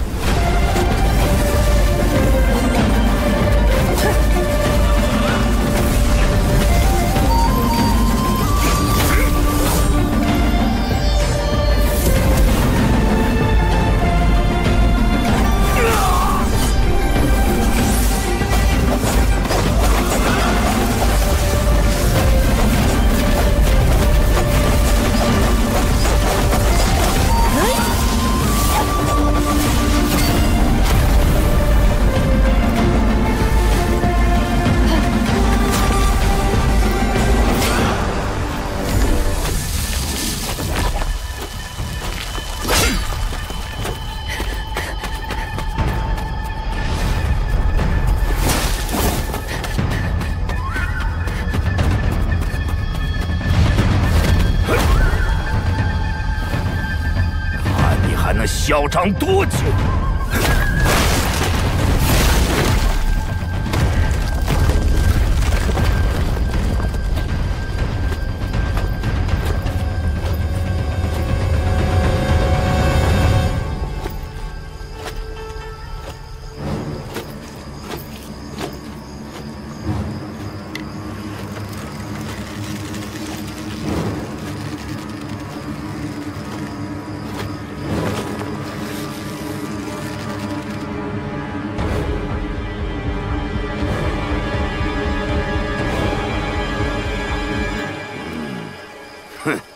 你明明可以御剑逃走，却故意诱我来此，看来是布下了陷阱啊！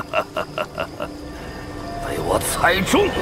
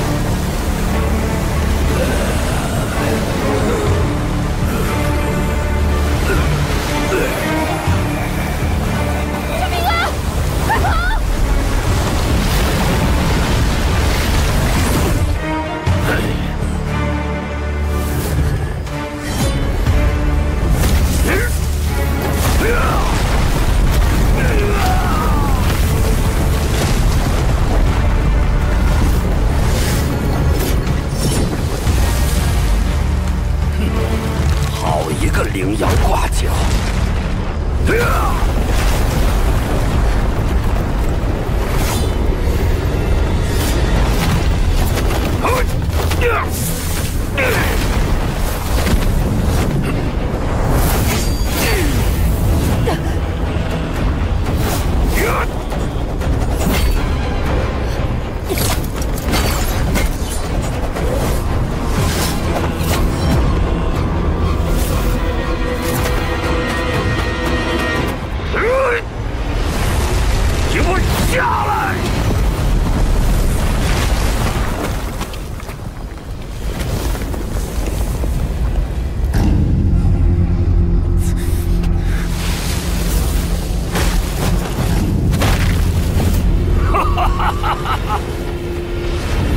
救人者先死！别出来！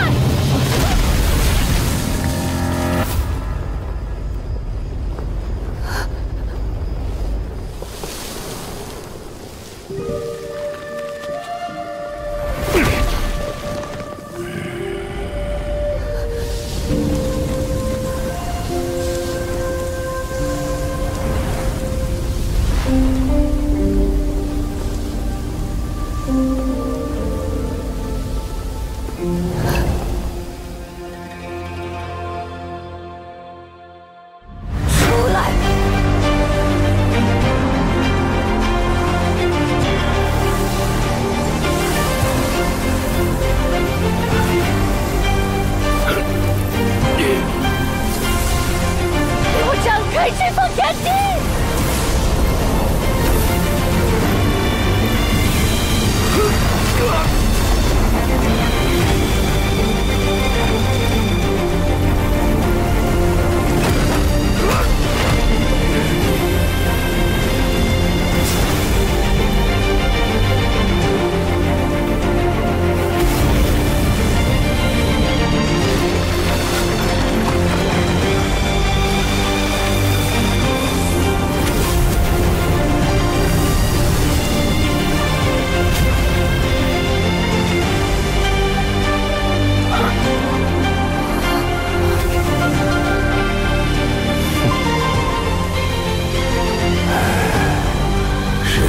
记得这一剑，竟能把你给叫醒了。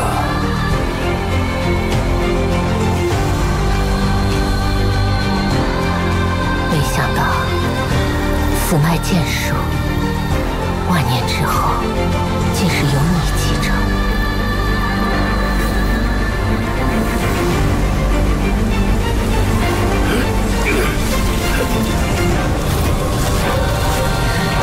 老畜生，我要你灰飞烟灭！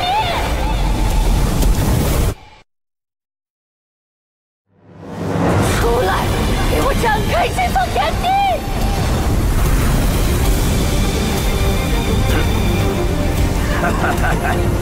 老夫来帮你解脱剑气反噬的痛苦吧！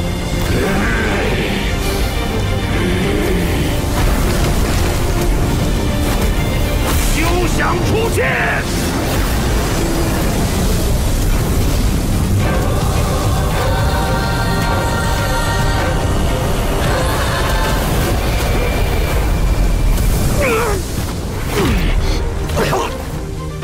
竟有此等威力！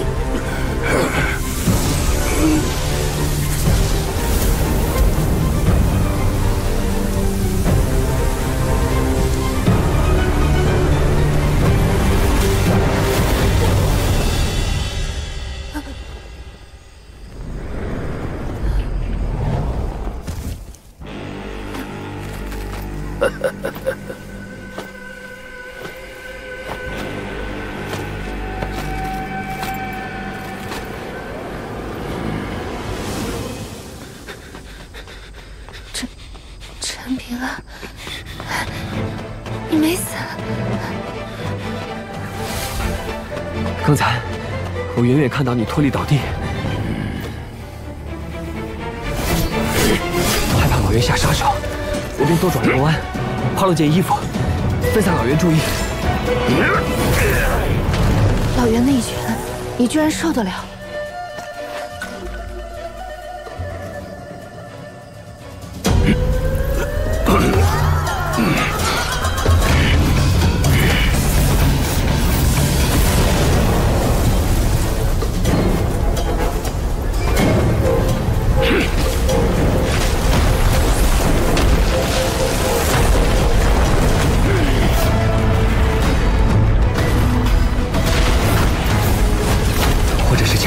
的后果，又或者是刚刚被宁姑娘的剑气所伤，老袁的力量明显大不如前了。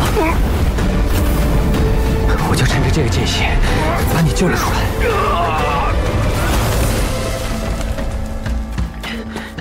你歪歪肠子怎么这么多？说，陆晨救我那次，你到底有没有占我便宜？啥？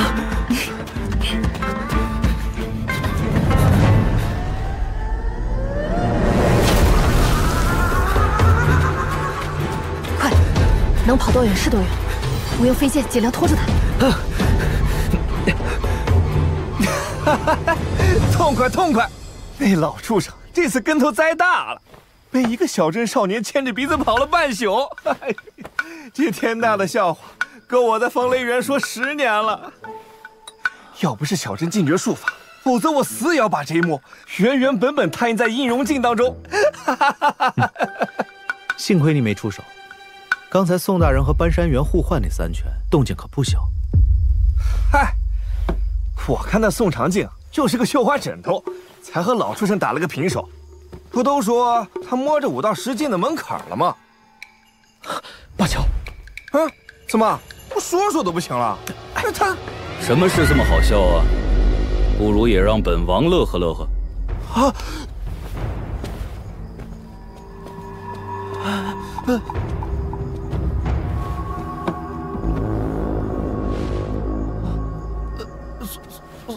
宋大宗师，我正在说您老人家与半山园的巅峰一战呢，真是惊天地泣鬼神。若非您老人家泉下留情，那半山园定会在福禄街上当场死无全尸。宋大人武道之高，武德之好，实在是让晚辈拍马难及啊！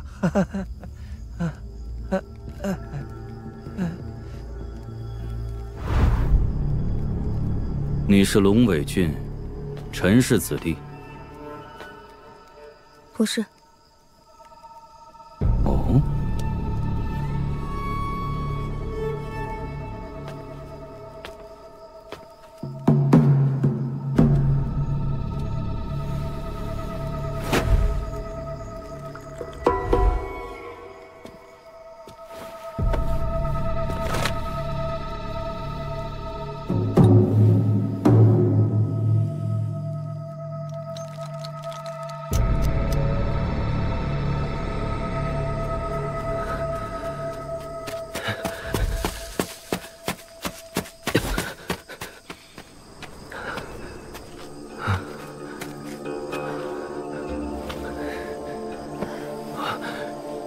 宁姑娘，到哪儿了？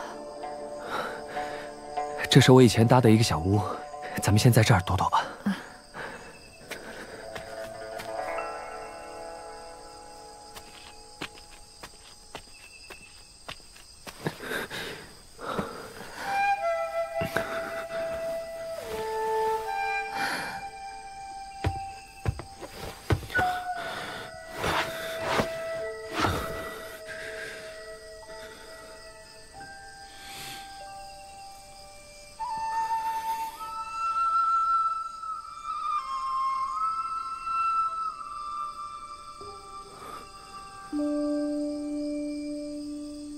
你就没有什么想问的？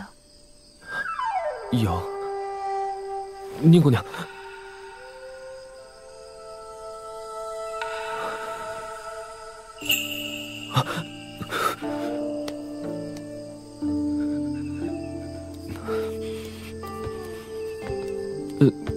宁姑娘，我知道你好奇。这是我宁瑶的杀手锏。是我娘给我的生日礼物，只要她一出现，别说是老袁，就是这洞天也可以展开。我其实想问你，我就是想问你，那个老袁是不是用掉了3口气？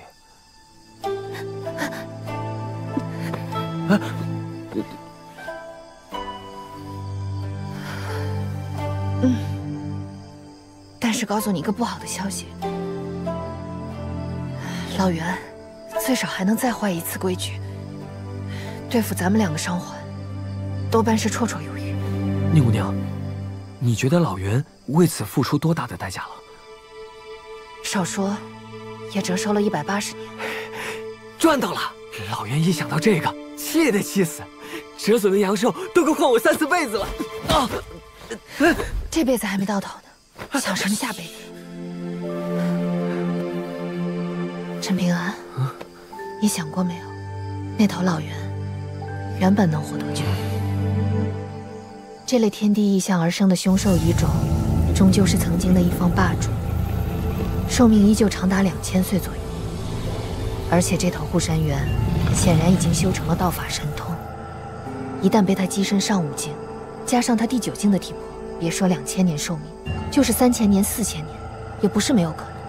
我们舍命一搏，对他来说只是9牛1毛，所以你别觉得自己活够了。哎，算了，当我没说。你真够厉害的，能和那老袁拼那么久，以后可以吹一辈子了。喂，你听到没？其实那少年能活下来，你是恩人之一。啊哈哈，这种恩人我可不想当。流俗朽色，怎办王钱？你找死！啊？我吗？那你得先问过他才行。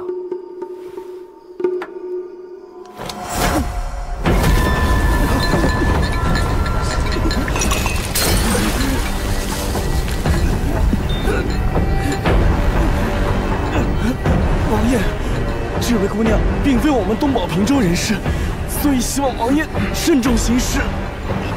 敢杀我，就不怕你们大理灭国吗？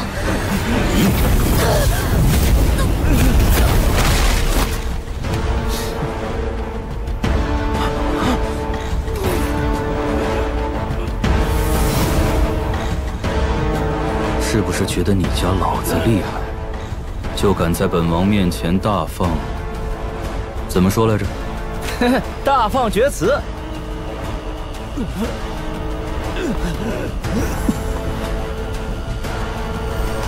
宋大人，能不能给在下一个面子，不要跟他一般见识？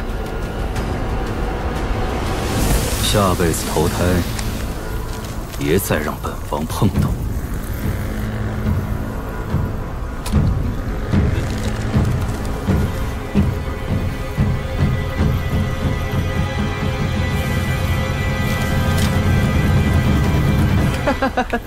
叔叔，算了，欺负一个娘们儿，传出去有损您的名声。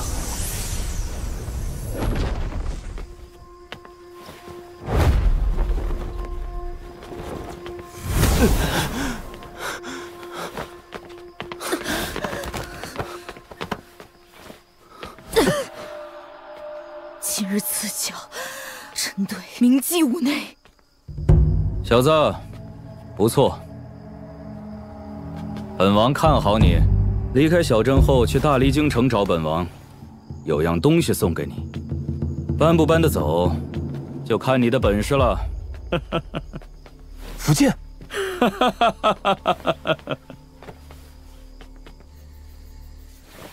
姓郑的，又来偷老娘衣裳，我要找你师傅评理去。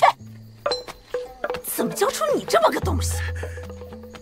师兄，不是我说你，你真是猪油蒙了心，才挑了这么个破烂娘们当媳妇儿。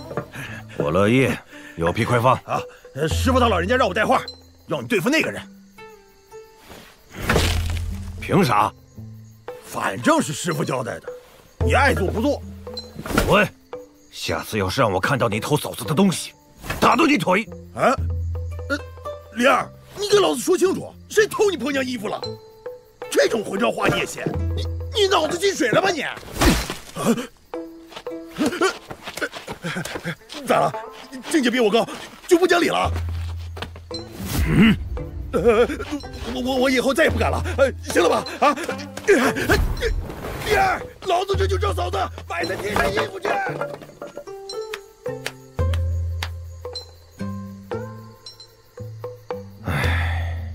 闹！你故意惹恼那女子，使我难堪，就因为她也姓陈？哼，哼，这脾气，像你爹。叔父啊，那女子一看就来头极大，不怕打了小的惹来大的，错了大的惹来老不死的。到时候咱们大离真没问题。那你可太低估宋长敬这3个字了。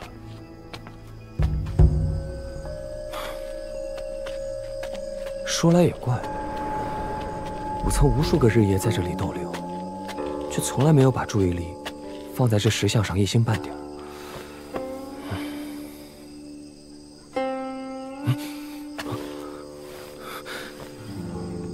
你知道为什么吗？如果我没有猜错，你那全谱的剑炉正是脱胎于此。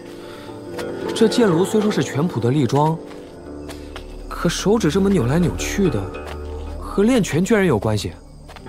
那是因为之前的你对拳理一窍不通，所以自然不会留意动作中的玄妙细节。这就好比最好的琴师也无法对牛弹琴，再绝世的美人也架不住对象是个睁眼瞎。哦，原来如此。你木头啊！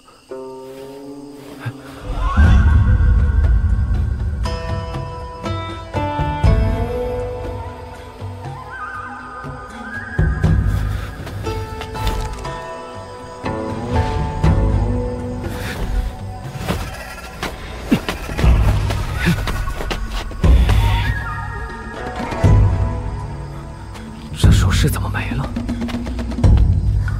可惜了，消失的那只手，本应掐诀而出的。你知道这个雕像的手遗失在哪儿吗？恐怕早已损坏了吧。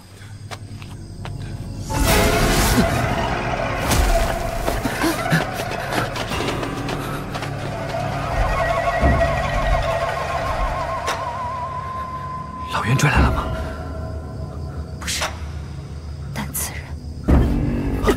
宁姑娘，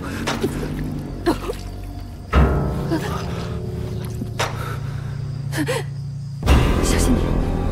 此人杀气更胜老袁。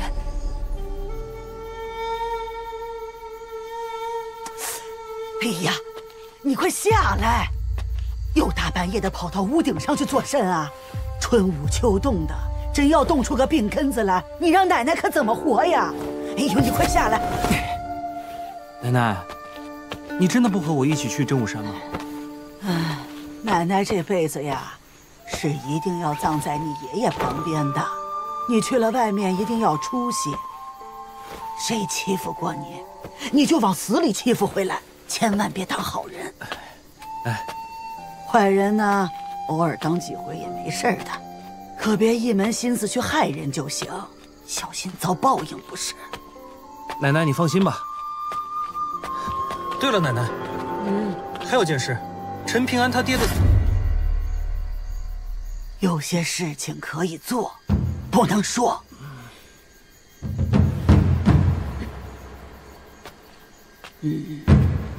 过去了，都过去了。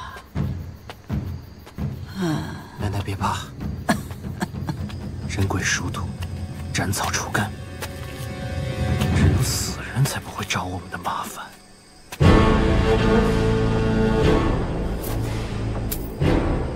又见面了，放心，那头老袁没有追来。你认识他？他是杏花巷的马苦玄，别人都说他是傻子，但我从不觉得。刚才那一战我都看到了，很精彩。不过，你为了救他强行祭剑，结果受到剑气反噬，现在已经是重伤在身了吧？要你管！宁姑娘，我没事。如果我去福禄街李宅，跟正阳山老袁说找到你们两个，我想怎么都可以拿到一袋子钱。如果我愿意给钱，你能不说出去吗？哼，我已经在李家拿到报酬了，但我可不是为了钱。你要怪就怪你身边这家伙太惹人厌了，坏了很多人的大事。而我呢，最喜欢趁人之危，所以向你讨的东西，你知道，对不对？小心有命拿，没命用。你又不是我媳妇儿，担心这个干嘛？我来对付他，你先调戏。你小心，他不是普通人。哟呵，还想英雄救美，正好，上次在西边还没分出个胜负。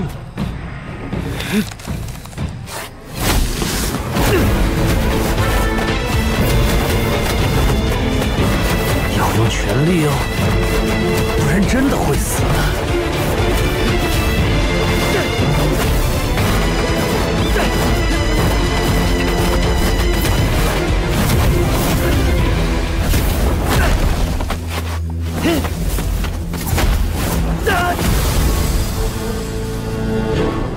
和上次不一样了。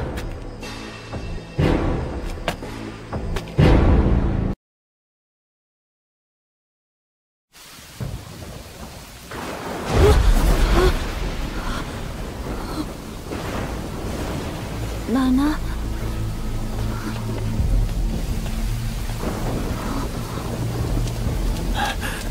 爹，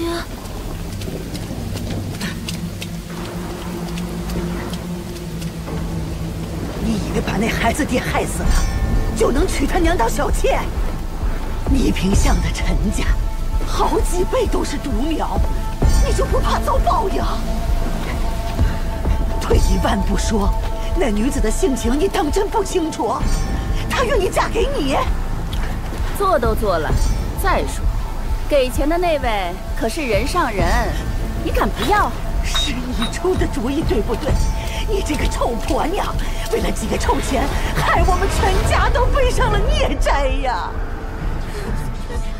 荷叶处女生的，可说不是。这小子这可是手还找不着，这是不是二不估计活不久。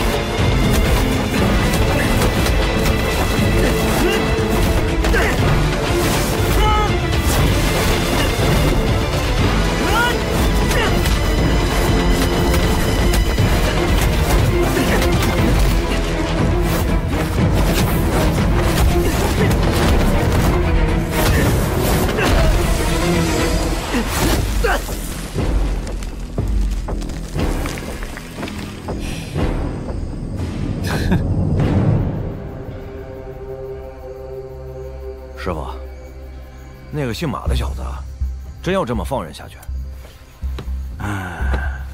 神仙坟那头，你觉得哪边会赢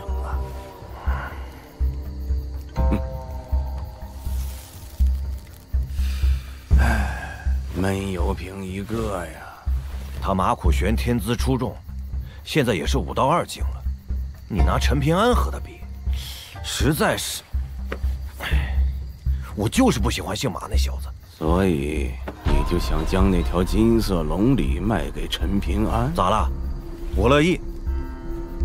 师傅，你不也挺喜欢那孩子吗？你以为那就是帮陈平安？啊？结果呢，连龙王楼也赔进去了。那小子从小被他爹打碎了本命词，也没了约束。虽说留不住什么大机缘，但也不全是坏事。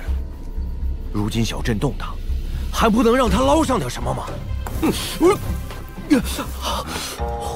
你知不知道，当时你要是把那金鲤鱼送出去了，陈平安他活不过3天。只要他还在小镇上，就不会有什么好运气。机缘太大，他拿不住。但凡敢拿，就要死上7、8回，注定是2手空空的贱命。所以，这就是师傅愿意帮他的原因吗？师傅，你能给的，刚好是陈平安唯一能接住的吧？那孩子光是能活下来，就已经相当不容易了。儿子，过完了年是不是就变成大人了？爹，我虚岁5岁，是大人了。那以后爹不在了，娘亲就要交给你照顾了，能不能做到？能。来，咱们爷俩拉钩。拉钩上吊，100年不许变。爹，糖葫芦好吃，你出去干活回来，能不能再帮我买1串啊？知道了。我喜欢吃小的。儿子，爹走了。小的更好吃。看，要不是看你年纪小，老子真要动手打人了！滚！我家真的没有钱了，可我娘真的病得很厉害，她还在等我熬药。你走不走？再不走，我可抄起扫帚赶人了！跟你说话，你听见没有？你闭着眼睛抱头是招打呢！快走！干什么你？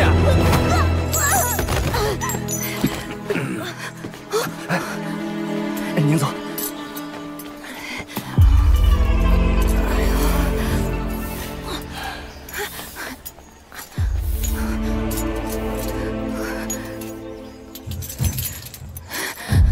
求求你，救救我娘吧！生意人赚钱天经地义，就算再苦再难，也不能忘记了做人的底线和情义。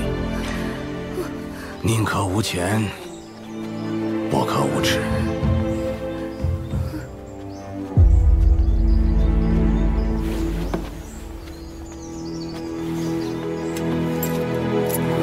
药我先赊给你，但从今往后，你的采药还钱，1分1厘也不许欠。小家伙，听懂了吗？我懂的，爷爷，我绝对不欠钱。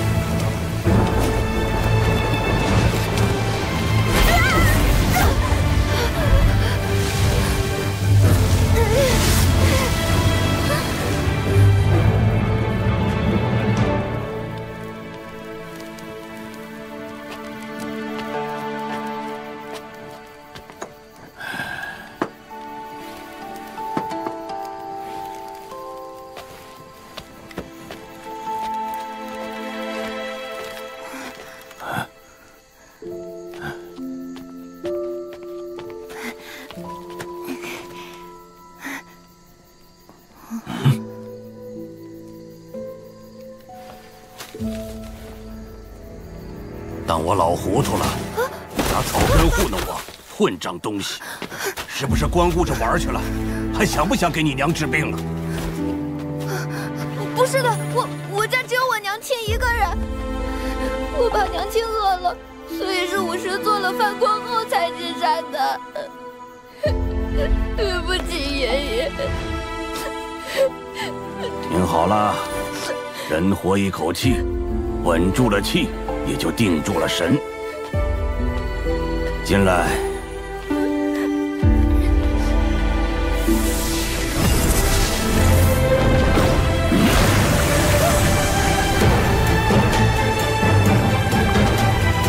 这上山不累的呼吸法，我只教你一次。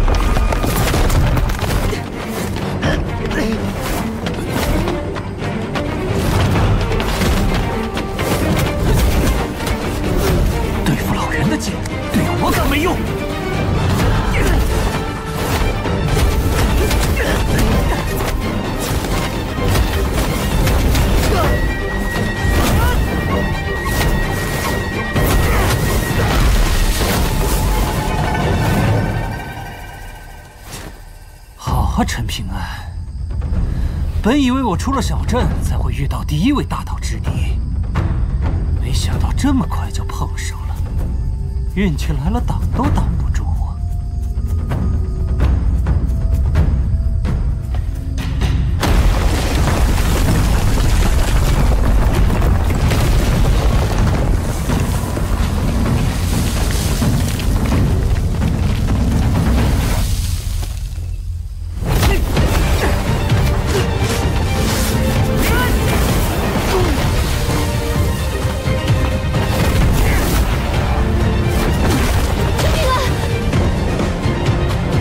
现在是我和他打，你想死，哼，还得再等等。再来！太慢了！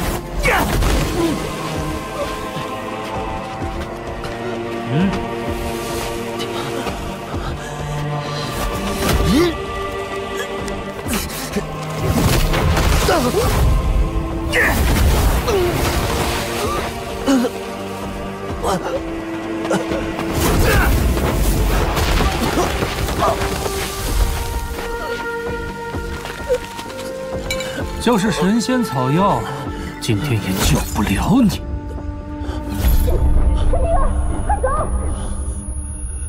快走！我肚子好疼啊！糟了，是不是在身上吃错东西了？不行，我不能让娘担心。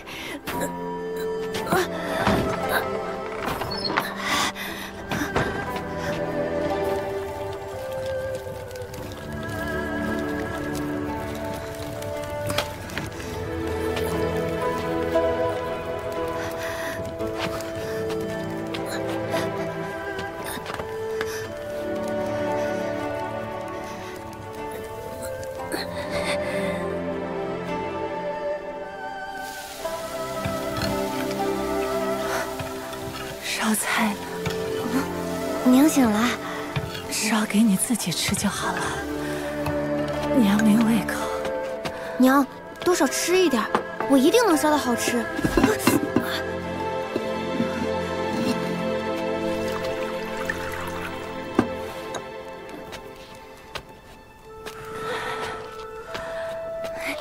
娘，我刚刚回来的时候，外面下雪了。过年了，我们一起贴春联和门神，好不好？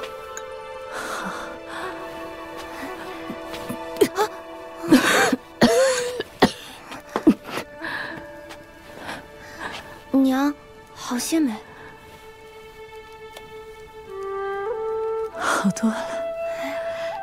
一点儿也不疼了。娘亲，看来求菩萨是有用的。娘，你没事吧？赶紧把药喝了。娘没事。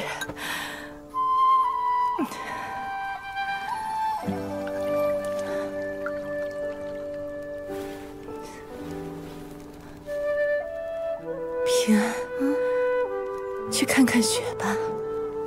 娘，想一个人歇息一会儿。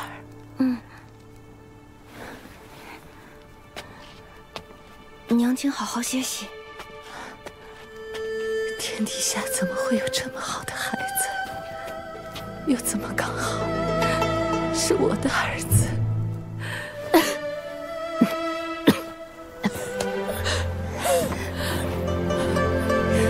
我家小平安，岁岁平安，年年岁岁，岁岁年年。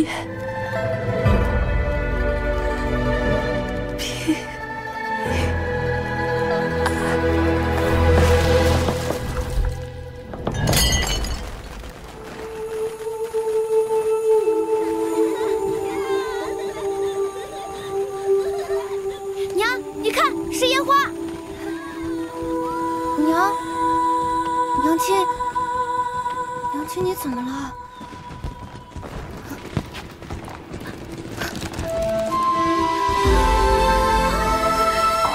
娘亲，你睁开眼看看啊！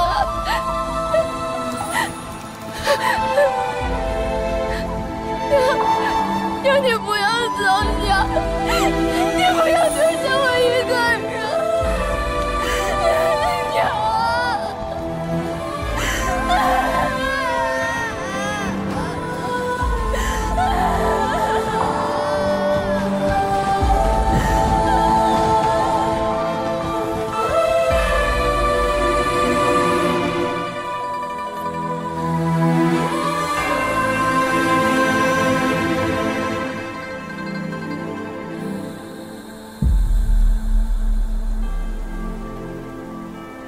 岁岁平，岁岁安，岁岁平安。我家小平安，岁岁平安。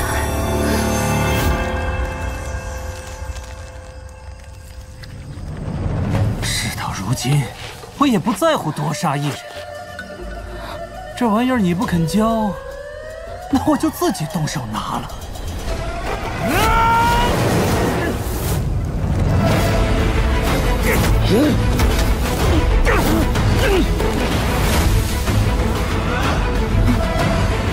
岁岁平，为什么还要爬起来？岁岁安，同心境一起输掉吗？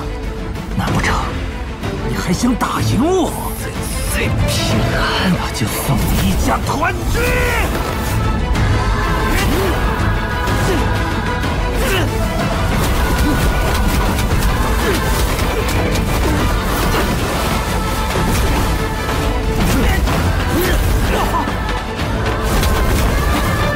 你我真的挺像的，不过我是装傻，你是装善。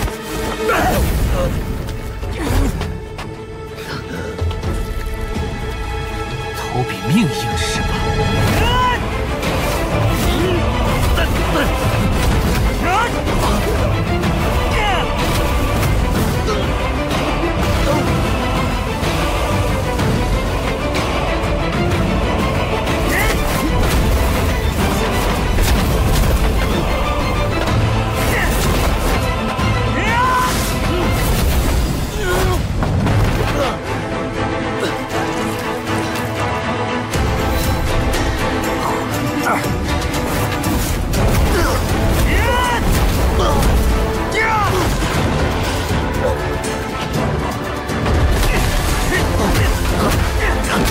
你以为你是谁？爹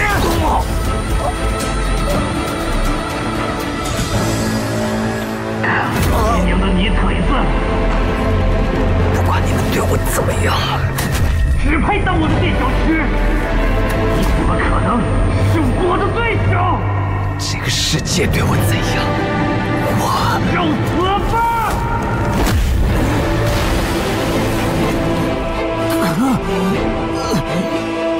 陈平安到底是什么人？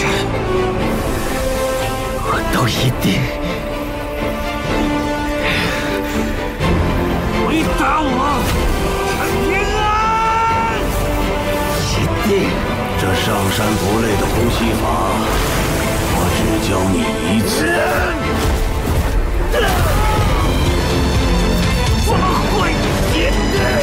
自身如一尊泥菩萨，气沉丹田，不动如山。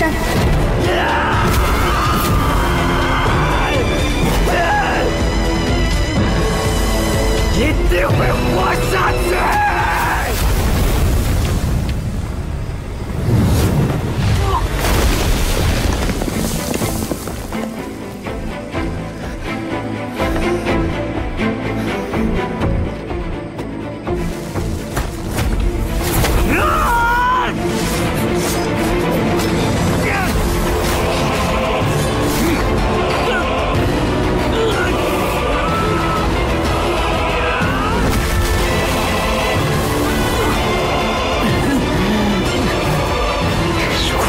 必须分个生死，那你给我死！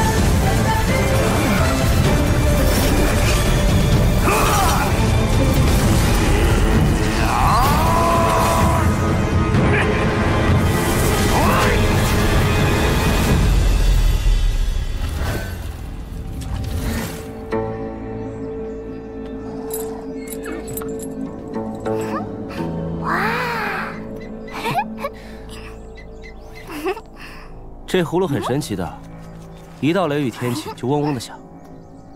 我知道，这是养箭壶，里面能装几10把小飞剑呢。我爷爷有一个，刘爷爷有一个，苏姐姐有一个，现在我也有啦。白柴哥哥，你说送我的不许反悔啊！别说是这只小葫芦，就算我手上还有宝贝，也愿意一并送给你。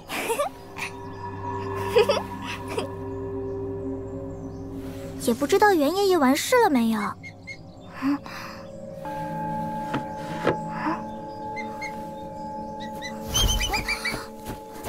我跟袁爷爷说，桃子还等着那座披云山呢。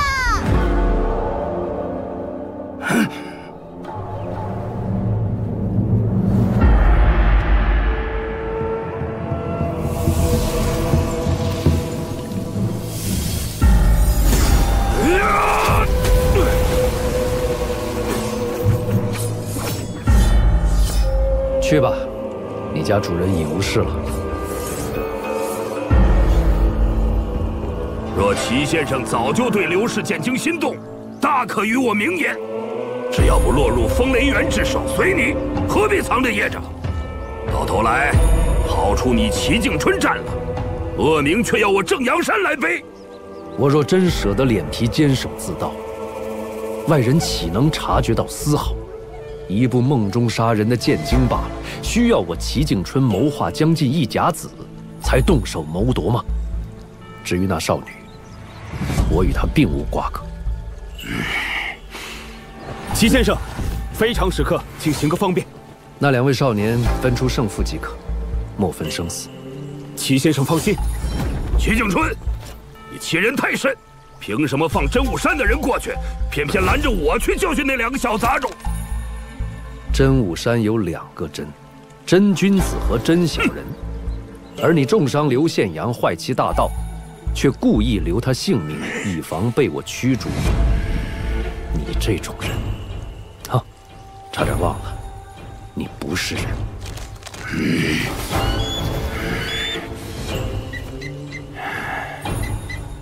小姐，再等老袁片刻。我拦你，是为正阳山好。你跟剑气剑意打了1000年交道，难道感受不到那少女本命之物的压力？哼，他那点道法神通，垂死挣扎罢了。齐先生也好意思拿来吓唬人？哦，之前有人说你那位恩师晚节不保，我当时还不信。堂堂文庙第4圣，便是在道祖佛陀前也是能说几句话的大人物。现在看，根本就是个1000年未有的大骗子。难道你这支文脉如此不济事，传不过2代就要断绝？说完了。哼，没劲。你菩萨也有火气。不曾想读书人竟是骂不还口，不晓得是不是打也不还手？你可以试试看。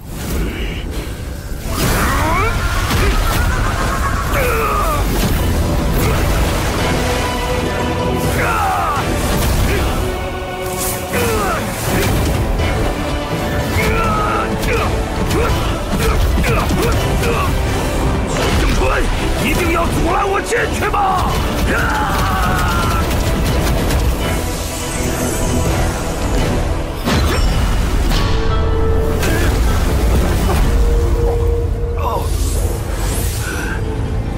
后果之重，一座正阳山承受不起。算那2个小杂种运气好。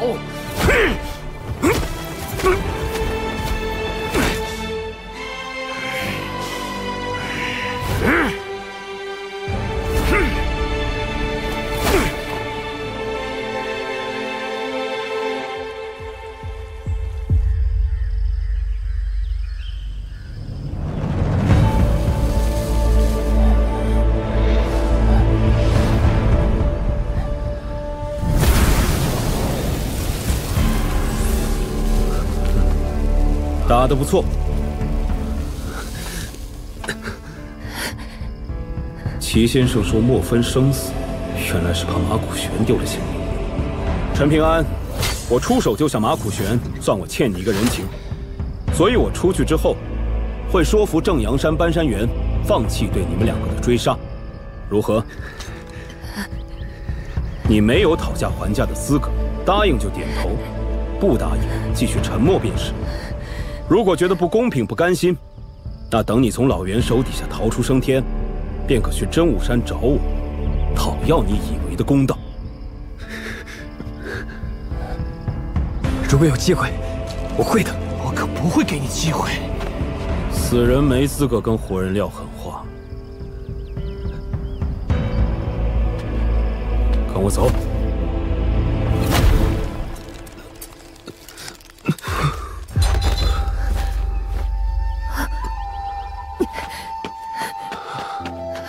陈平安，哪里伤得最重？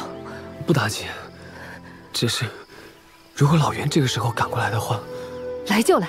刚才有你在，等下有我在，怕什么？帅气。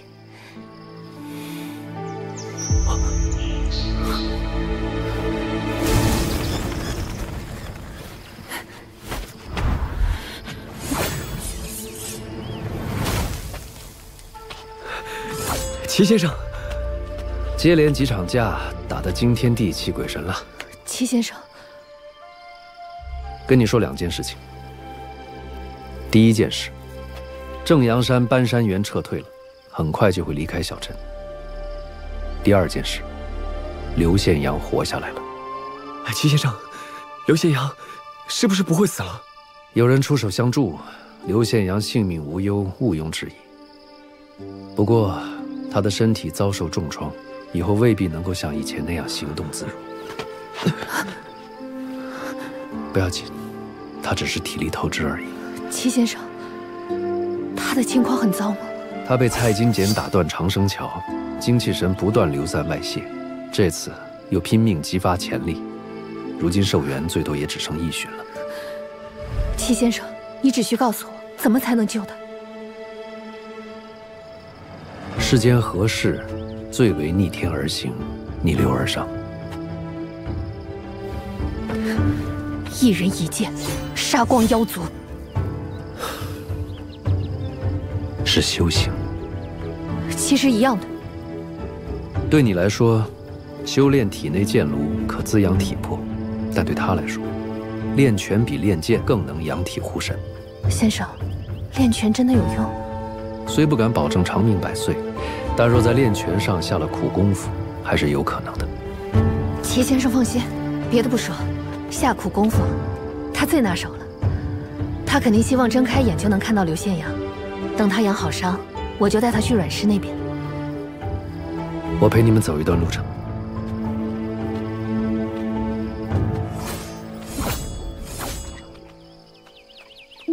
齐先生作为小洞天的主人，您在这里是不是什么事情都知道？只要我想知道的，都可以知道。不过未必全是真相，毕竟有些事情差之毫厘，谬之千里。齐先生，您如今是啥境界？有没有跻身上5境？还有，您坐镇此方天地，真的能够天下无敌吗？当然，如果您觉得不方便，可以不回答，我就随便问问。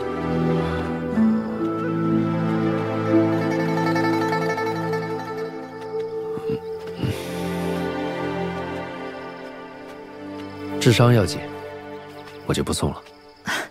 多谢齐先生。哎，不行，这样会颠得他伤口疼。不行，治伤要紧，万一伤口又裂开了怎么办？不快点治，伤口怎么能快点好呢？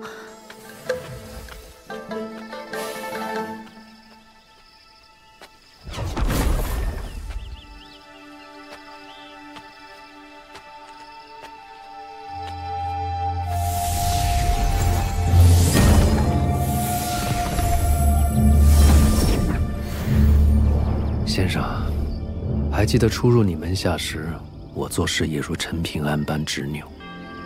如今风雨催人去，先生啊，学生真的有些想你了。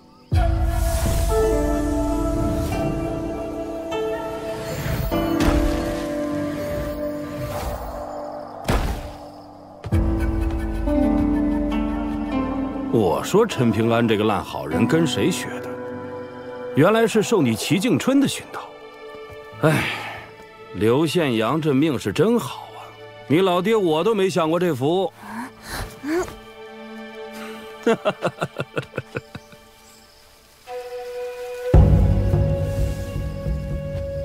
有事就说，别杵在那里挨着我打扫。先生，那山岳玉牌，儒家的压胜之物，还轮不到你惦记。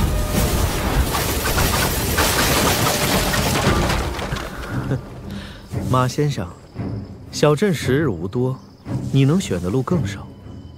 是跟着齐先生行鲁莽之事，落个身败名裂，还是延续文圣的传承，担任山崖书院的新山长，全在你一念之间。哼，真是跟谁学就像谁呀！真当我们先生教出来的都是崔禅那般喜好背叛师门、疏影忘祖之辈吗？小小竹母，亦可落地开花，自成山林。何必与竹身一同坏死？先生是成大事之人，不该被师兄弟的情谊所束缚啊！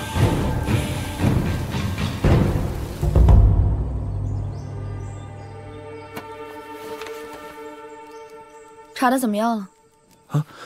哦，小镇2支元祖不同的陈氏，一支很早就举族迁出小镇，祖坟的位置也已经不可考了。另一支如今除了陈平安这支独苗，都已经依附4姓氏族，当了奴仆丫鬟，没有自立门户了。实在不行，就从最下面的书找起，一本族谱从头翻到尾，那些个名字不是奴婢就是丫鬟，好玩吗？哎，陈队，我没眼瞎的话，陈松风可是在给你帮忙啊！哎呀，帮你还提我，有没有良心啊？连皇帝也有几个穷亲戚，怎么有人例外？啊，找到了。陈平安平白无奇的，反倒令人琢磨不透。这是今日的药，拿给刘宪阳。哎，陈队，我跟你求了那么多次秘制药丸，你都不给，凭啥给刘宪阳？还送我一整瓶。你要也为我陈家守墓千年，我也会给你。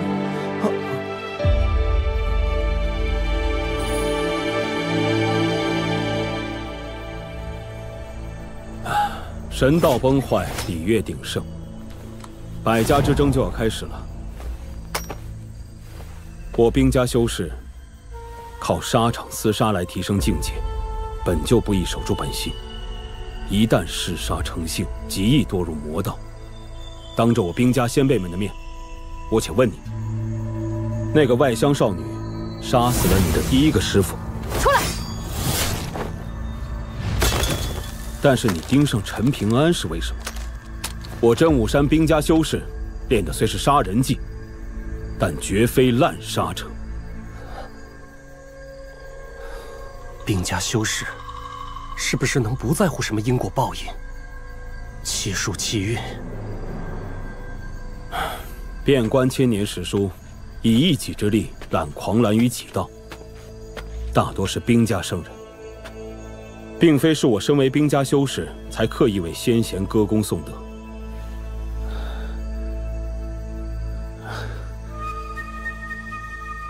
陈平安他爹是我爹害死的，这笔恩怨我一定要在离开小镇前亲手了结，绝不能牵连到我奶奶。你是想把上一辈人做下的孽全部拢到自己身上，希望你奶奶能够善终。我对爹娘实在没什么感情，只有奶奶放心不下。只是她又不愿意跟我一起去镇武山。情有可原，但是站不住理。虎符躁动，必有祸端。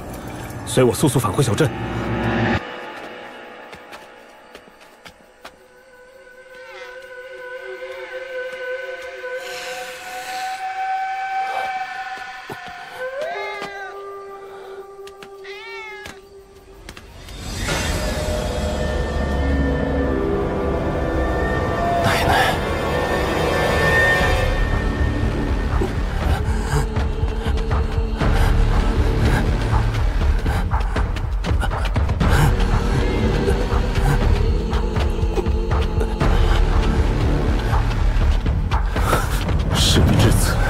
心神。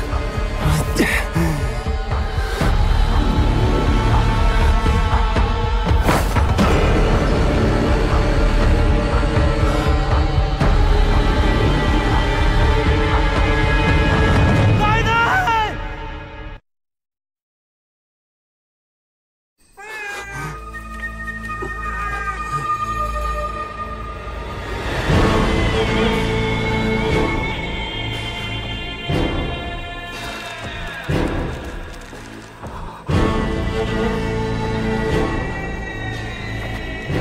停步！你天生戾气重，会惊扰到他的残魂。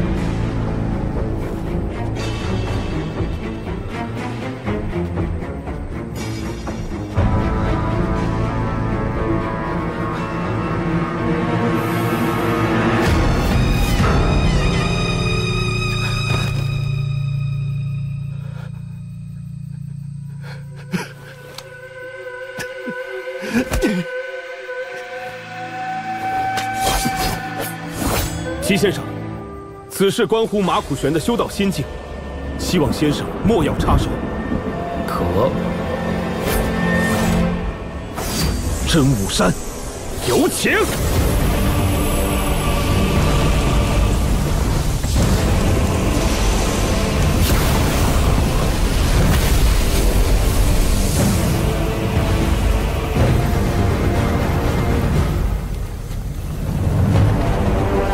后裔有何吩咐？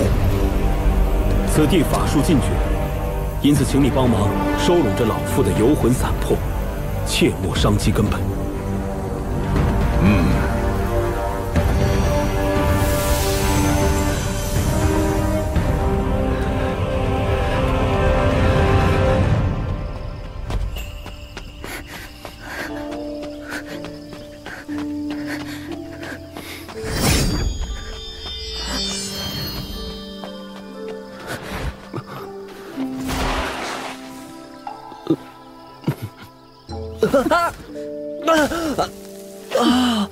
狡猾！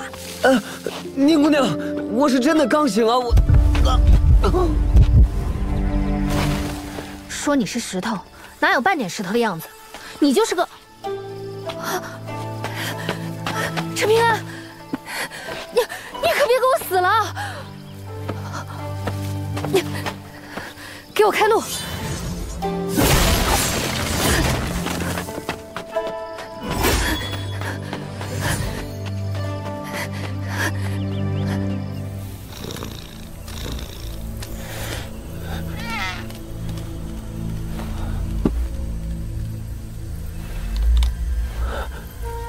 他说你奶奶生前造孽太多，三魂七魄如同身躯一般残朽，死后命魂亦如此。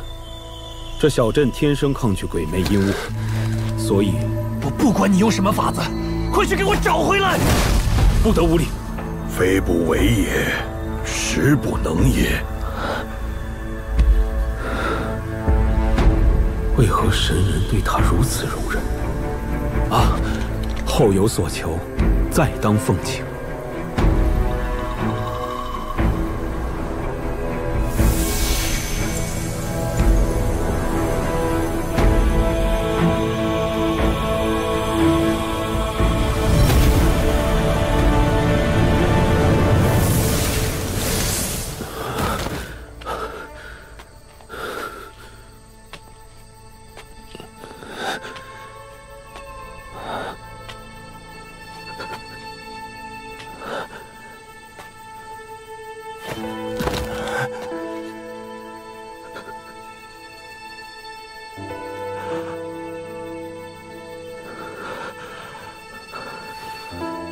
我奶奶是怎么死的？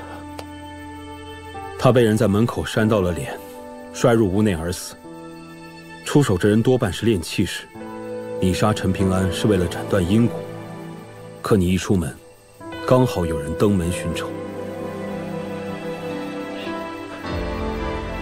所以是我害死了我奶奶，对吧？按照世俗眼光来看，是，也不是。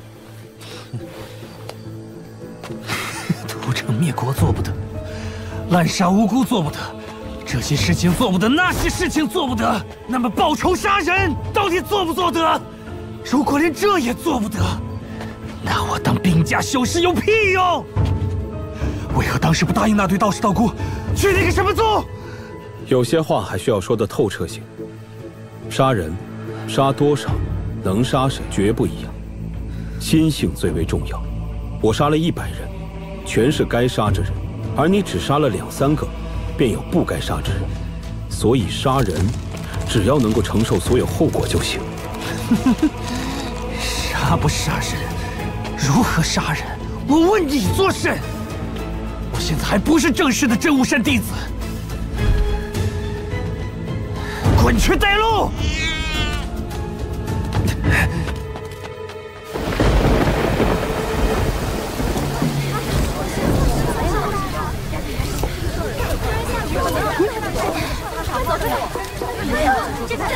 快点！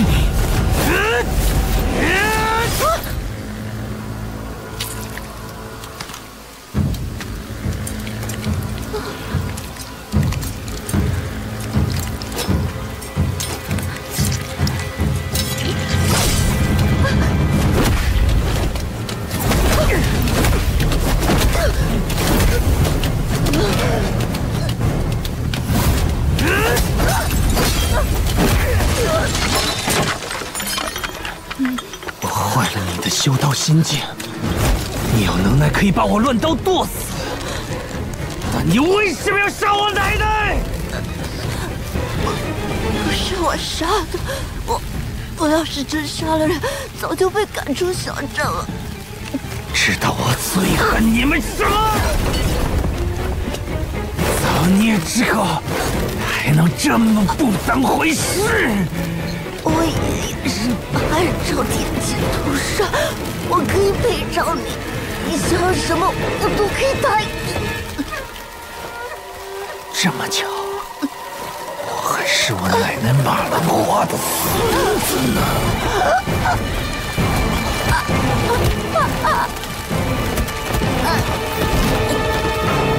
海潮铁骑士们，等着，我陪你们慢慢玩。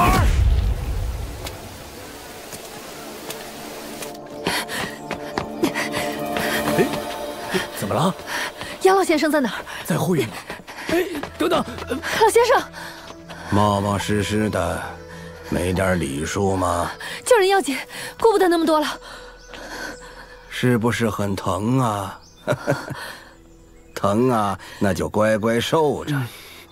与你说了多少次了，越是命贱福薄，就越要惜命惜福。现在动不动要死要活，当初怎么不跟着你娘一起走？你姚师傅是对的，哪怕教你身好手艺，人却活不长久，浪费，一样早早丢到土里去。让他自己坐着，让个娘们背着也不嫌丢人。真是个名副其实的落魄户了，倒是问心无愧了。刘宪阳是什么好命，你是什么贱命？他死一次，差不多都够你死10次了，知道不？您能不能先帮他止痛啊？他是你男人呐。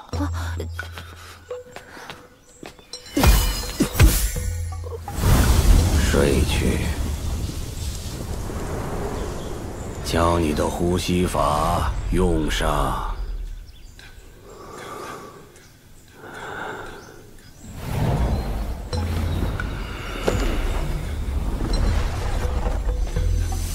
陈平安的修行领路人，原来是你。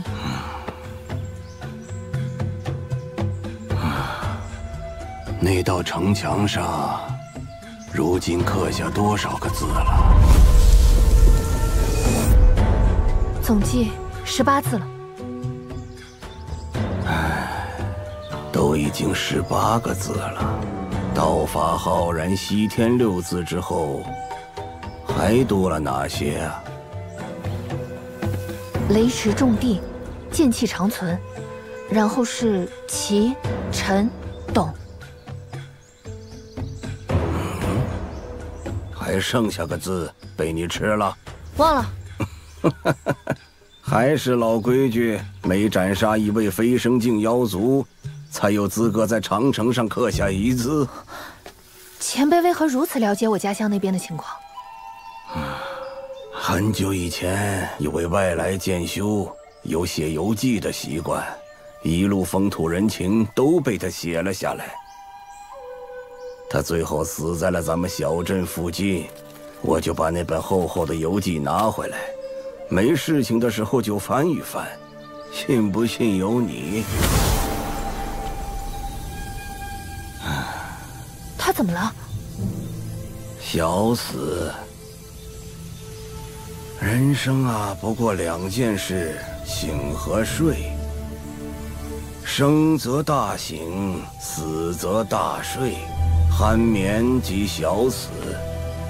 修歇的不只是肉体，还有心神。小姑娘，我问你，当一个人在心中默念的时候，所谓心声，到底是何人之声啊？不用回答，试着做做看。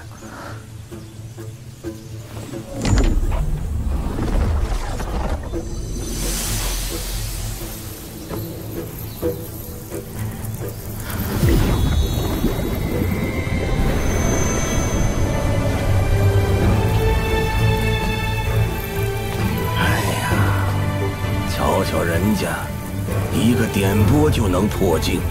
你小子，屁本事没有，就喜欢犟。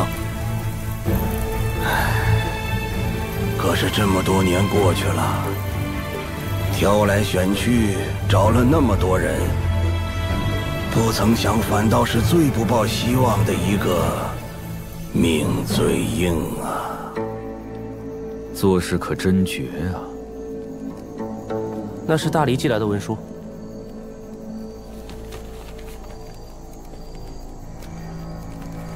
嗯，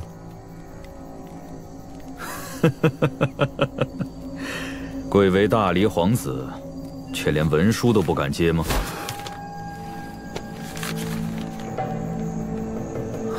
大限将至，3日内撤离，怎么回事？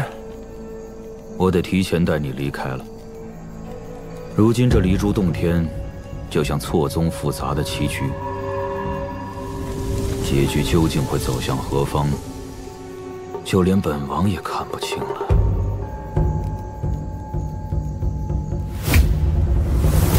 立刻通知4姓十族。洞天终将破碎，剩下的6000生灵的债得用人命都成替死鬼了，无法逆转。无人有来生，无人有来生。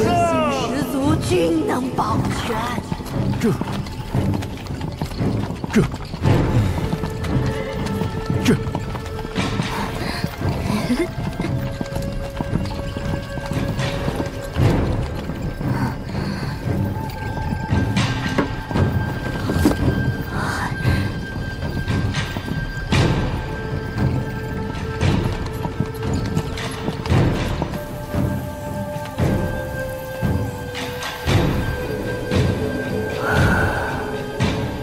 树倒猢狲散呐！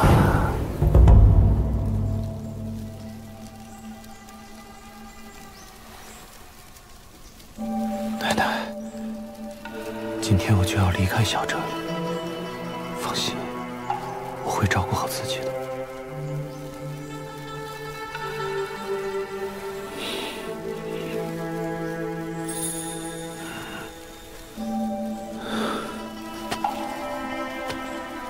我们这座小镇，对你们外乡人来说算什么？就像小镇外的那条小溪，鱼龙混杂，有浅滩，也有深滩。那以前外乡人来这里争夺机缘，有淹死过人吗？以前没有，这次是例外。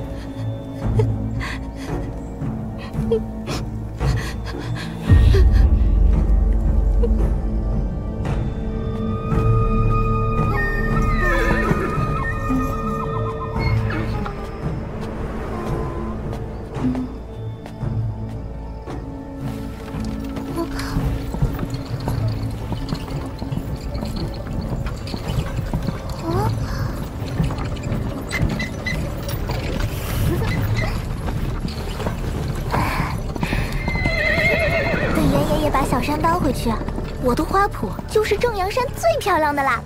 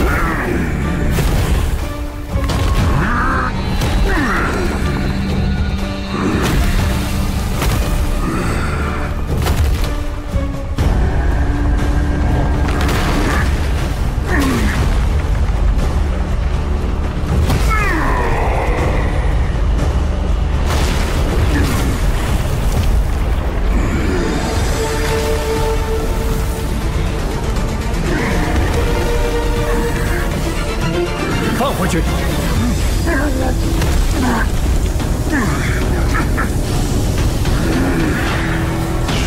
蠢！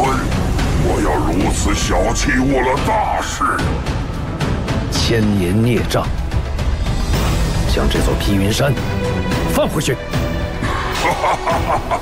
无妨又如何？冥顽不灵。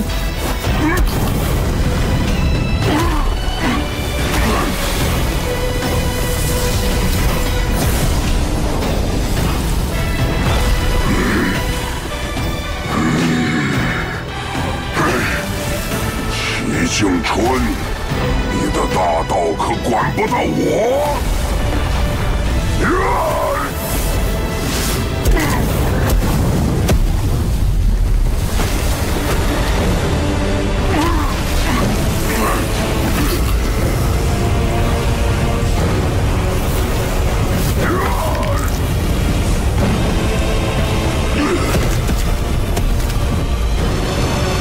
要是60年前的我，出去之后第一件事情，就是一脚踏平正阳山。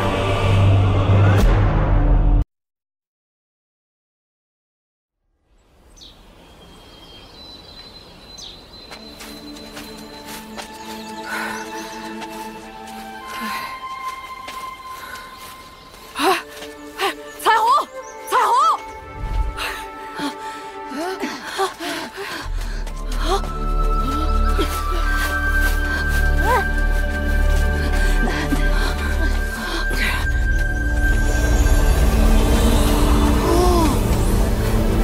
宋七七，咱们小镇到底是个啥地方？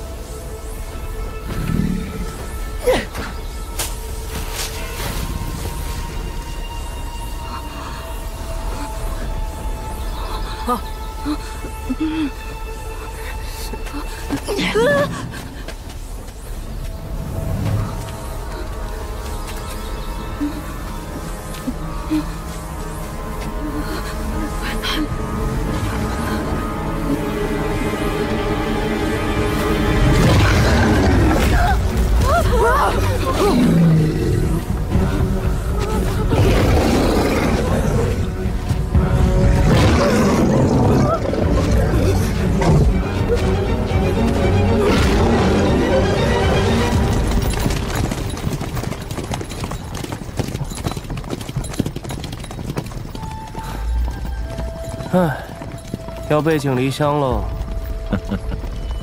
不准备跟陈平安道个别？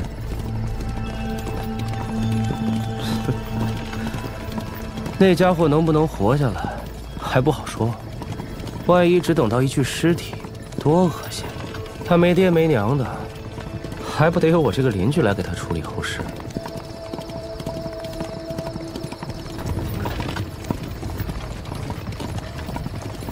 陈平安，真的就只是陈平安？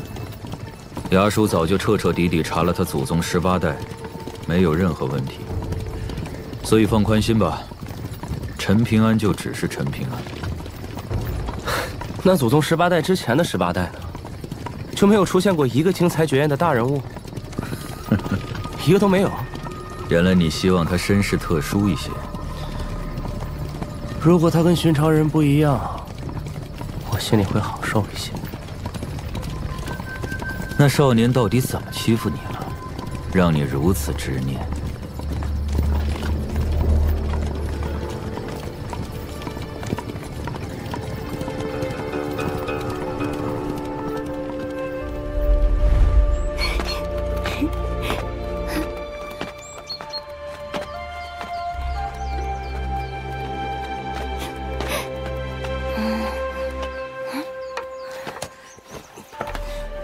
喂，姓陈的，又上山下水刨食了，以后能带我一起不？我打赏给你铜钱哦。不用给钱。不要拉倒，我还不乐意去呢。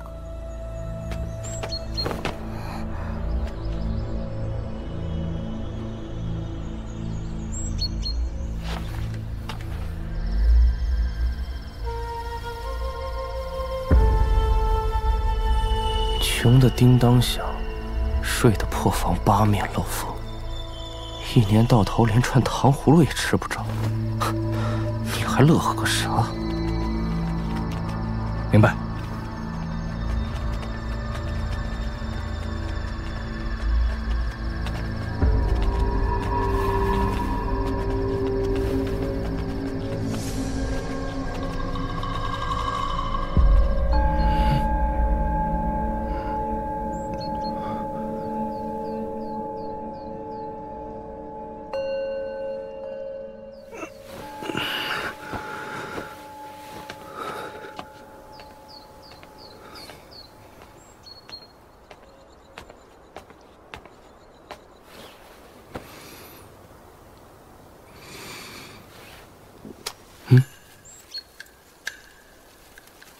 怎么，刚大病初愈，就急着跟我断绝关系？哦，这是宁姑娘最珍贵的东西，所以一定要还。真是七窍通了六窍，一窍不通啊，傻子！杨爷爷，这么多年，谢谢你。嗯，谢我？我可从没白帮过你，哪次缺了报酬啊？哎，一会儿留下一袋子供养钱，这次就结了啊！你抢劫啊你！杨爷爷就这样，不爱讲人情，但是做什么事情都很公道。凭什么说他公道啊？就凭年纪大呀！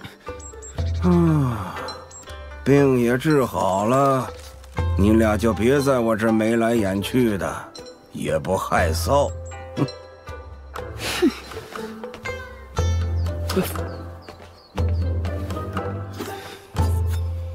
哎，陈平安，你现在不是习武了吗？不如连剑术也一起练了。你会教剑术？我天资太好，学剑极早，境界攀升极快，但是教别人剑术嘛，半点不会。不过剑术最能提人精神，最是磨练心性。世间有灵之剑，皆是我辈同道中人，所以，我这把剑鞘可以先送给你。为啥？连剑鞘都有了，距离剑仙还会远吗？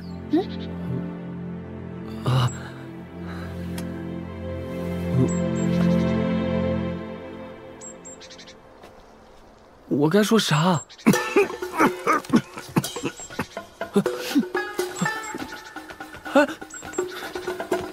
上哪儿去找把剑呢？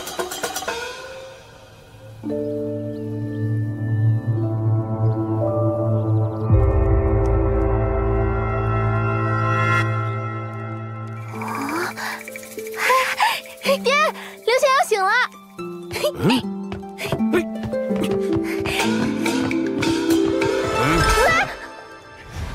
哪儿都不许去！知道了，知道了。不过陈平安的伤不知道好点没有。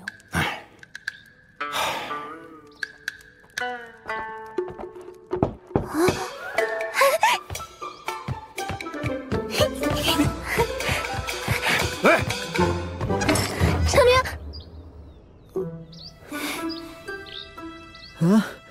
陈平安，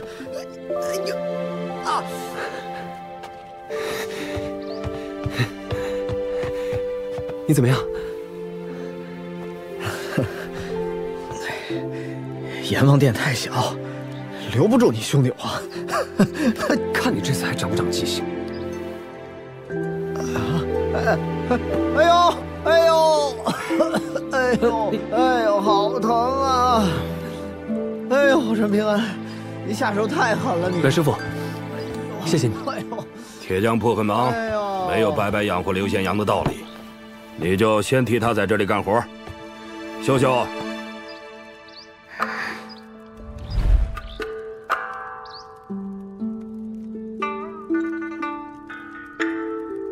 宁姑娘，你所托之事已办妥，随我来吧。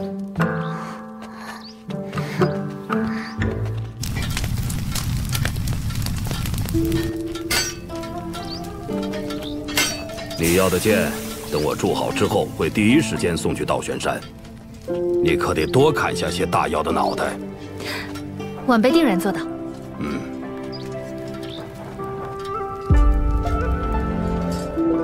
我叫陈松风，这位姐姐是刘宪阳的救命恩人，叫陈队。举手之劳而已。我跟你这支陈氏算是几百年前的远房亲戚吧。至于陈姐姐，即便往前推1、2千年，跟你的关系也淡如薄纸。啊，这次陈姐姐是来祭祖的，可小镇已经没谁知道他们家祖坟在哪儿了。刘宪阳说你是小镇最熟悉四周山水的人，所以我们想请你帮个忙。啊，当然了，报酬的话，1袋子金铜钱，我觉得你可以答应。2袋。我想到一个地方，不过几步路的事儿，报酬就算。他大病初愈，上山很伤身体的，必须双倍价钱。这没得商量。现在衙署让外乡人都快离去，3天时间还剩2天，你们不着急吗？好，一言为定。半个时辰后，我会在廊桥那边等你。告辞。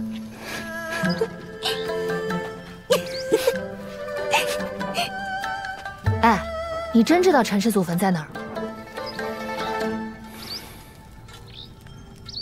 有人曾经告诉过我。动作都快些，要下雨了，快点！公子，我们这么快就走啊？带你去大黎京城长见识去。四脚蛇也带上，别忘了。那个蠢货昨天就溜进箱子里，弄脏了我的胭脂，害怕被我杀了，现在不知藏哪儿去了。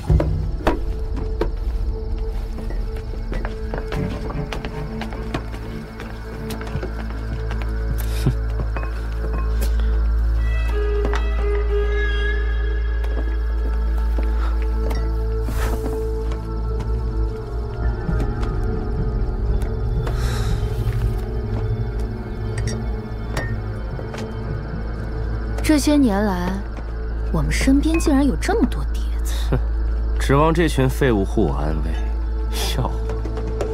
我曾经还不是差点死掉。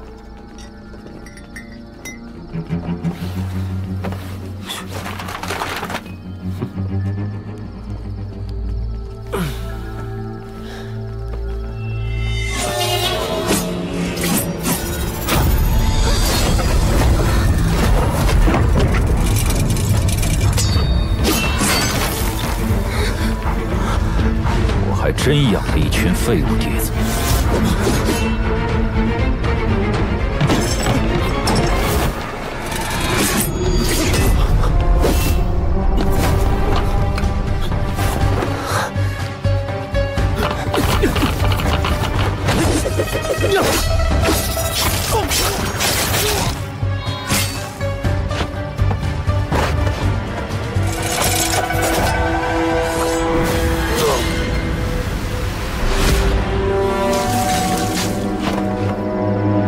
看来我们大黎内部也需要清理门户了。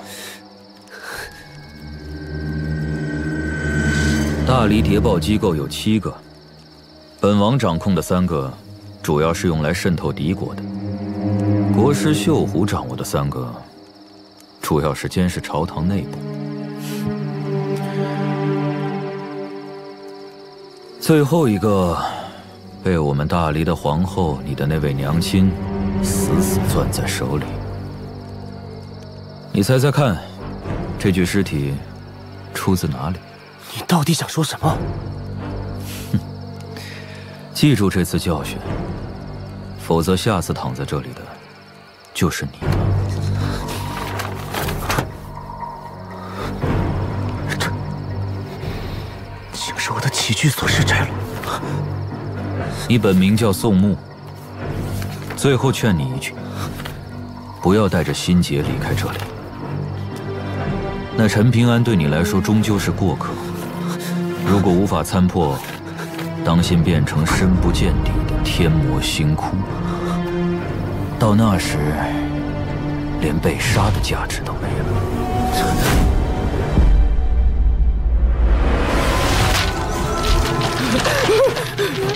老大！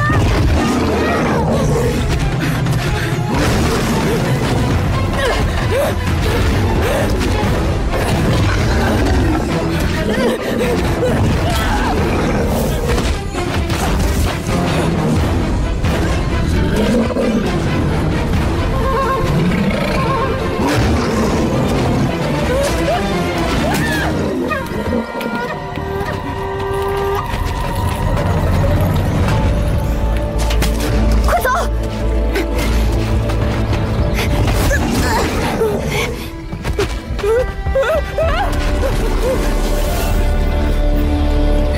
没义气的家伙！就丢下我们！别打了，陈平安都不如。人家虽然死了爹娘，好歹知道自己爹娘是谁。陈平安，你知道自己爹娘是谁吗？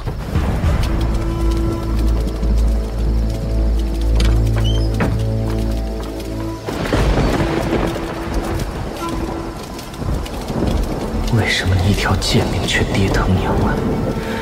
凭什么你一穷二白却活得比我快乐？你究竟是个什么东西，也配让我恨得牙根痒痒？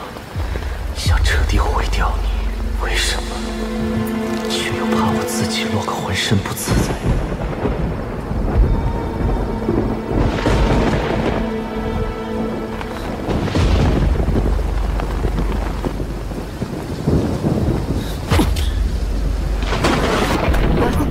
这风水书上讲，5月初5生的男婴是不祥之兆，会带来灾殃，你阳气极重。如果一直住在老宅，那你父母会无法投胎做人的。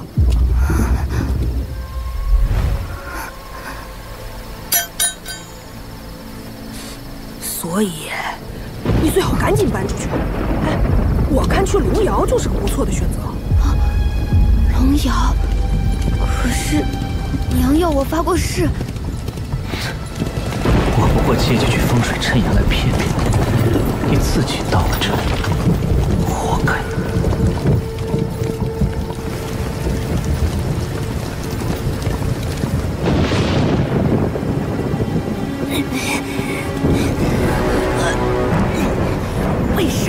为什么要骗我？风水书上就是这么写的。骗子，你这个骗子！老婆娘让我发过誓，一不做乞丐，二不去龙窑做工。但是因为你，我只能有家不能归，不得已落魄街头。最后，只能去了龙窑。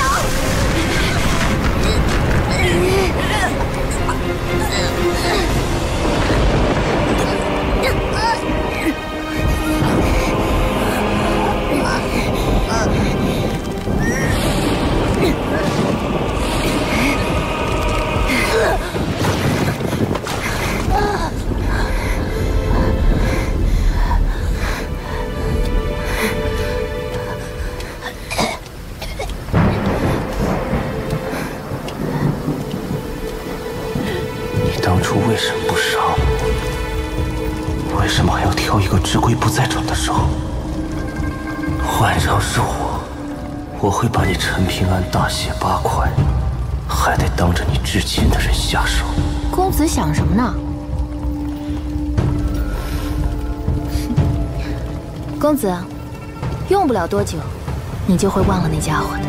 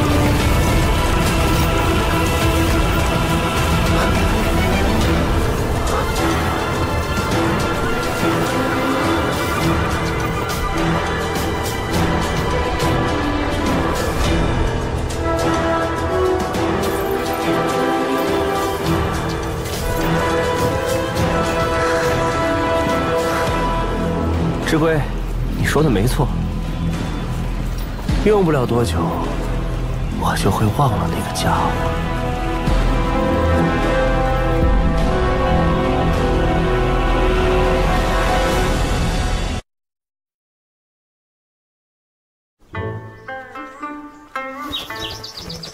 嗨，少侠好体力啊，难怪敢叫板正阳山那头老畜生。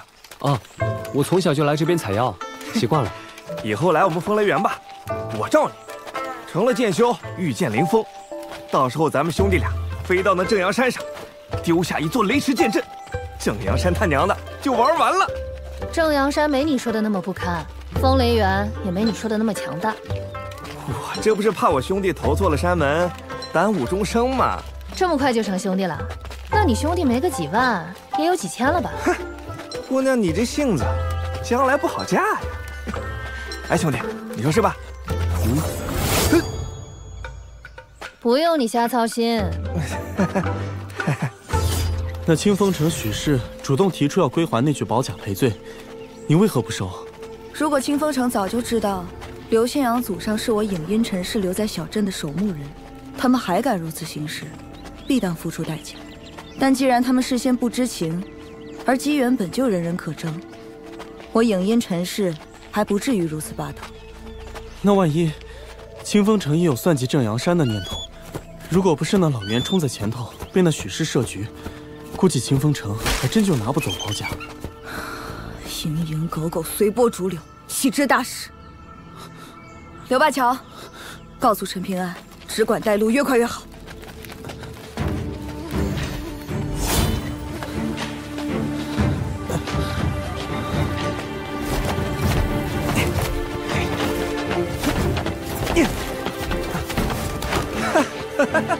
真笨呢！继续走，小心点儿。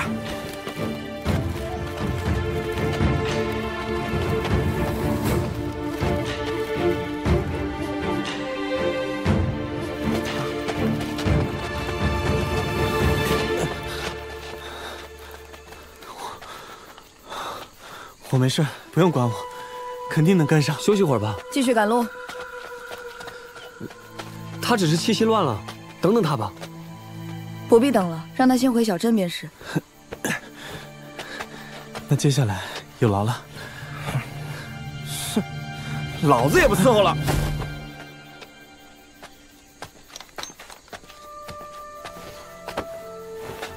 只管带路，越快越好。回去路上饿了，可以填饱肚子。起来。才不受这窝囊气！回衙署大鱼大肉伺候，不比这儿舒服？知道回去的路吗？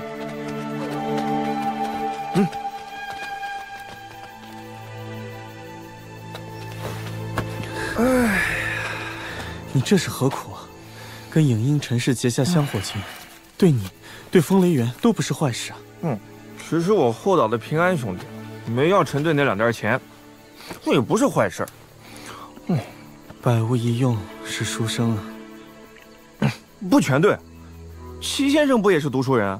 还有齐先生的先生，可厉害了。你说齐先生到底想做什么？天晓得。好一个天晓得！哎，陈平安你怎么看？我个人对他没有任何意见，但如果就事论事，他的存在其实让我们整个家族都很尴尬。为啥？离珠洞天的陈氏子弟，除了那个少年，全部成了别家奴婢，唯独他，就像这饭团上的叶子，越是独善其身，就越显得我们这些陈氏子弟可笑。这又不是我兄弟的错。当然，可世上终究有些事情，很难说清楚道理的。不是道理难说清，而是你们没道理，不愿意承认自己无能罢了。有口无心啊！我呢？口拙嘴笨，拳头不够硬，剑也不够快，要不然我这肚子里啊，真是攒了一大堆道理，想要跟这个世道好好说上一说。所以你觉得陈平安不错？觉得不错？怎么可能？哎，我一看到那个少年，就自惭形秽啊！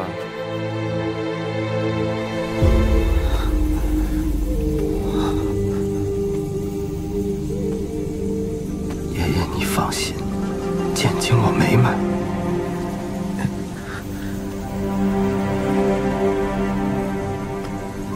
百年36000场，一切乾坤如水乡。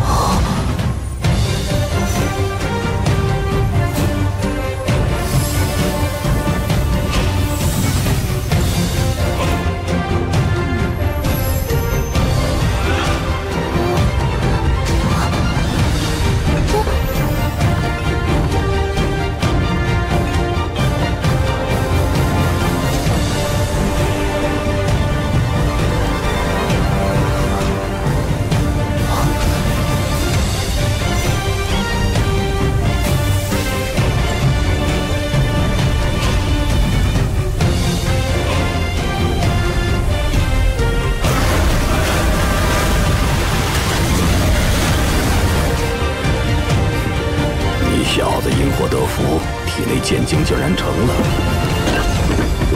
原来走的是破而后立的极端路子。爹，这就是以梦境为剑炉，一气呵成神仙剑。小镇少年果然都是过河族啊！哼，早知道就不该答应把你借给影音尘世20年。爹，你说谁是过河族？刘宪阳又是什么旗？你在说什么呀？就说让你多读点书，好歹以后跟人聊天还能接上话。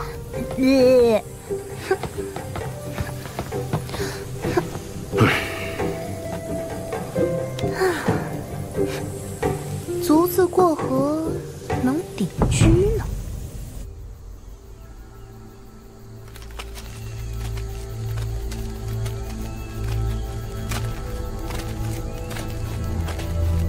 方向真的对吗？我可没时间陪你漫山遍野的闲逛。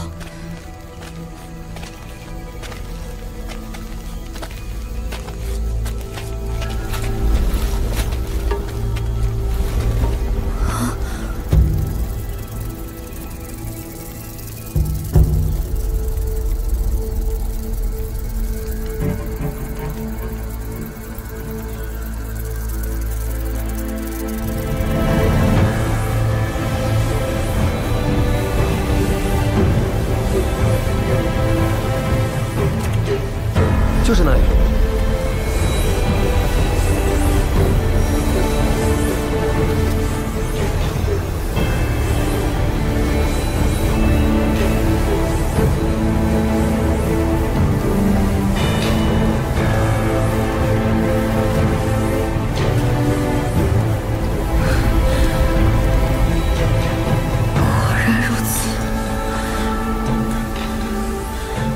果然如此。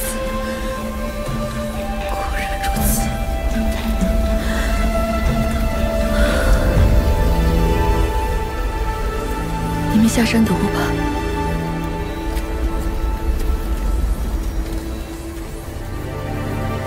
祖坟生楷树，这是昭示尘世会降临圣人啊！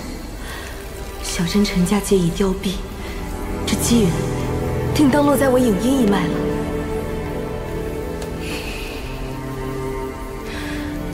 我影音尘世，叩谢始祖庇护。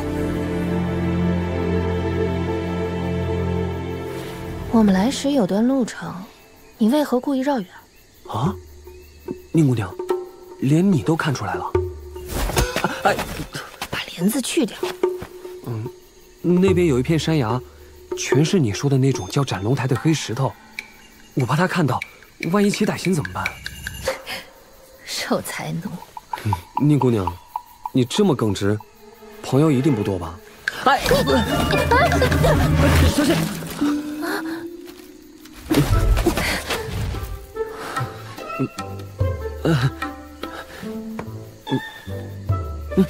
这个时节的山果能好吃？宁姑娘，这你就不懂了。这种果子多末结果，春天成熟。我以前上山采药填饱肚子，就靠它了。你怎么跟野猪似的，什么都吃？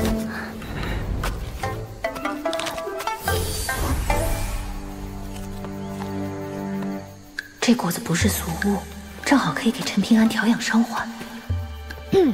不好吃，还给你。哦，你采了这么多，是要留着给陈队？给他干什么？非亲非故的，当然是留给刘新阳了。如果阮姑娘在这里，你是不是也会分给她吃？当然了。那如果你手上只有2颗野果，你是给阮秀呀，还是给我呀？宁姑娘，你咋了？脸色怎么这么吓人？别岔开话题。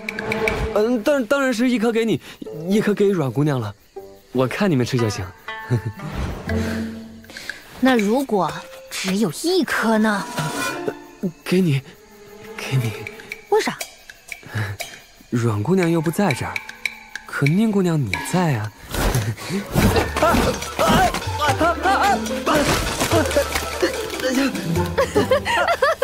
陈石头一心虚栽进了竹筐里。知道今天为什么叫你们来吗？只为2字：破镜。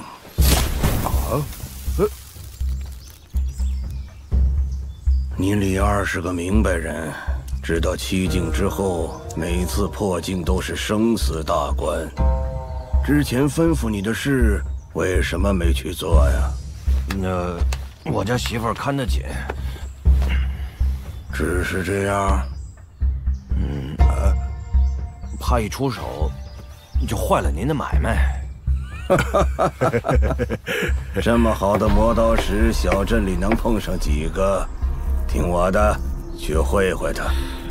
行了，你去吧。哎，师兄！哎呀，师傅，师兄还不得打死那家伙！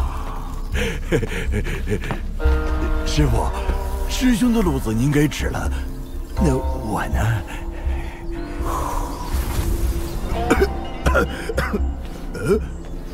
师傅，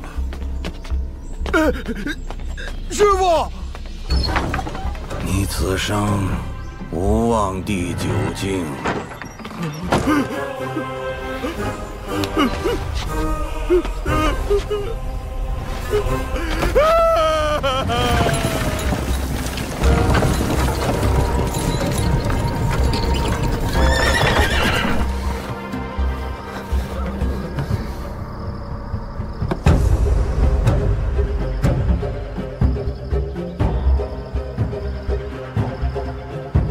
马车先行，只管往前。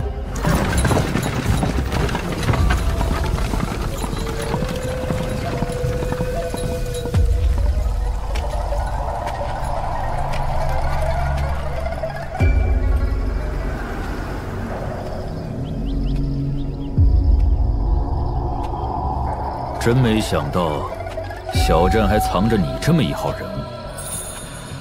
看来我们大黎的碟子真是废物啊！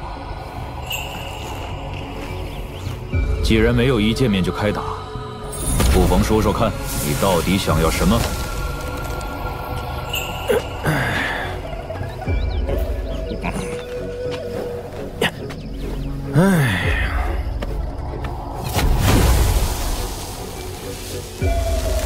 宋长靖，打过之后要还活着，自然知道答案。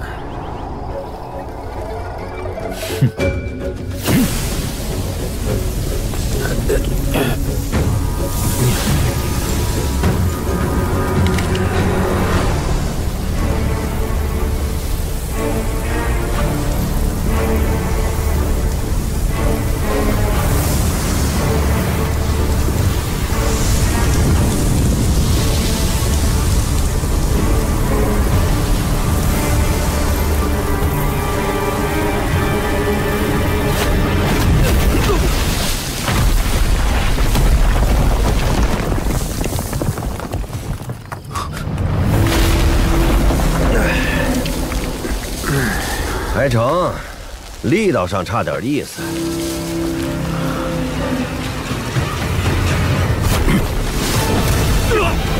大言不惭！让我看看你有多大本事！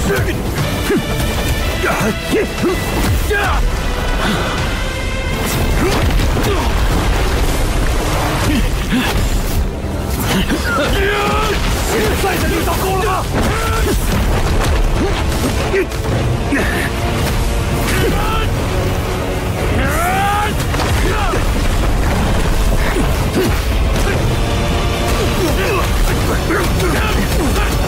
这几拳凑合，但也只是凑合。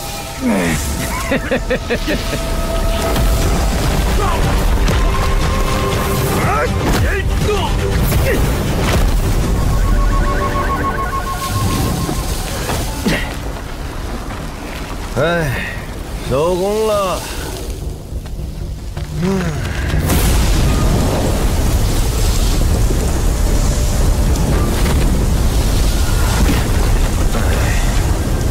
是个大才，不过胜负已分，再打下去就是分生死了。宋长景征战一生，杀人无数。若见酣畅一战，不枉此生。来，接着打！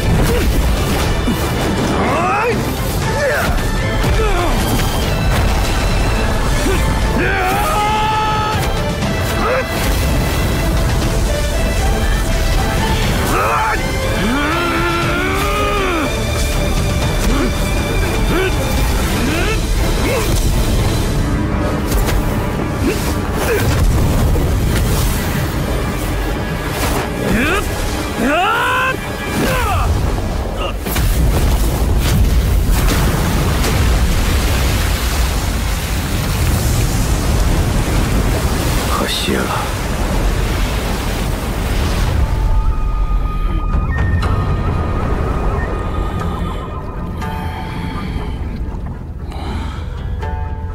斩神仙，杀天才，筑清观。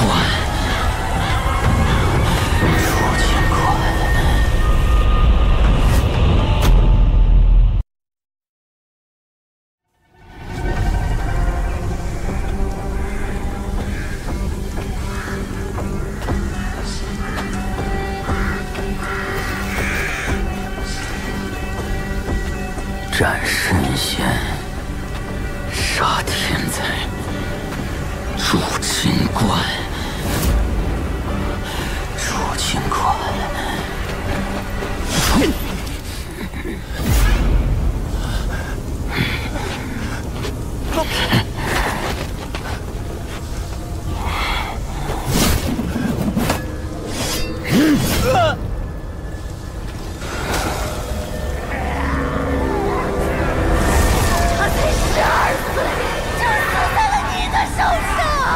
儿小了，无父毒父。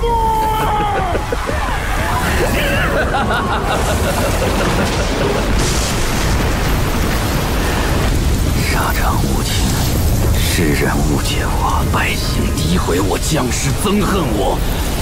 但大道就是如此，不是杀人就是被杀。1000年之前如此，1000年的1000年之前还是如此。大理武道第一人，这不是生者的气息。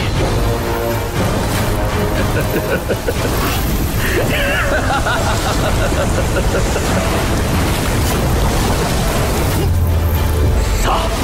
什么？好大的力道！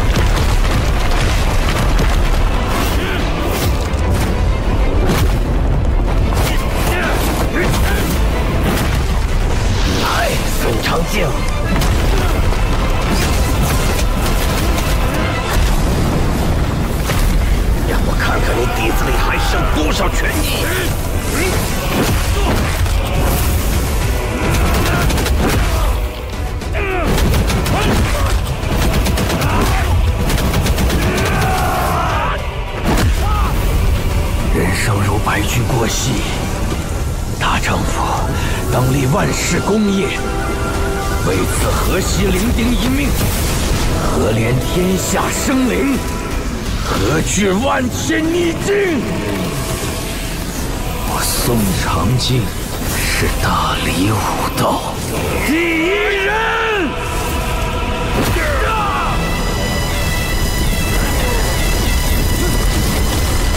物质钢骨，挺折不屈。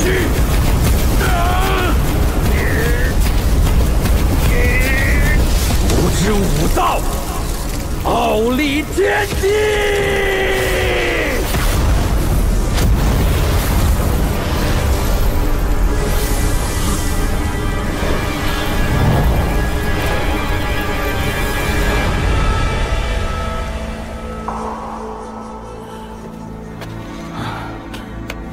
看来，这便是我的机缘了。多谢高人助我破境。养老神仙的心意，我收下了。日后，哎，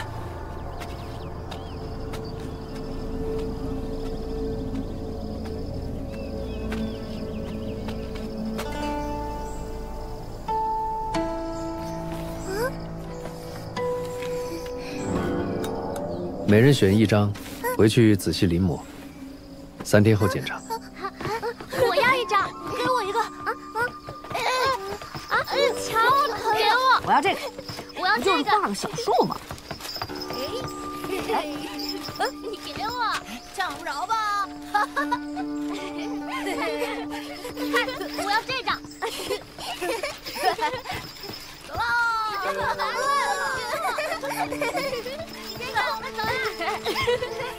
快点！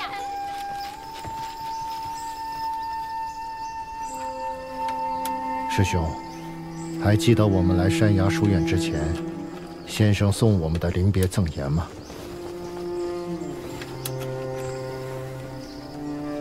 当然。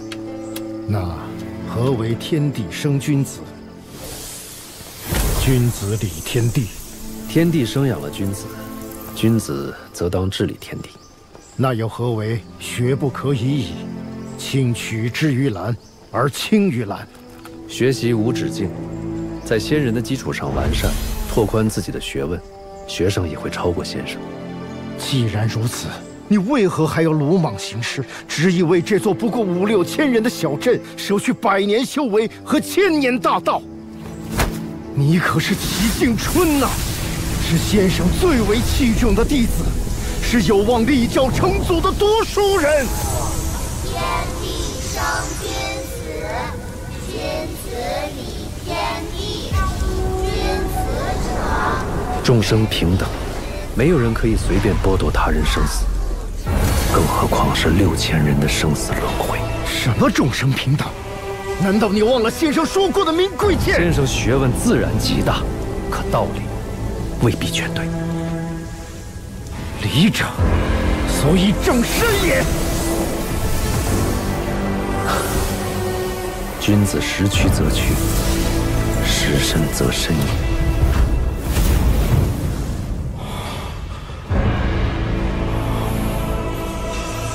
师弟，事已至此，书院那几个孩子就托付给你了。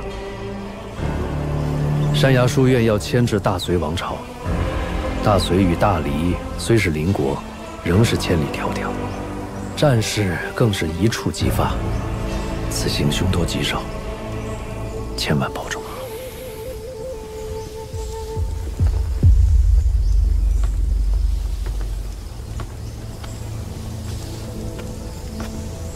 先生，世间可有真正的天经地义？如何才能不对这个世界失望？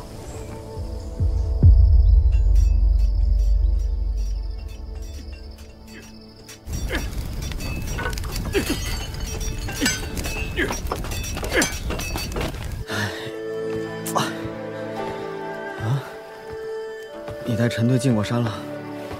嗯。你应该都知道了吧？我会跟他离开这里，不久后离开东宝平州。那至少也要等你的伤好的差不多了再走吧。我知道你放心不下我，我也放心不下你呀。在这儿好歹你能照顾我，等以后出了小镇怎么办？哼，只是诱一下，连死都死过了，还怕什么呀？哎，算了算了，不说这些了。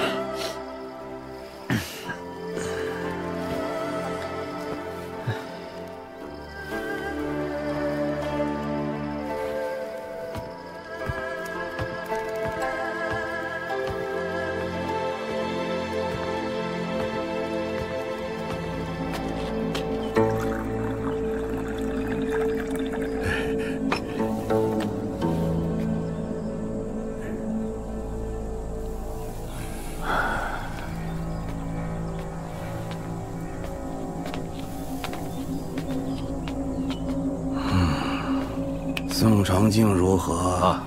还不错，只是他底子比我差，凭什么比我先破境？你林二破境，不在生死间。师傅，你看我根骨不比师兄差，机缘的话，还有没有变数啊？你带着傅南华去老龙城啊？记住，死也不许泄露根脚。哦，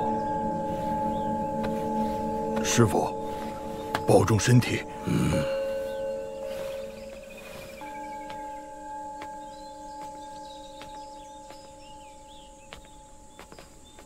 师傅，你对师弟也太不近人情。师弟虽然成天没个正形，可是对师傅您是打心眼里好啊。反正都是无根浮萍，死在哪里不是死啊？你也带上你家那个泼妇走吧，在东宝平州，你这辈子都没希望破境。儿子女儿，你可以带走一个，另一个送去山崖书院。那师傅，你以后还能如何？等死而已。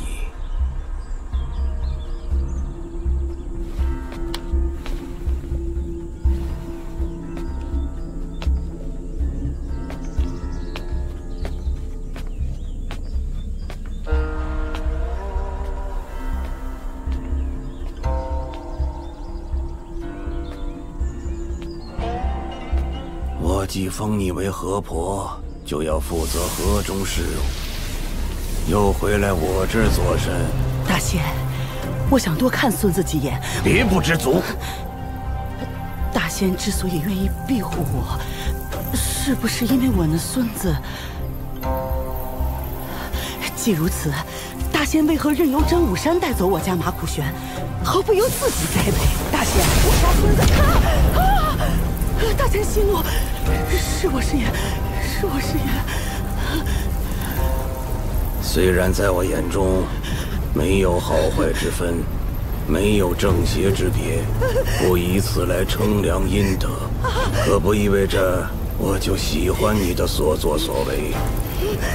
以前不好与你计较什么，但是以后，就算将你灰飞烟灭，也只是一念之间。你别得寸进尺。去吧，盯着点廊桥那边的动静。是。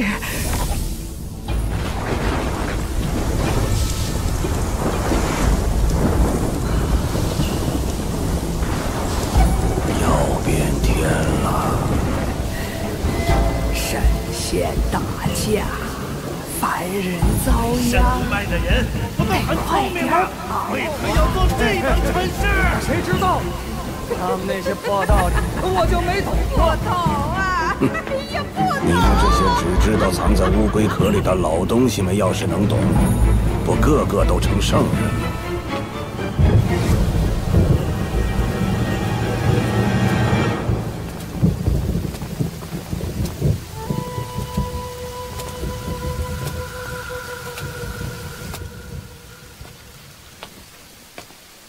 山崖书院齐敬春拜见杨老先生。倒是稀客呀。算了算，陈平安约莫会来，我等等他。主要还是来拜访杨老先生。风雨欲来，多有烦闷呐。你来此地坐镇的第一天，我就瞧着你是个不得志的人。不过这么多年没听到你半句牢骚，也是怪事。你可不像是唾面自干之人呐。牢骚有啊，满肚子都是，只是说不出口而已。你的本事我不清楚，不过你家先生，就凭他敢说出那4个字，在我眼中就能算这个。杨老先生其实学问更大。我又不是读书人，你先生学问就算已经大过了至圣先师，我也不会说他半句好。杨老先生是觉得我们先生所说人性本恶才是对的？我没觉得对，只是世间这些衣冠之辈看得我心烦，所以有人出来唱反调，我便觉得解气，仅此而已。客套话莫要说，我不爱听。咱们就不是一路人。再说了，你齐敬春如今是过街老鼠，人人喊打，我可不敢跟你攀上交情。齐先生，杨老先生，我想知道，能不能用治疗我的方法也治一下刘宪阳？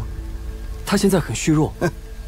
关我屁事！如果需要金青铜钱，我还有。哎呀，别在这瞎操心了。今天打烊了，你们都走吧。陪我走走吧。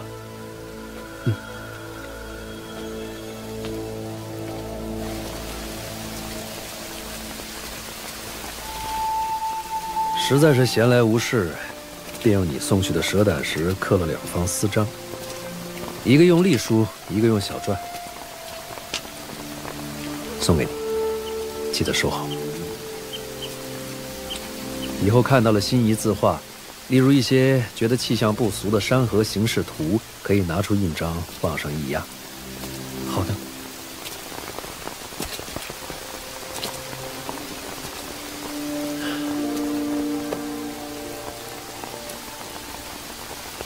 你记住，君子可欺意其方。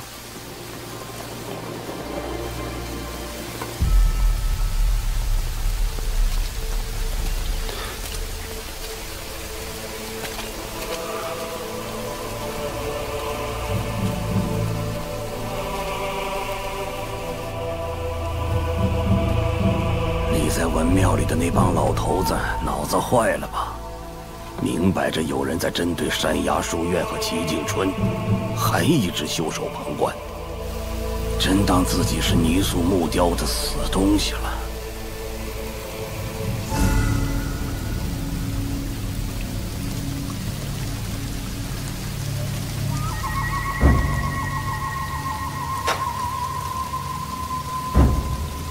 前辈真的不愿意试一试？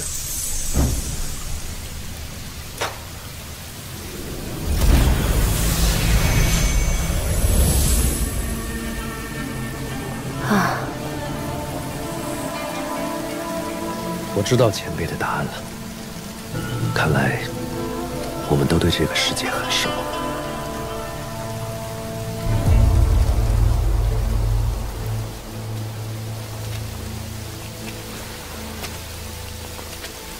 刘信阳走了。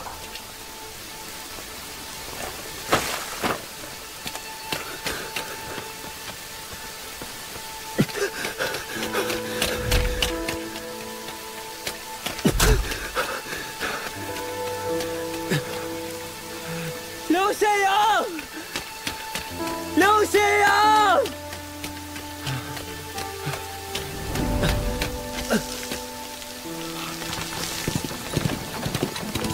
刘信阳！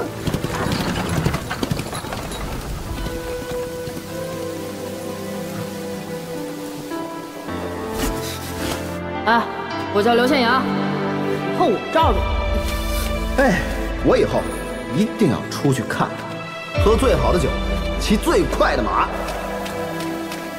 我知道你放心不下我，我也放心不下你呀。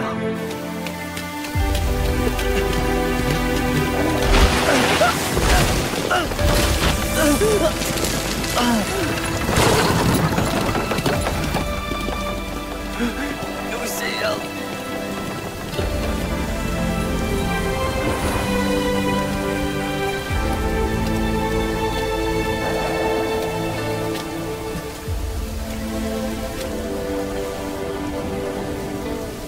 你不是掉钱眼里的财迷吗？怎么这么大方啊？全部的家当都要送出去。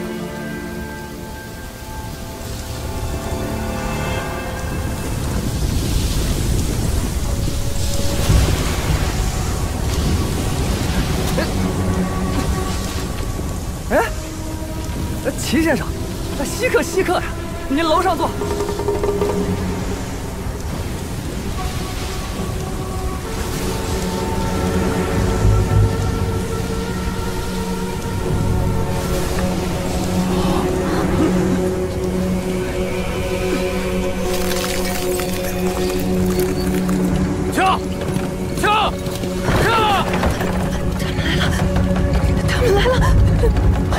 别怕，天塌下来还有叔父在呢。就算是他，也承受不住。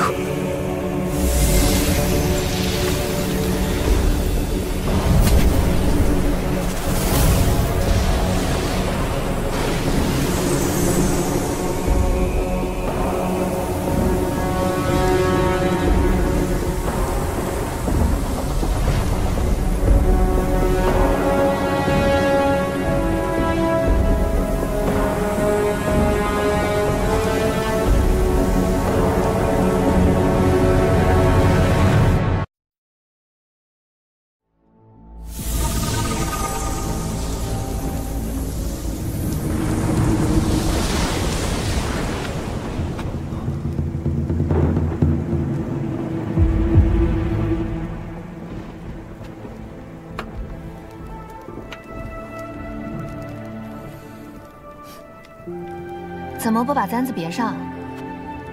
宁姑娘，你怎么来了？人家既然愿意送你，自然是希望你物尽其用。我仔细看过了，的确是普通簪子，没有暗藏玄机。起初我还以为是座小洞天呢。啥？别有洞天听过吧？天下洞天分两种，一种就是我们身处的这座离珠洞天，洞天福地的洞天，疆域广袤，不知几千万里。传说道祖有一座莲花洞天，单就里面的一片荷叶，就比你们大理还要大。不可能吧？我也不信，所以我要去亲眼看过之后，再回来告诉你真假。你以后做什么？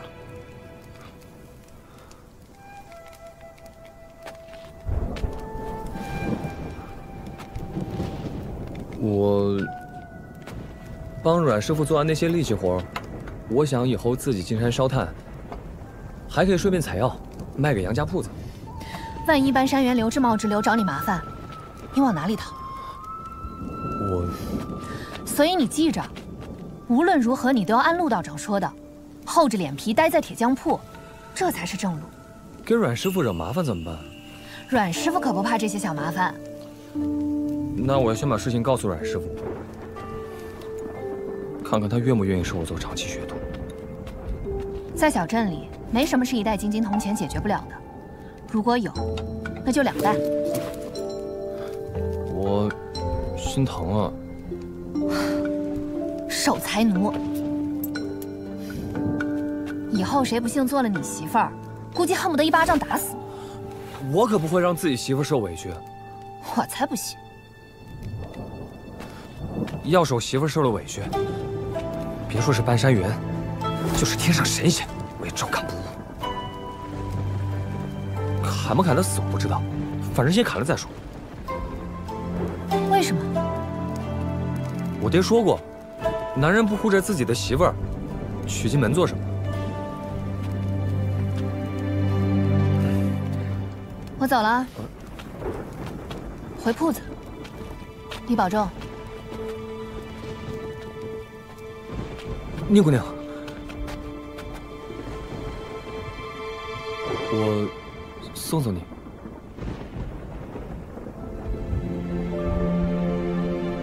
不用。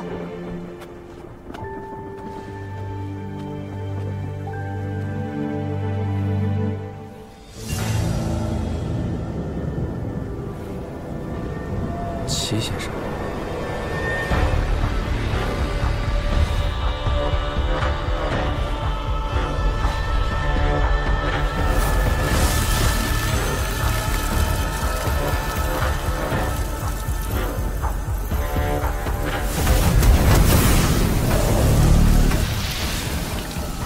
齐景春，你放肆！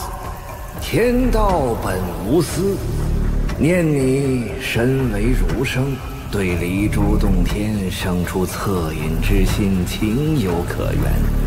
若此时回心转意，犹有余地。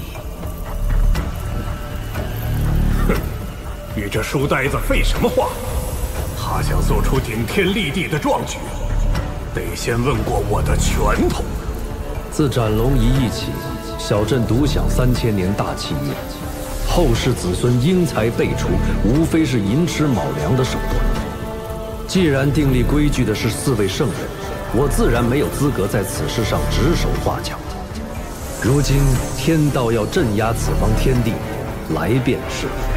我齐敬春一人替小镇百姓承受这场劫难，天道和规矩皆可成全。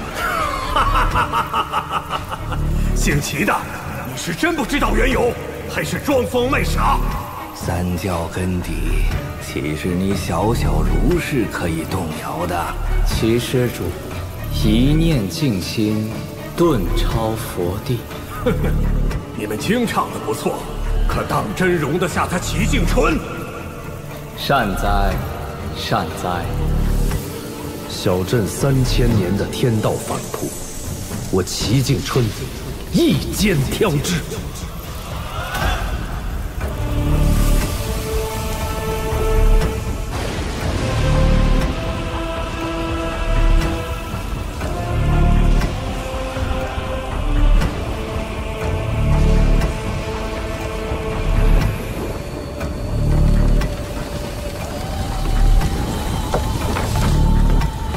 齐先生，快下雨了，您快回。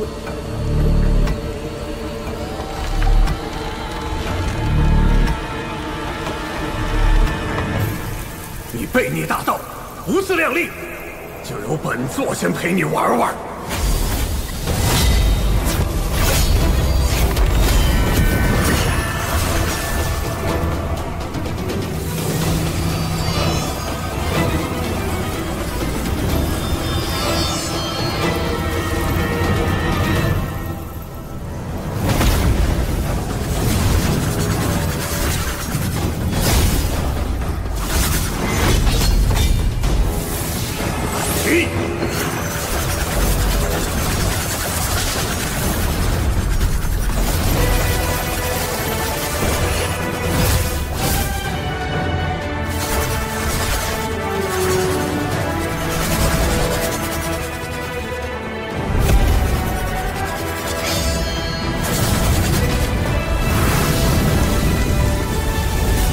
春风得意。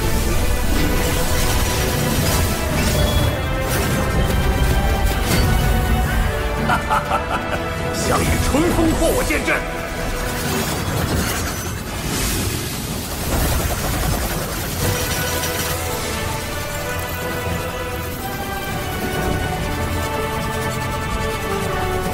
有人说你齐景春不简单，拥有2个本命字，春字之外，还有一个坏了规矩的静字。来，就让本座开开眼。你有春风，本座则有一场飞剑伐云。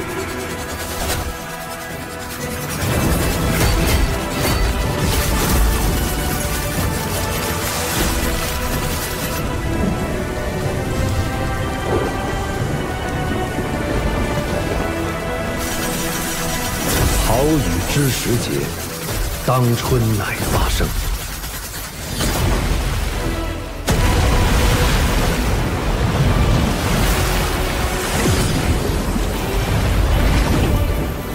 还真有点本事。齐景春，为何不还手？真以为仅靠本命字招架，会有半点胜算？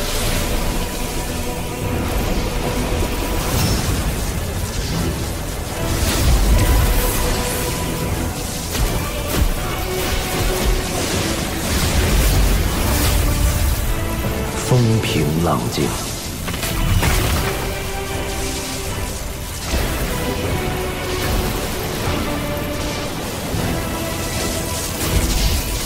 动静有法。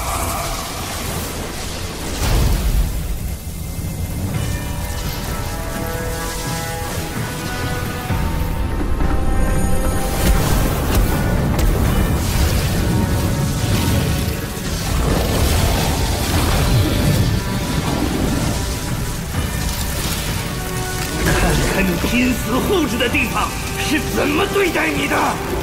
小打小闹也差不多了。齐景春，本座最后问你一句：你确定要执意下去吗？不后悔？不悔。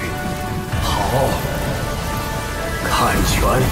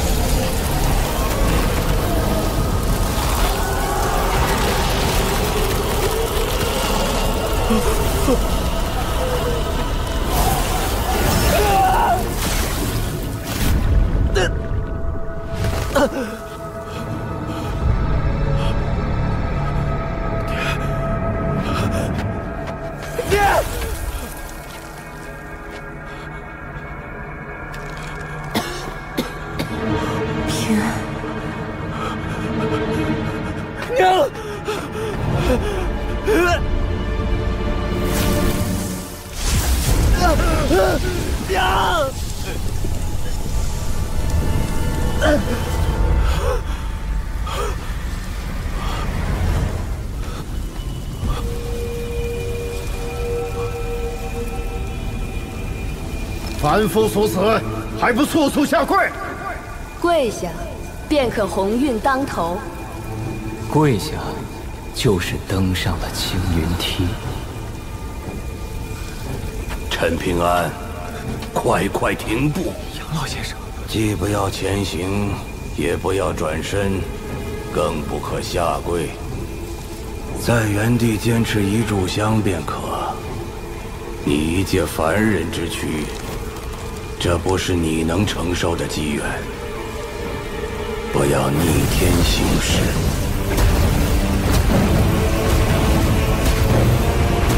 不要冥顽不化。齐景春，你若是愿意，可以追随贫道修行。清净无，你大胆！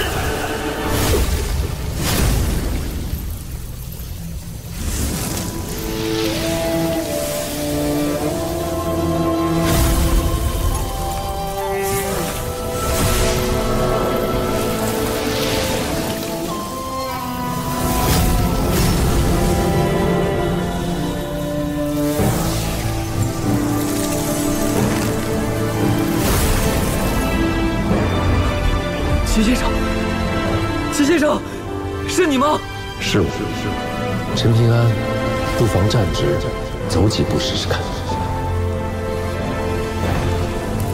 谁在挡我？快滚！拿住！干什么？人的机缘！你把滚出去！厚颜无耻的小杂种！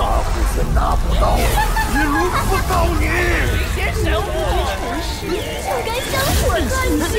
你们都给我闭嘴！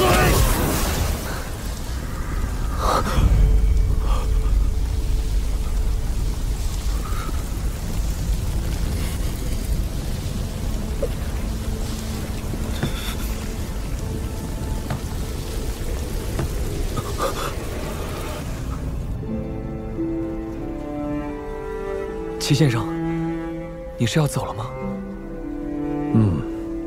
要走了。外面有太多人不希望我留下，由不得我自己做选择。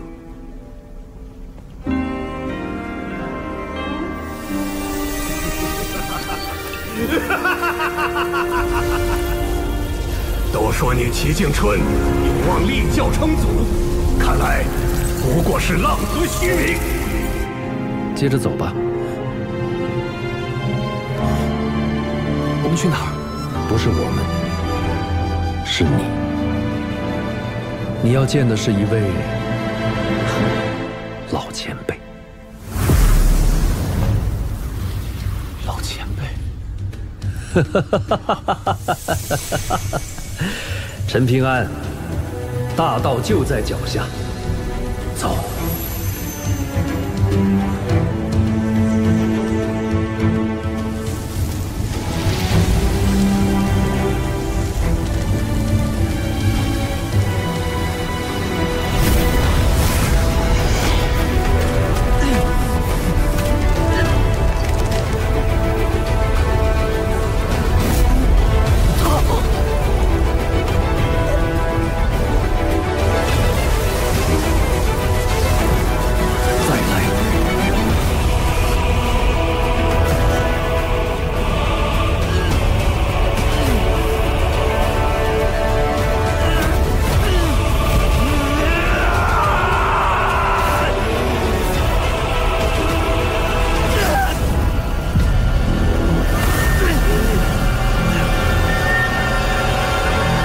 事不过三，点到即止。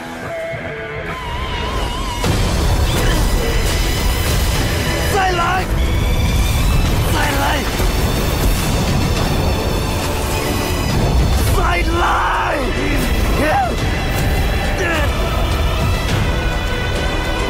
你怕不怕吃大苦？不怕。那你就肯定能活下去，而且能走到更远的地方。我想去齐先生说的那个地方。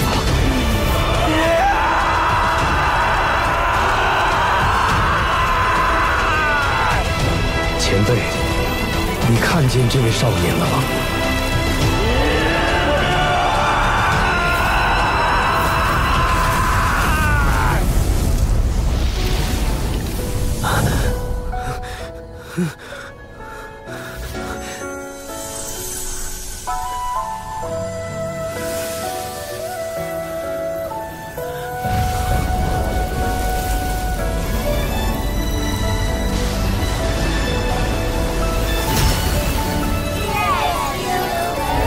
列星随旋，日月地照，40代遇，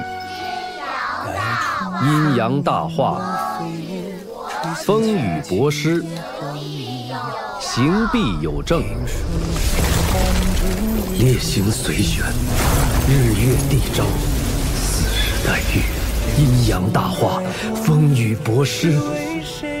万物各得其和以生，各得其阳以成。不攻天道，无自立生。不朽不明，八荒春风。春风已至，不见竟春。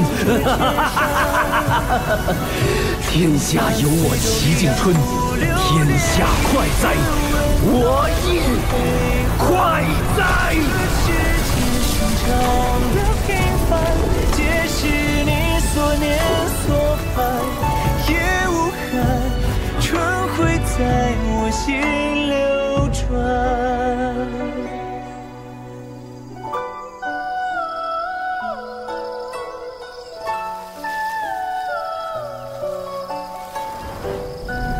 天下有我齐敬春，天下快哉，我亦快哉。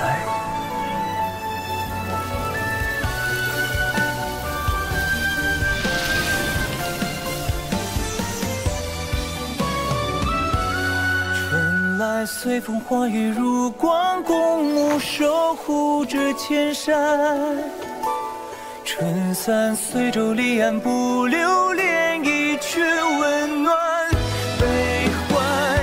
这世间所有的平凡，皆是你所念所盼。从此之后，小镇6000百姓皆有来生。但你齐敬春的这笔买卖，当真划算吗？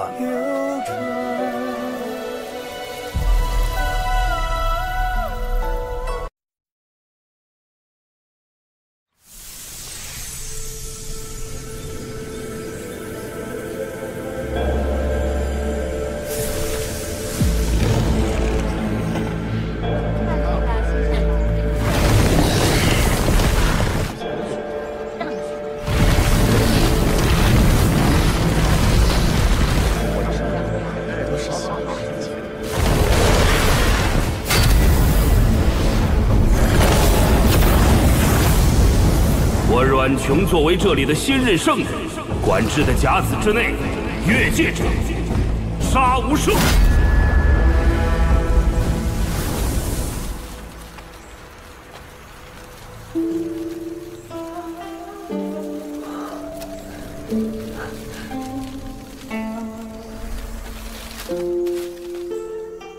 这不是斩龙台吗？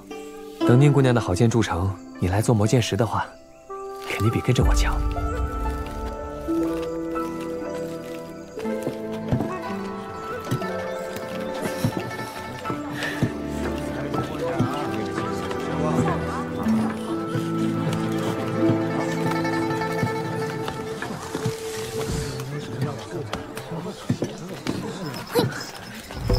李宝平，叫我干嘛？跟你商量个事儿。那你讲快点儿。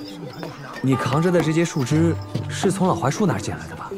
对啊，那边有好多人都在捡树枝呢。我力气小，只能搬得动这么大的。不跑快点，争取多搬几趟的话，就要被人给抢光了。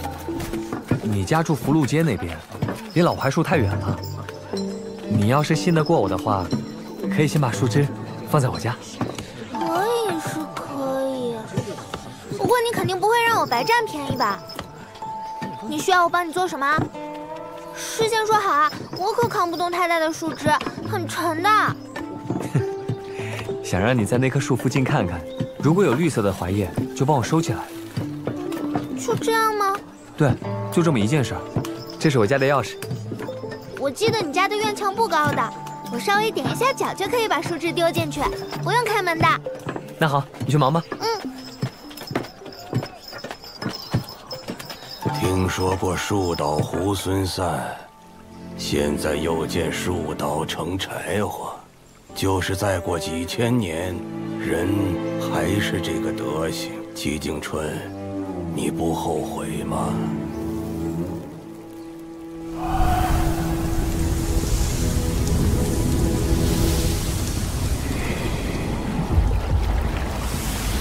大仙，有何吩咐？现在有个千载难逢的机会，就看你敢不敢争取了。你的供奉香火被这座廊桥拦腰斩断了，但只要你从桥下游过去，就能从河婆变成河神。昨晚桥上木廊崩塌，我想离近瞧瞧出了什么事，可我一靠近，就像钻进了油锅，疼得受不了。是继续在烂泥里躺着，还是成为河神，全在此一举。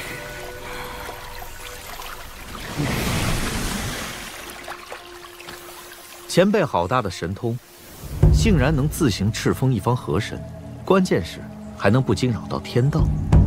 河婆河神一字之差，云泥之别，你会不懂？已经很骇人听闻了，在注定的断头路上硬生生岔出小路，这等手笔，由不得晚辈不佩服。小子，你知道我的身份？山主事先并未告知，但是我勉强猜得出一点端倪。哼，去，话不投机半句多。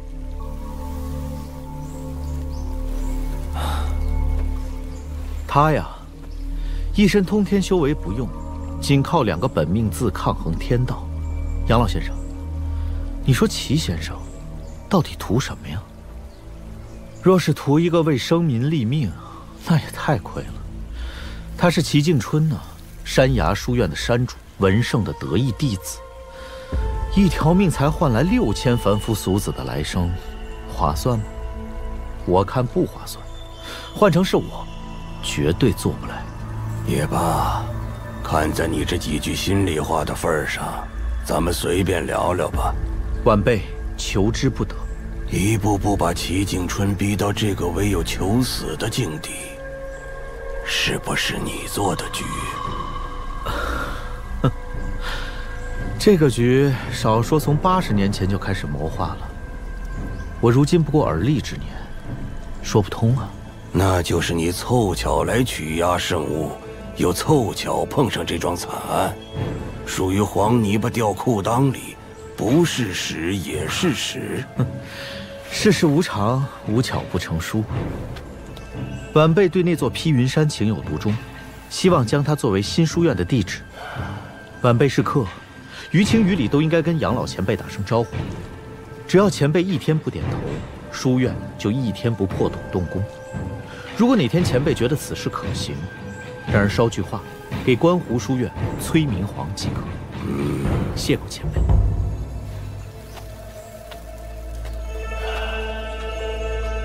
齐景春，那晚你在廊桥坐了一夜，到底说了什么，做了什么呢？你们读书人呐，没一个让人省心的。只要大理让我看得顺眼，60年之期一结束，我自然会再次开宗立派。阮师这是在祝大理国运昌隆啊！阮师放心，除去披云山，境内61座山，阮师可任选3座作为开宗立派的根基。本官可以先送阮师离珠洞天的新旧2幅山峦形势图，再陪着阮师亲自去勘探巡视，到时候阮师再做定夺，如何？图先放着，占山一时，不着急。不过除了披云山，也没哪座山入得了我的眼。那下官便静待阮师的决定了。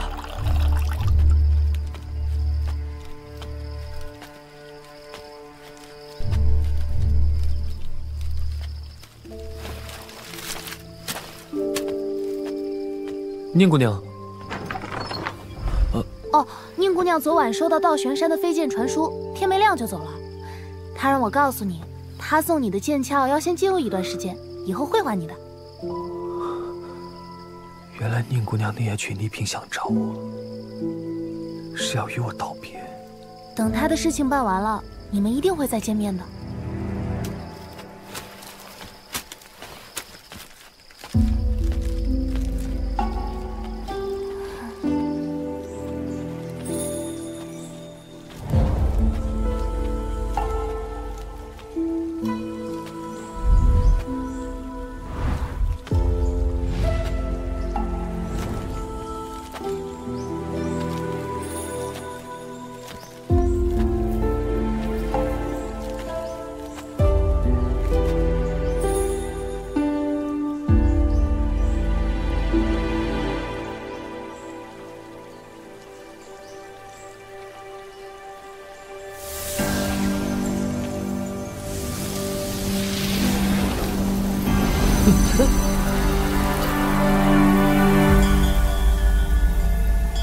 那个叫齐静春的读书人说他对这个世界很失望。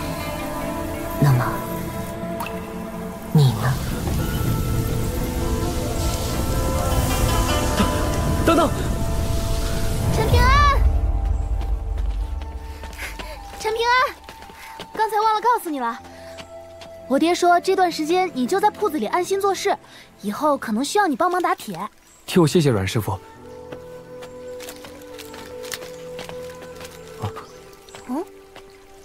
怎么了？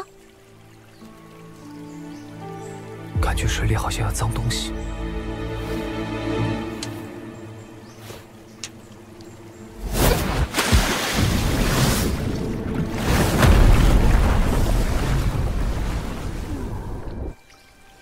你看，什么都没有。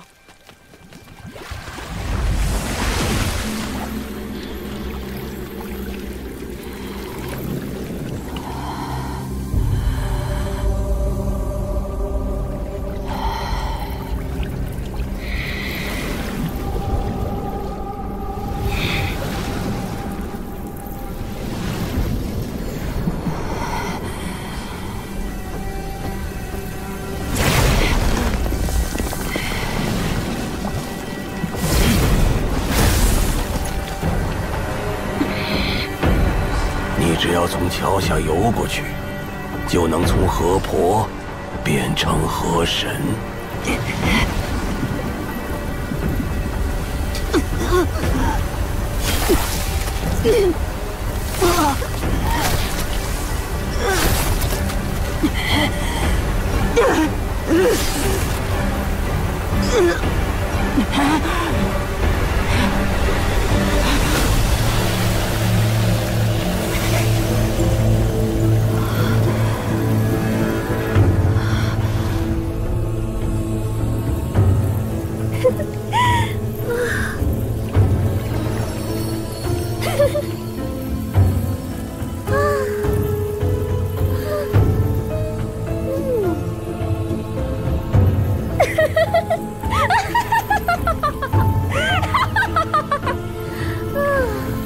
不过如此嘛。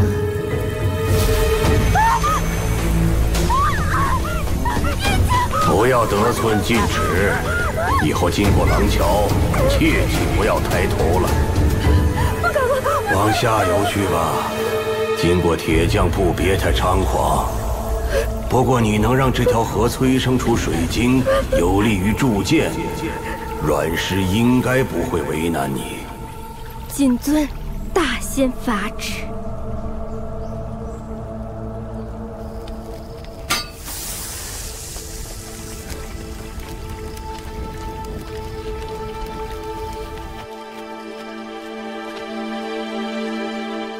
对了，阮姑娘，能请教2个字吗？你先写写看。早知道就好好读书了，现在要丢人了，完了完了！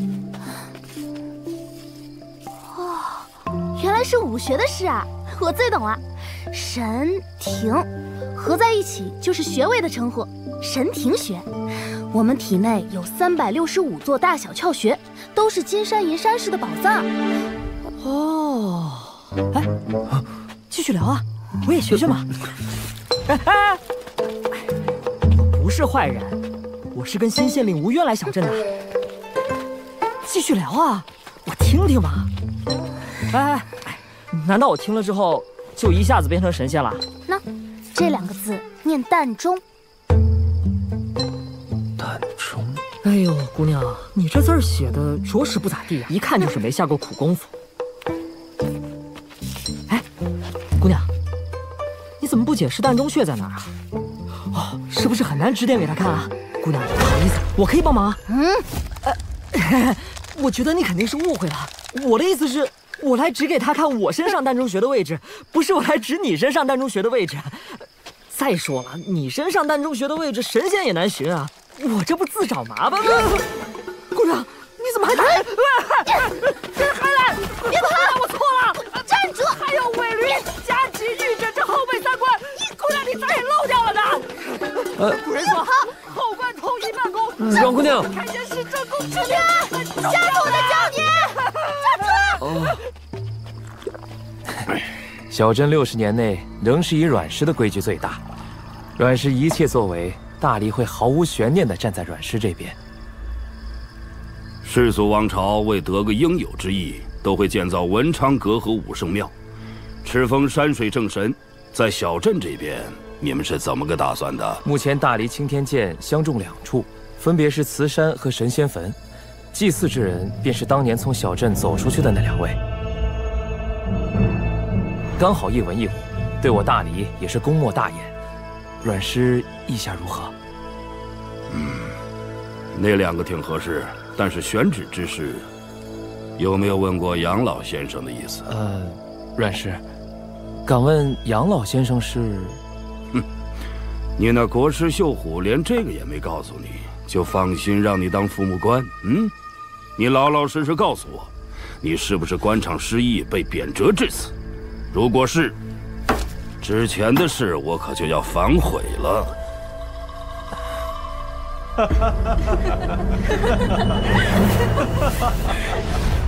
上仙所言极是。对了，夫人，听说新圣人阮琼立了规矩，甲子之内越界者杀无赦。我们可不是凡人。再说了，现在这里是大黎的国土，他敢放肆吗？真以为齐静春死了，你们就能无法无天了？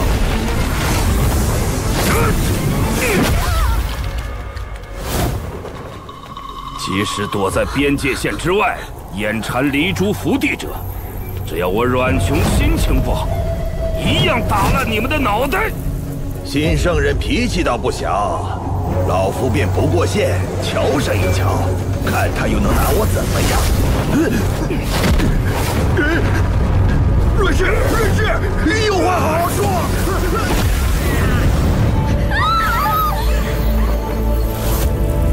记住我阮琼的规矩，甲子之内，一律如此。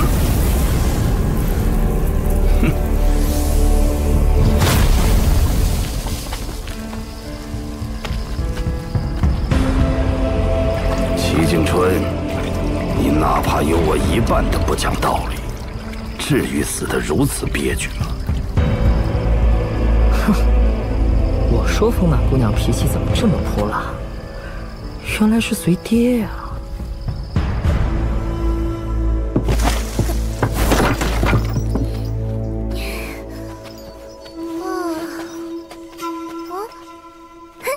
陈平安。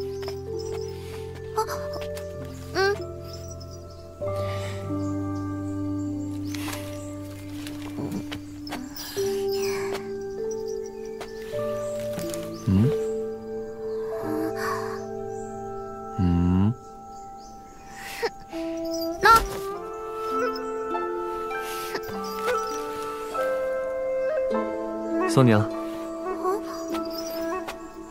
你事先藏起来，跟我事后送你不一样。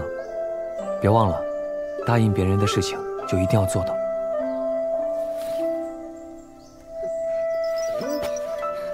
你怎么跟齐先生这么像啊？我要不喜欢你了。我帮你把怀之搬家里去吧。啊，那我可以多喜欢你一会儿。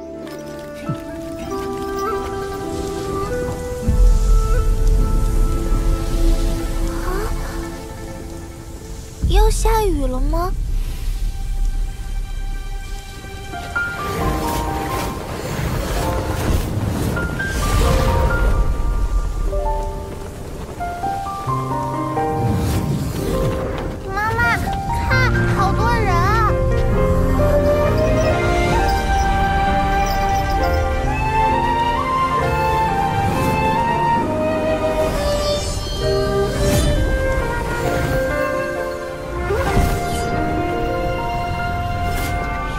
惊鸿不再一瞬然，尽还离，就像我觉得应该跟你说一声再见，所以我来了。老远雁归去，天长无尽，云连连。陋室堂前，林姑娘，这东西你用最合适。剑气满脸，眼中青色，眉间远山叮咛在梦前。千影寒山，百年游船，此心天人间。原来宁姑娘也是神仙。问缘何是缘？我待破茧上穷阴寒。问缘何是缘？这糖葫芦真贵，好像也没那么好吃。金元宝，银元宝，不如买座山头好。人参，听说你要在披云山开宗立派，求您点拨一二，让咱们做个依山傍水的邻居啊！阮师，听说阮姑娘特别喜欢吃糕点，我特意从压岁铺子买了几。再说一次，山爱买哪座买哪座，少在这儿打听。一个个杵在这儿，当自己是剑条，找锤啊！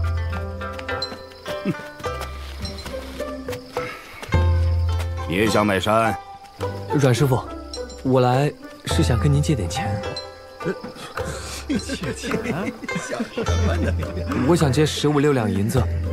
之前搬山员追我，踩坏了不少屋子。这事儿，毕竟因我而起。滚蛋！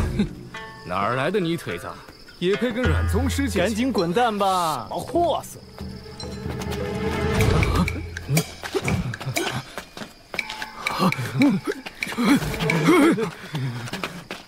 陈平儿，你还想跟我请教哪些学位啊？那你去听着炉子火候吧，1个时辰后结束。给爹买壶上好的桃花春烧，剩下的自己买些糕点。陈平安，你过来。哦。好，你看，这是小镇周围的山川形势图，你手里应该有3袋金晶铜钱吧？是的。当下金晶铜钱是最值钱的时候，所以如今说你富可敌国也不夸张。大理皇帝打算要将披云山之外的61座封禁大山全部解禁，卖给与大理交好的势力门派，并且许诺此地将来会敕封1尊山岳大神、3位山神和1位河神。将来这方圆千里注定风生水起，灵气充沛。这么说吧，现在买山头稳赚不赔。阮师傅，那这些山头大致什么价钱？比如最小的这座珍珠山，叫价是1枚迎春钱，只需要1枚。哎呀，屁大点的地方而已，大一点的山估计在10枚左右。至于最大的那几座山，你就别想了。说穿了，大理要的不是钱，而是人脉，希望与买家背后真正的靠山交好。那如果我今天买下山，明天却死了，怎么办？哎呀，小年纪谨慎得很啊！放心，只要你本分做人，就不会出事。我可没齐敬春那么多道理和规矩。放心吧，300年之内，大理绝不会擅自收回山头。我拿到的3座山，风水肯定最好。你可以与我接壤毗邻，哪怕你租借给我，你也能年年分红，坐享其成。阮师傅，我占了这么大的便宜，不会被人记恨在心吗？你也有靠山呐，远在天边，近在眼前。阮师傅，我想进山一趟。不错，没有得意忘形。那你争取尽快给我答复，久则生变。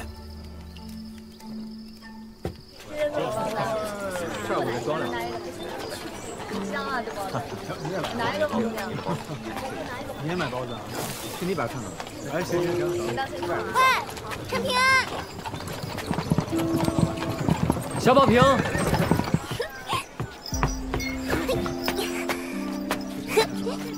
我们要去很远很远的地方读书了。那你一定要好好照顾自己。李宝平。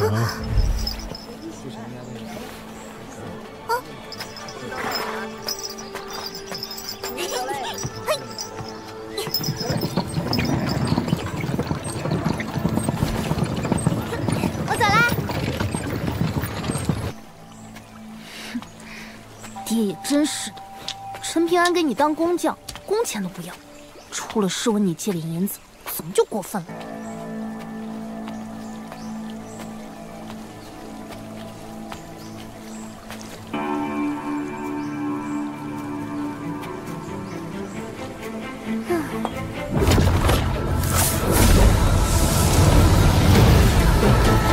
火龙走水。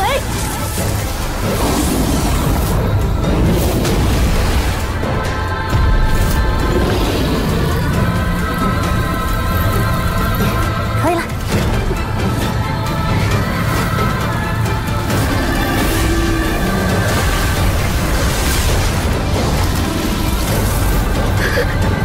小小河婆也敢当着我的面撒野？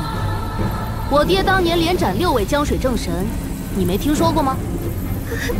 大仙饶命啊！奴婢绝无害人之心啊！奴婢只想帮阮圣人增加水的水柱，为断剑尽一点绵薄之力。行了行了，那天我可是看到你鬼鬼祟祟跟踪陈平安，你要是敢图谋不轨，我就打得你魂飞魄散。不敢不敢，奴婢只是看他练拳觉得好奇，并无他图啊。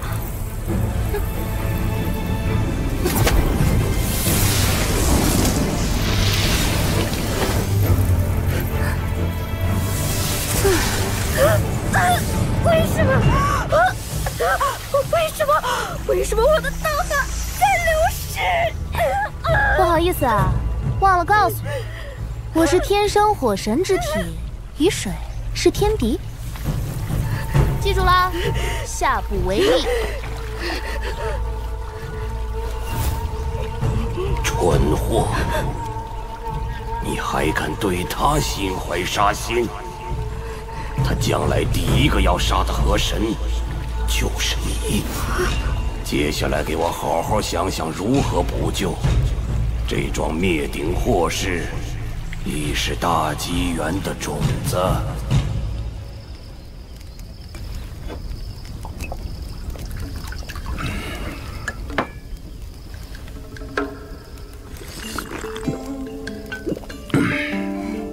爹，我想把压岁铺子买下来。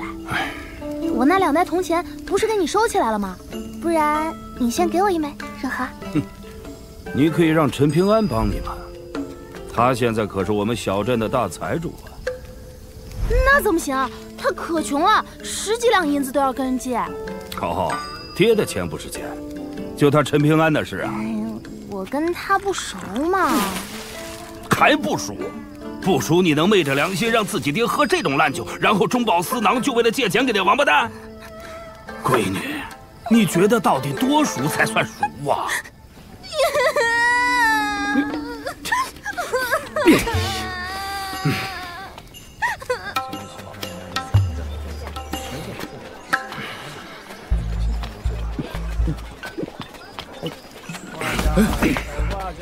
真想一拳锤死这个挖墙脚的小王八蛋！我来看看吧。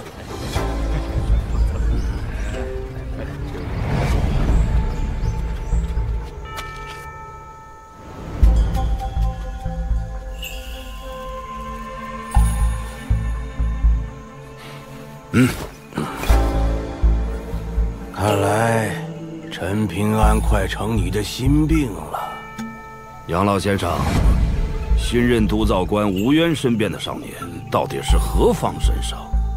我看不出深浅。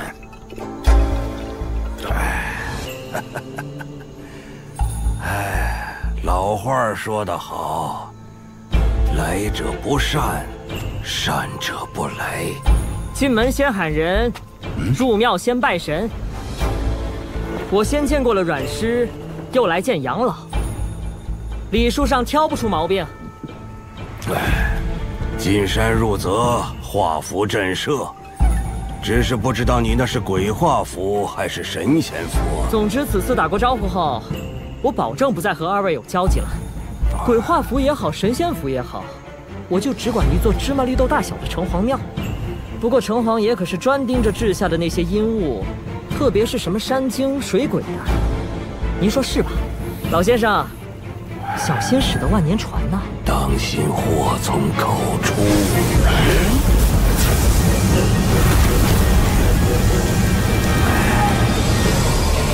杨老先生这是太久没活动过了，也罢，来而不往非礼，晚辈就陪您撑撑筋骨，运运气。派头不小，也是花架子吧？落。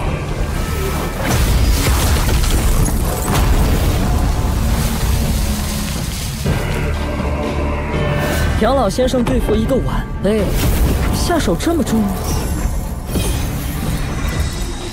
星罗棋布，看来还是个做局人，有点意思了。让我看看你的本事究竟有多大。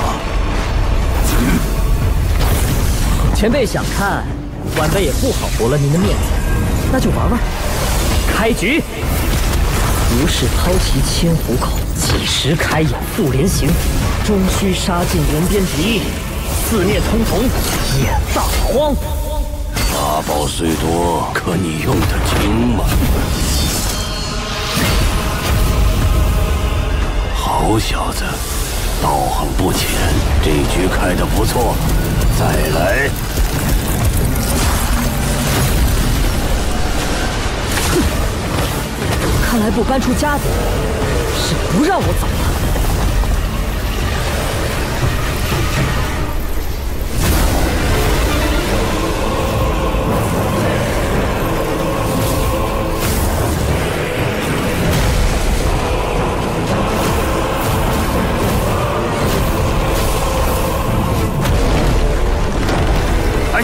看在我的面子上，两位就此作罢吧。打坏了这福地，算他的。哎，主家欺客，我可不认这账的。暂借此方天地灵气一用。吃。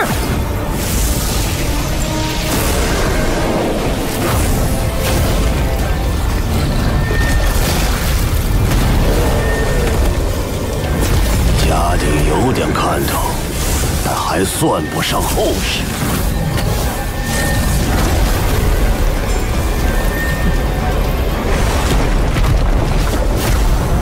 二位，别急，这小子憋的屁还没放完呢。天见其明，地见其光，唯吾贵其权益。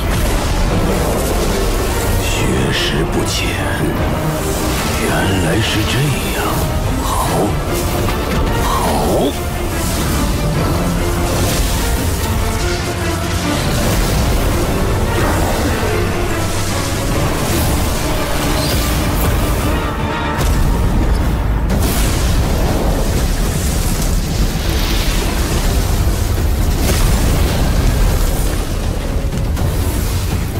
要不我们三人混战，打烂这方圆千里。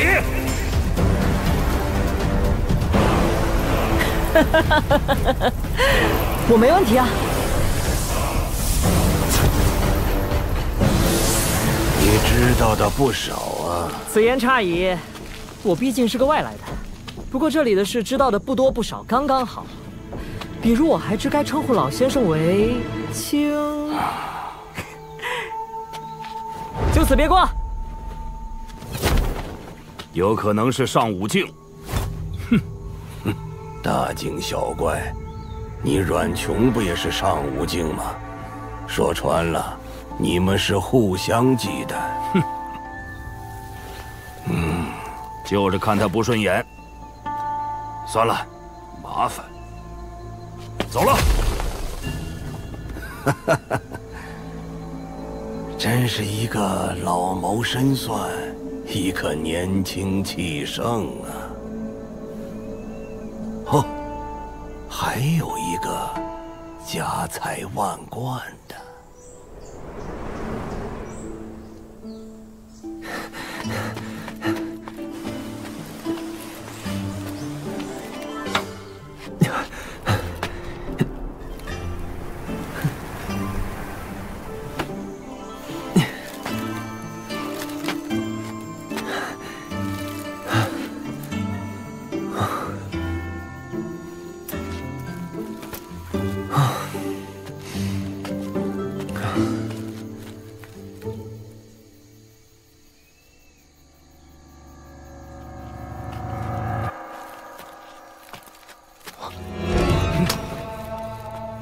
你是何人？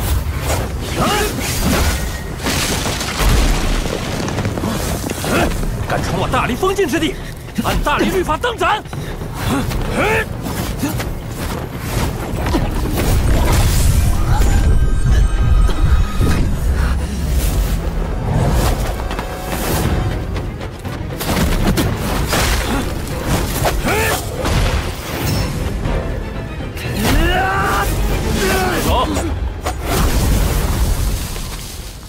这位小兄弟，我在阮氏那里见过。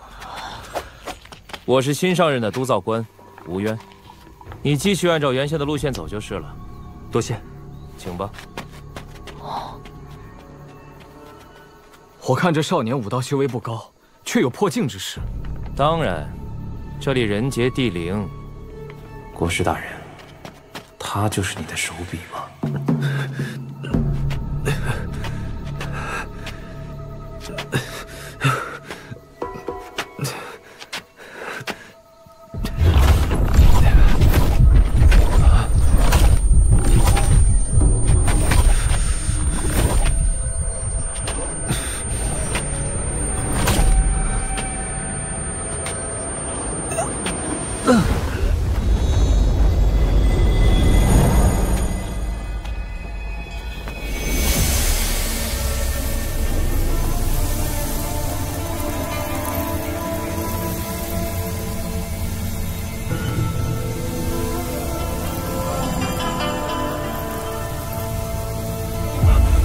前辈，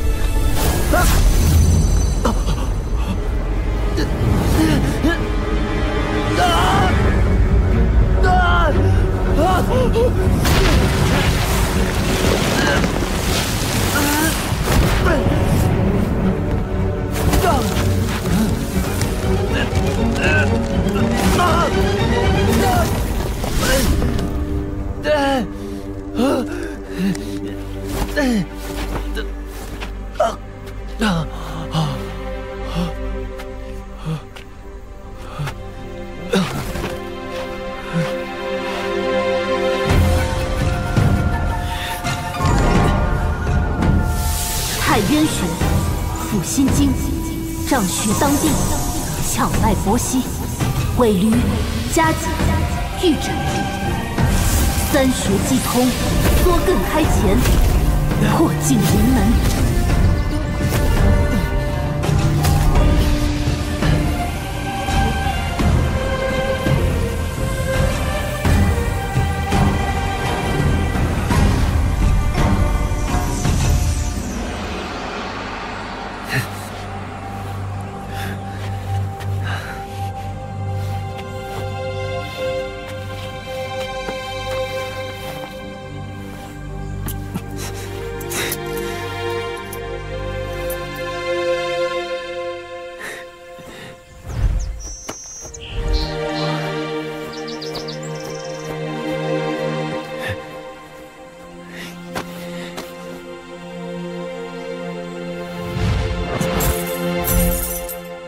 这些都是我的，有钱真好。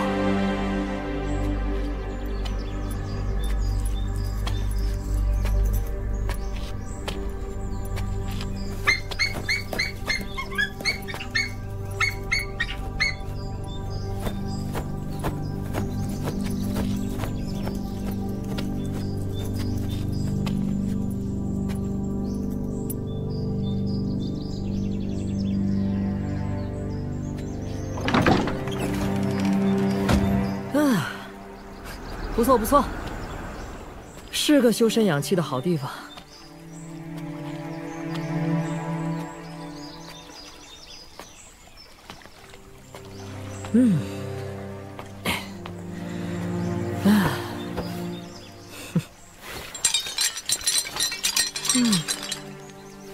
从哪里开始呢？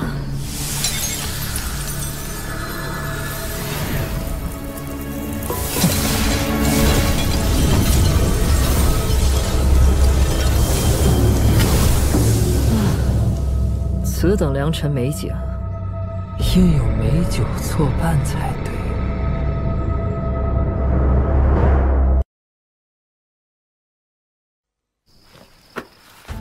宝鹿山、仙草山、彩云峰珍珠山。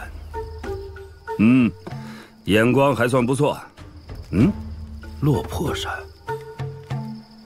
那以前是大黎的封禁之山，你怎么会选中它？就是……我帮你们去办理买山手续吧。那就先这样吧。我估计你还剩下些铜钱，我帮你在镇上再选2间底子厚实的老铺子。谢谢阮师傅。忙你的去吧。哎呀，还真是君子怀德，小人怀土啊！陈公子，陈公子气色不错。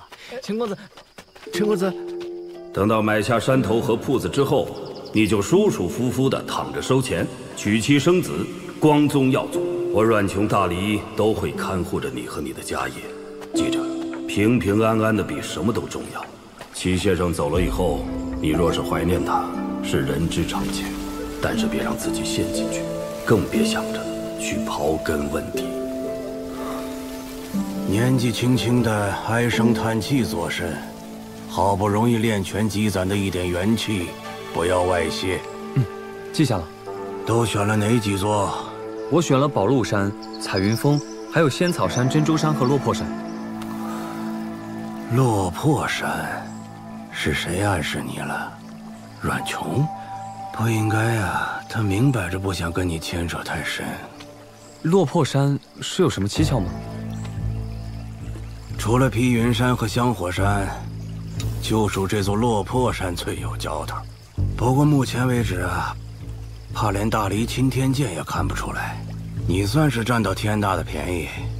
怎么会选他呀？直说，别闷个屁。其实，落魄山3个字上，刚好掉下一坨鸟粪，我觉得挺有缘分的。也罢，在山上遇到什么事儿没有？跟2位官差有点误会，还好新上任的吴大人没有计较，还给我指了路。吴渊，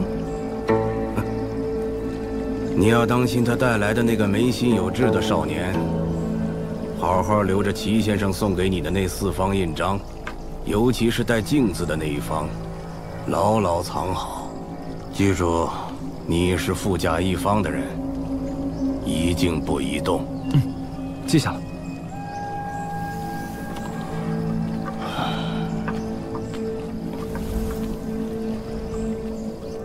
若我非要这牌匾呢？宋大人恕罪，小镇心腹大礼，诸如牌匾等老物件的存留，关乎民心所向，不可轻易摘取。哟，这不是陈平安吗？没和阮秀姑娘学字，在这看热闹呢。随便看看，我还有事先走了。哎，别呀，这热闹还没看完呢，可有意思了。一边呢是前任督造官宋大人要拿那匾额的事情跟别人拍胸脯邀功，另一边呢是把小镇所有宝贝视为自己禁�鸾的小镇父母官吴渊大人，为的是4块匾额：兵家的气冲斗牛，儒家的当仁不让，佛家的莫向外求，道家的惜言自然。瞧见那位侍郎大人手里的物件没？是专门用来踏碑的，目的就是要把书写之人留在这16字中所蕴含的磅礴神意一层层剥下来。快踏写干净，不要让吴大人在这等了。不过兵家的气冲斗牛，好像有2字不久前就死了。知道这么多，你到底是谁？我，我姓崔名禅，禅字比较生僻难写，麻烦得很，所以你可以喊我崔师伯。我还有个绰号，喊起来比较顺口，叫绣虎。我可是自报家门啦。哎，陈平安，你能不能带我去趟宋吉新家？我要去阮师傅那里铸铁，去晚了阮师傅可是会来找我的。哎，知道你在担心我图谋不轨。实话告诉你好了，我跟宋吉新的弟弟很熟悉，他很好奇自己哥哥在小镇这10多年到底是如何生活的，就托付我，一定亲眼去看一看。回到京城后，好跟他说道说道。既然是亲兄弟，就不能自己去问吗？陈平安，你挺聪明啊，这么快就找出漏洞了。哎，富贵门庭里龌龊事，多如牛毛。他跟宋吉新还没见面，关系就很差了，所以你要体谅一下。如果我不答应，你是不是就会找我的麻烦？哎，我像是那种穷凶极恶、一言不合就要杀人全家的人吗？看着不像，但不代表你不是。哎，好吧，我去问别人去。你又没他家钥匙，你去干什么？翻墙进去绝对不行。哎，那我带你去他家宅子门口看一眼吧。这就对了。早干嘛去了？走吧。哎，这边。哎，等等我呀！倪萍相气韵不俗，卧虎藏龙，必出人才呀！啊，以后怕是把福禄街新华巷加起来也比不过这里。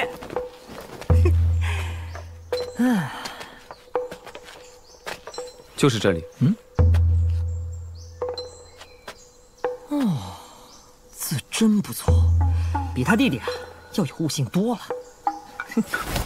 哎，宋吉新这辈子都不会回到这儿了，留着烂掉，可惜了啊！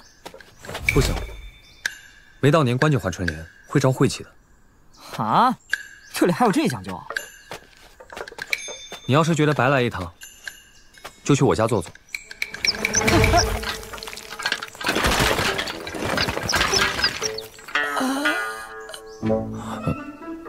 正好我也要收拾些东西烧给阮师傅。哎，算了算了，估计连杯茶都喝不上。反正受托之事也算了吧，我走了。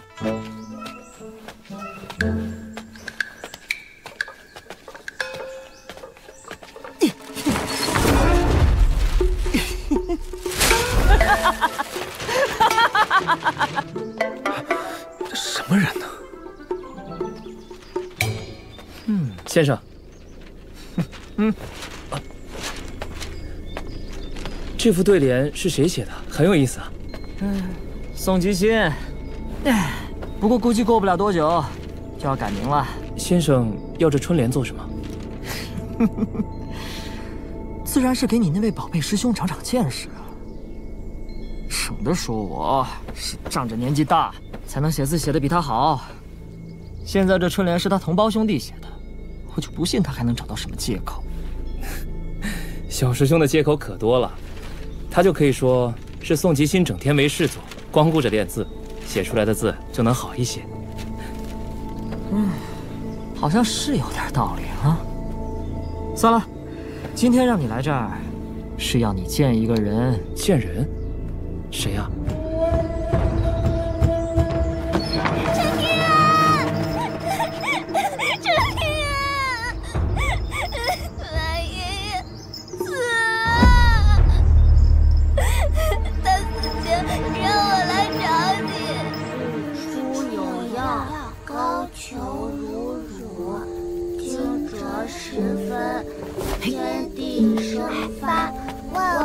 看看，我才是关虎小军定是老码头的私生子，天天黏着秦逆，形影不离，粗鄙不堪。崔先生是做大学问的君子，你这是嫉妒。哟，你是不是巴望着长大了给他填王啊？你乖，我打！我总觉得崔明皇远不如齐先生待人亲和，伪君子罢了。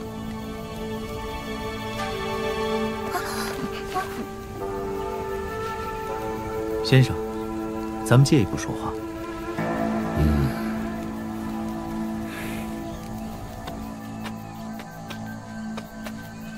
先生，你我之前约定之事有些变化。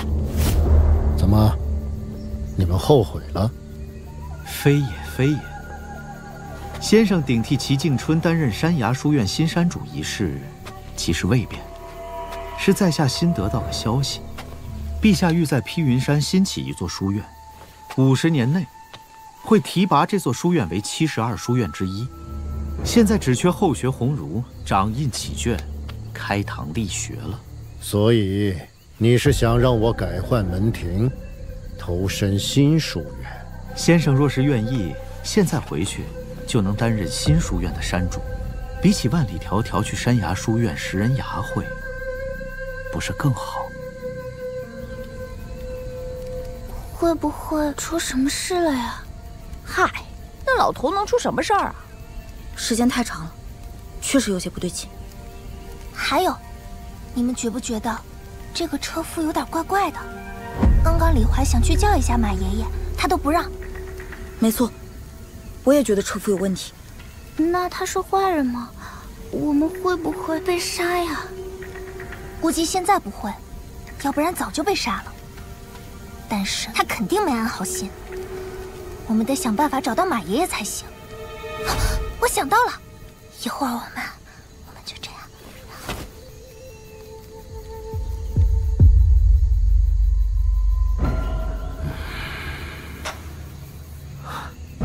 先生明智。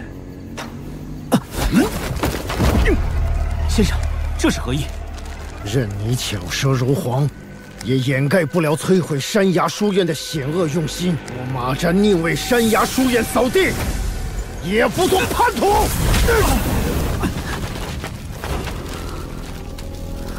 大隋此时接手山崖书院，等同于向大黎宣战。你确定仍要远赴敌国当山主？哼，读书人忠诚的是文脉传承，不是某国国姓。好，好，好，油盐不进是吧？就这样，行动吧。好，好。好什么呀？糟了，我肚子疼，好饿，快把吃的给我。你们去哪儿？李宝平，快跑！你们干嘛？都给我让开！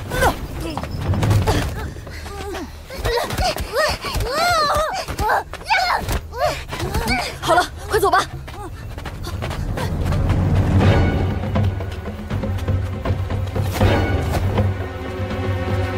大家分头跑。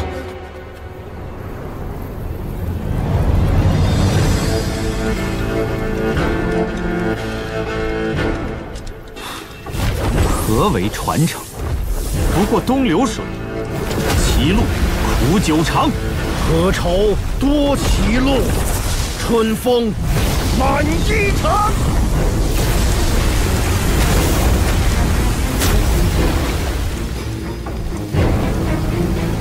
春风已逝，先生可不要把书读死。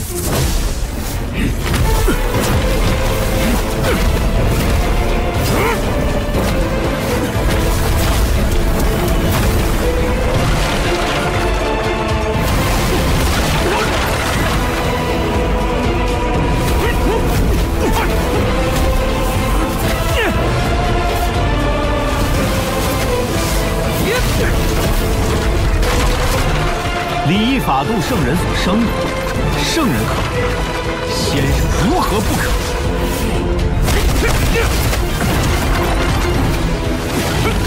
望一脚成祖的齐景春打造的书院，只有山崖一个。君子识屈则屈，识深则深也。这一点，先生应该最清楚不过才是。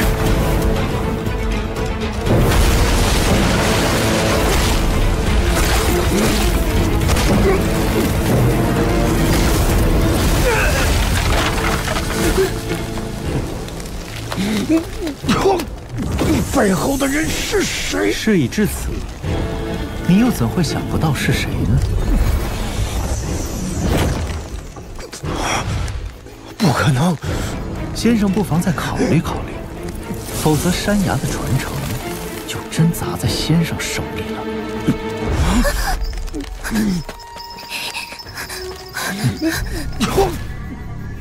宝平，小宝平，出来吧，我不会伤害你的。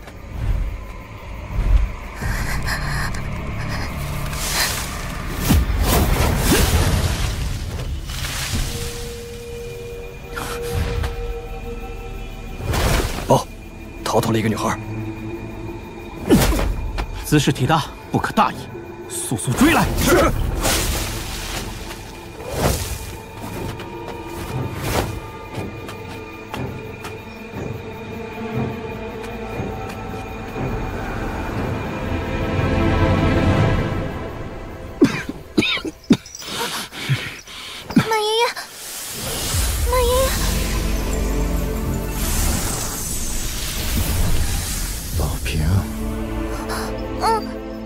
一己私欲，铸成大错。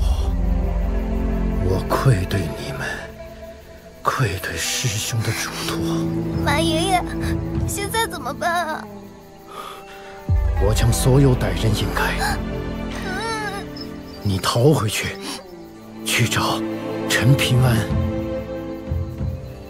我没多少时间了，山崖书院的存续就交给你们了。我中年洒扫，只求心境如皎月，到头来反而杂尘蒙心，弑臣归心，更待何时？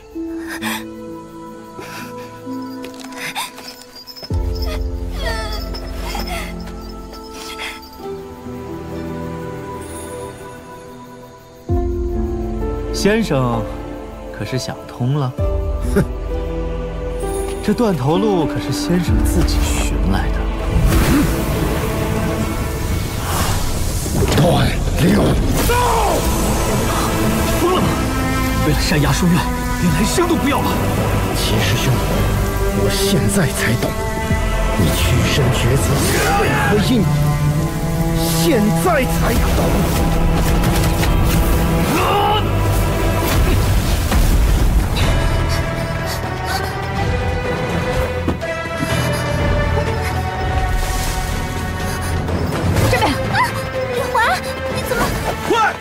快，继续跑！在哪儿？别回头！谁输谁是小狗！谁输谁是小狗！小狗！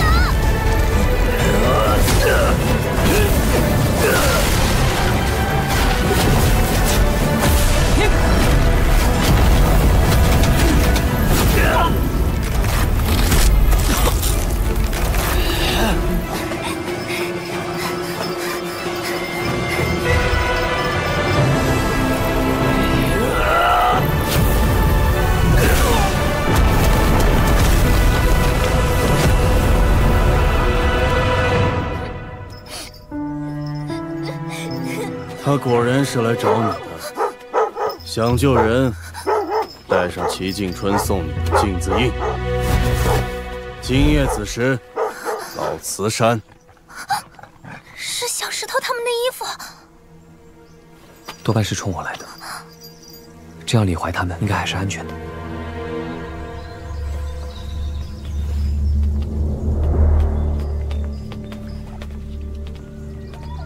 晚辈崔明皇拜见国师大人。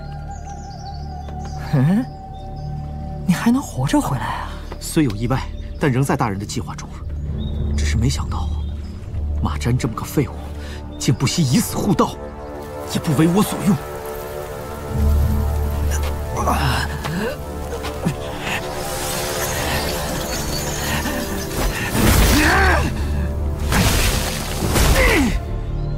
可惜了大人留下的承禄甲了。枉我还是你的师伯祖。说到底，那马瞻也在文圣门下待了10多年，你非要以蠢人示之，不吃亏才怪。如此看来，你要是被打死了，岂不是更妙？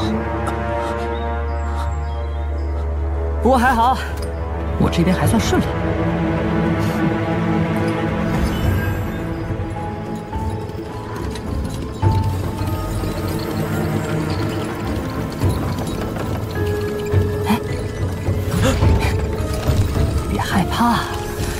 我像是那种一言不合就要杀人全家的人吗？开赌喽，齐静春！这一把要是我赌赢了，你苦心孤诣留下的2柱文脉传承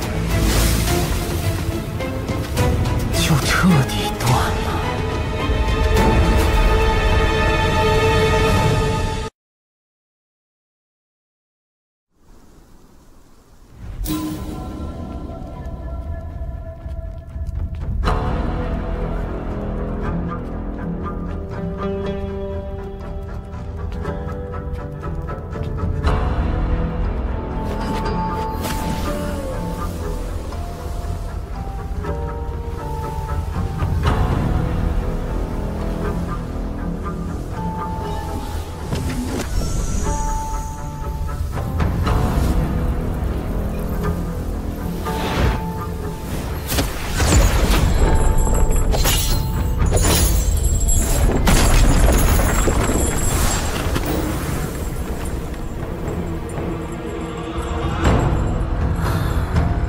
将我的一半神魂分入你这副皮囊中，你便是另一个我了。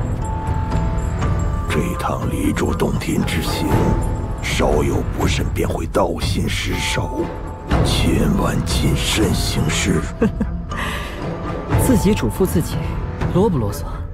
我会看着办的。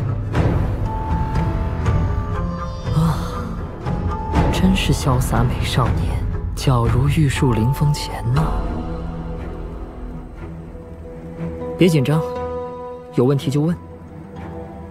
莫非齐静春之死是先生的手笔？你觉得我是怎样的人？大离国师，算无一策，学问规矩，浩然之手。拍马屁！我崔禅是一位数典忘祖、做人忘本，哦，还有欺师灭祖的家伙。昔年文庙那场亚圣和文圣两脉的3、4之争，文圣落败，排位跌至第4。他的神像被搬出文庙，打砸殆尽，弟子流散各方。文圣自求于功德林，那齐静春也学文圣，自求于离珠洞天。而我这位文圣首徒，则叛出师门。齐静春和先生，竟然是师兄弟。同门不同命啊！我问问题，先生都没听完就打断了我。但对齐静春的问题，你猜先生想了多久才给出的答案？1个月。10年。更可气的是，即使我叛出师门，却仍受先生文脉牵连而跌境。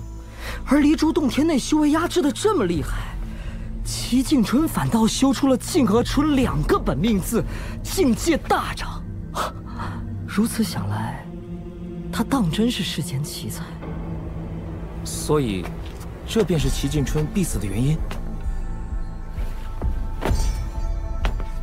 齐静春曾经得到过一封密信，得知文圣死了，山崖书院即将被撤掉72书院的头衔。如何保住书院，便是个天大的难题。而且他心知肚明，只要出了离珠洞天，他境界不跌反升的真相，必会给文圣一脉及山崖书院惹来更大的祸端。所以，齐静春的最佳选择，便是继续自求于此。可惜，下一位圣人阮琼提前进入小镇，断了他的后路。不仅如此，大离允许3教一家来小镇提前取走压圣之物，加速离珠洞天的崩塌，也是齐静春的一张催命符。可离珠洞天本就是违逆天道的存在，当天道反扑时，这里的人将无一幸免。这本就是既定的事实，为何会是催命符？这便是此局的妙处啊！齐静春若苟且不管，便违逆了他的大道根本，修为大跌，最终落个生死道消。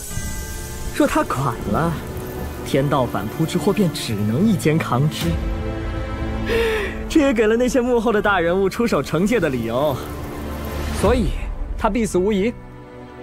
不过那师弟并不傻，临死前将他的文脉开枝散叶，以求延续。可惜他低估了我这个师兄，他的文脉将由我来一一毁掉，而我也将以此正道，修为重回巅峰。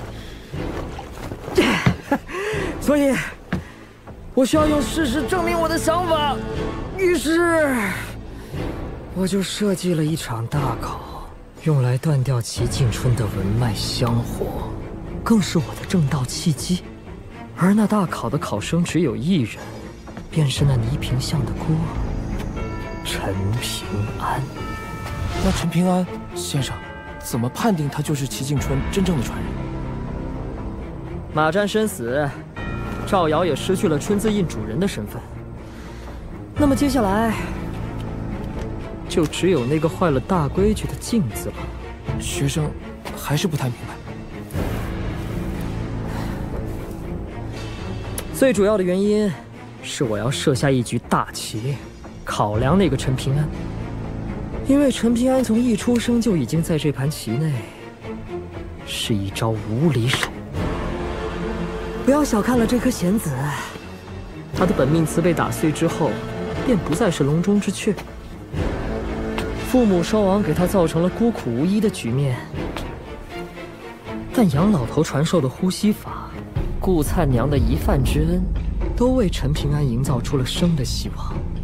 他也不负众望，在困境中成长，最终长成一颗被齐静春认可、保有赤子之心又不被人掌控的棋子，一颗能真正继承齐静春文脉的棋子。先生打算杀了陈平安？大道之争，重在诛心。那，这是玉石光阴镜，能推演未来，反观人心。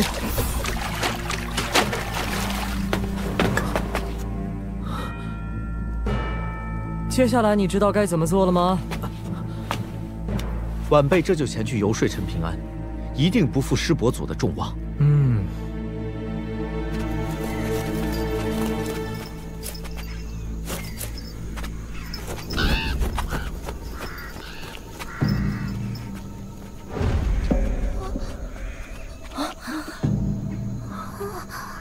是陈平安。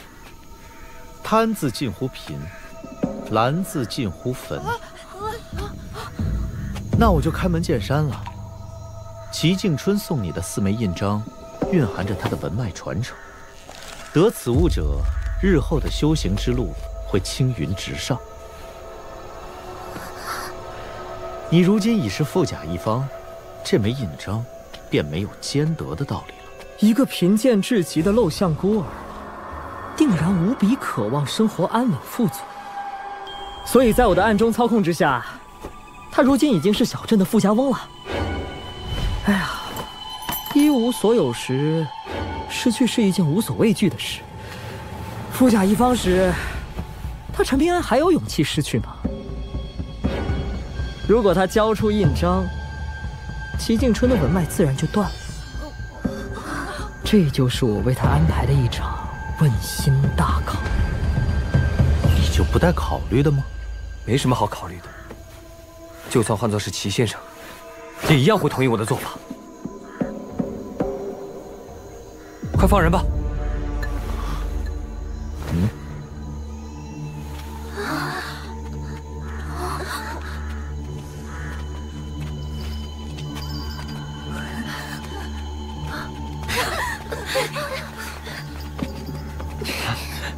别怕。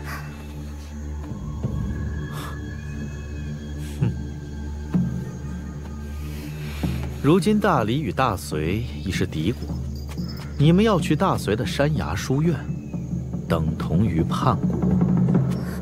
你骗人！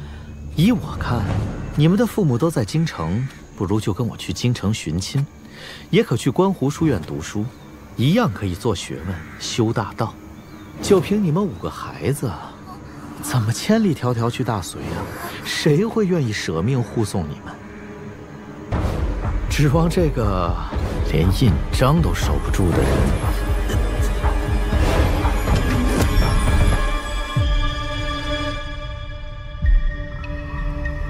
我有点搞不懂。你如今已经是富家翁了，却还是喜欢每天钓鱼。以前捕鱼是为了吃食，富足之后，却才懂得了垂钓的快乐。你还有什么想要的吗？3餐不愁足矣，何况朋友们也都在呢，每天都高朋满座。夫复何求呢？好惬意啊！看来你当初的选择是对的。选择？什么选择？糟了！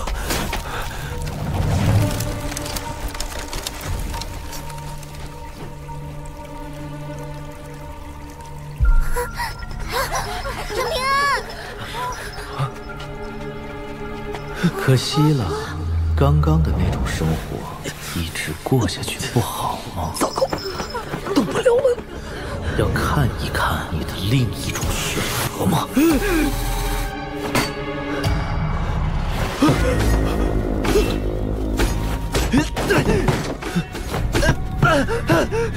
喂，醒醒，醒醒！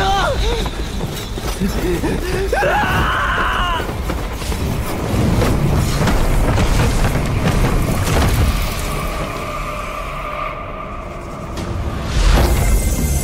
他已经回不来了。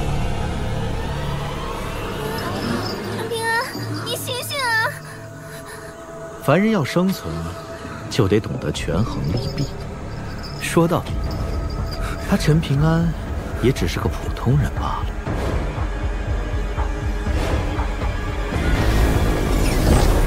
我做错了，你还想打赢我？你侥幸的一路走来，真的靠的是你自己吗？我只是……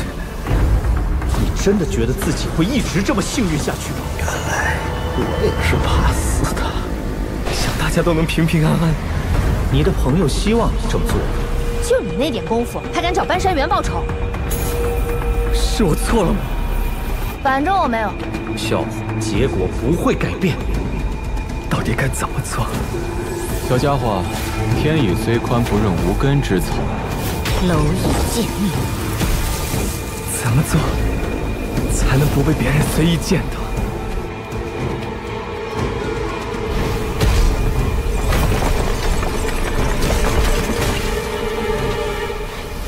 对，即使本命辞岁，也一样逃不掉的。这是运，也是命。不是的，不是的，陈平安，你做不到，真的做不到。别那么鲁莽。扫把星，店主，一静不移动。我给你全一生，我没有害死爹娘。爹娘，主破法，扫把星，店主，大姐，你都是你。陈平安，这便是你要的结果吗？这便是你要的结果吗？这便是你要的结果吗？这便是你要的，这便是你要的，这便是你要的。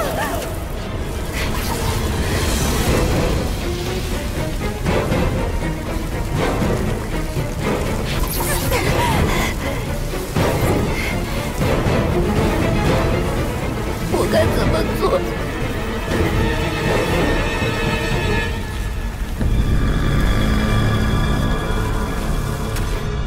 你们只有跟我走，才是最好的选择。哼！不管怎么样，我相信陈平安。若遇事不决，可问春风。这句话你留在心头就好，以后说不定用得着。春风。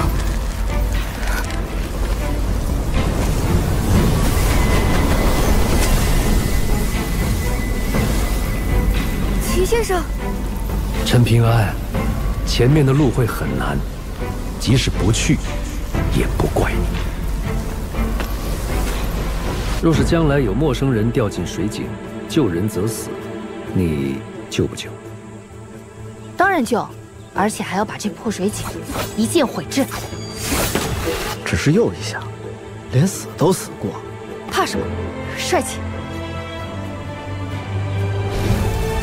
我只希望我所注视的人都能好好的，所以他们有难，我便愿意挺身而出，仅此而已。你可想好了？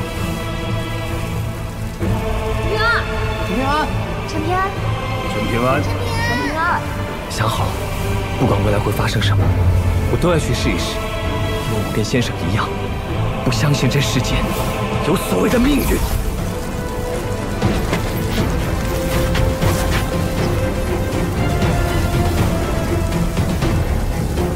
要帮你一把吗？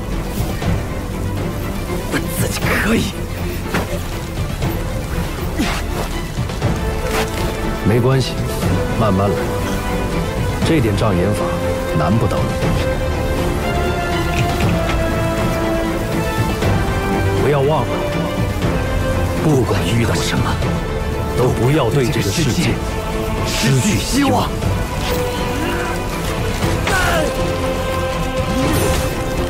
先生的夙愿一定能守住的。谢谢你，陈平安。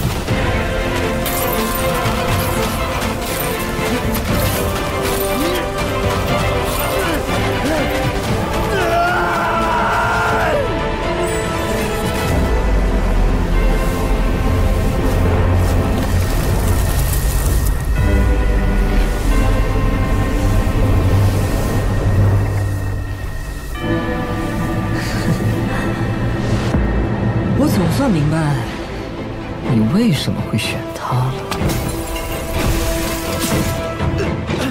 你们快走！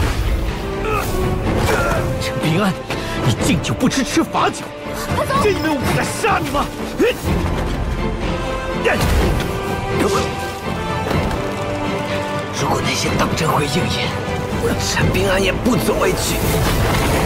有些事情死了也要做。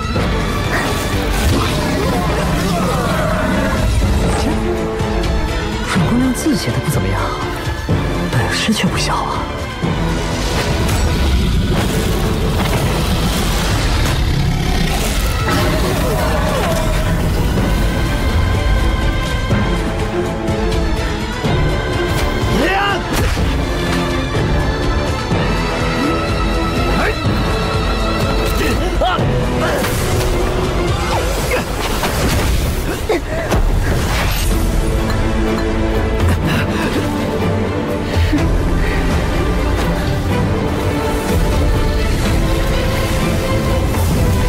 滚！陈平安，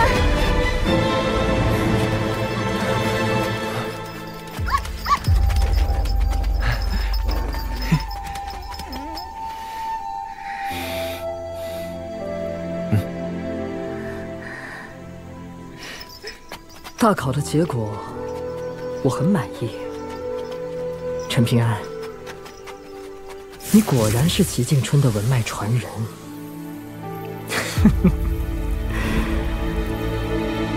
而我呢，已经将自己的大道与你相连。从今往后，你我一荣俱荣。不过，我的大考并未结束。接下来，只要你的心境出现瑕疵，我便可以此正道，收下齐敬春的文脉，重回12境巅峰。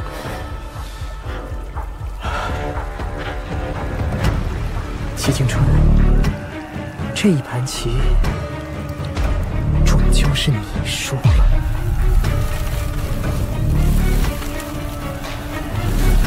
哦，这样啊。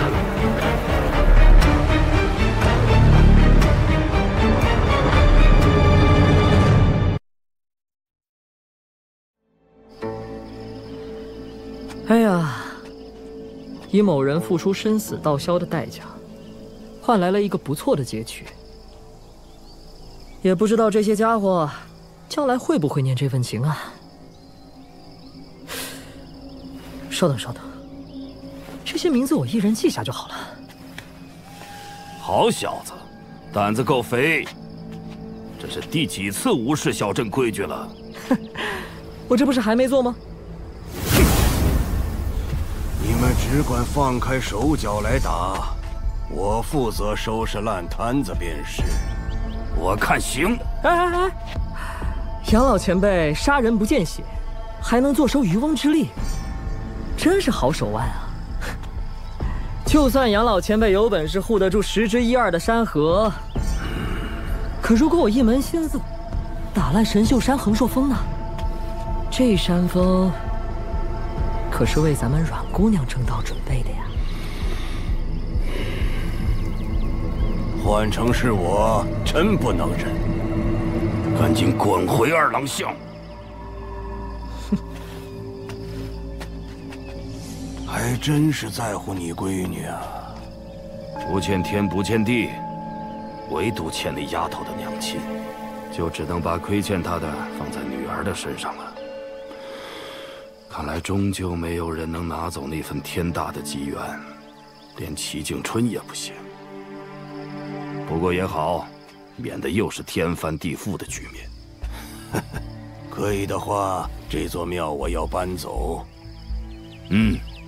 只要不是搬到外面，我没意见。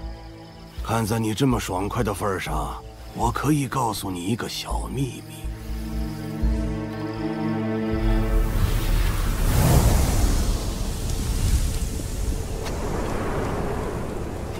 假如陈平安真的是齐静春选中的人，那么他很可能早就被做进了这盘死局之内。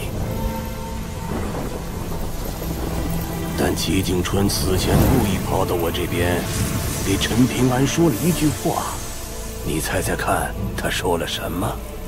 哼，我可猜不着。君子可欺之以方。齐静春他早就看出来了，自愧不如。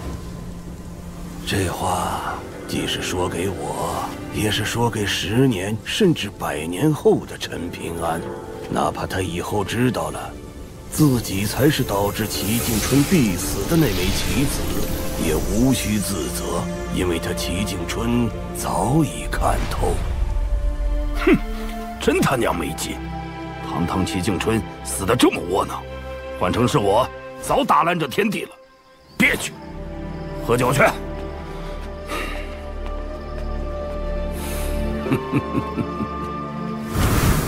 陈平安，我也很想看看你到底能走多远。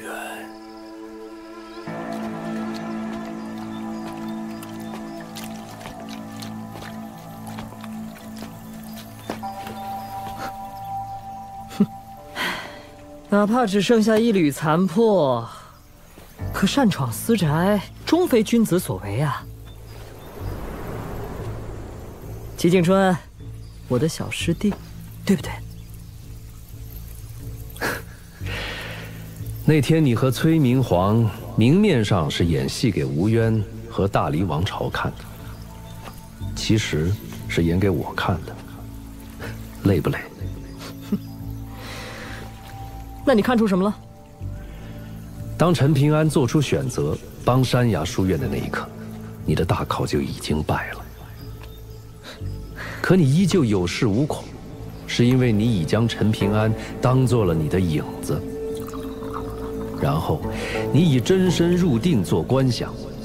陈平安若是能够坚守本心，就等于你也坚守住了本心，最终成为你重返境界巅峰的大道契机。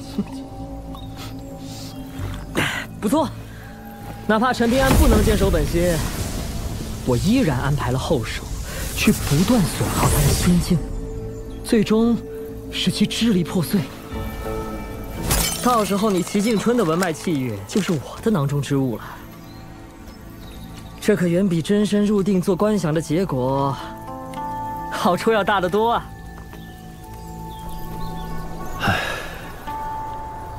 崔禅，可惜你还是棋差一招，终将满盘皆输。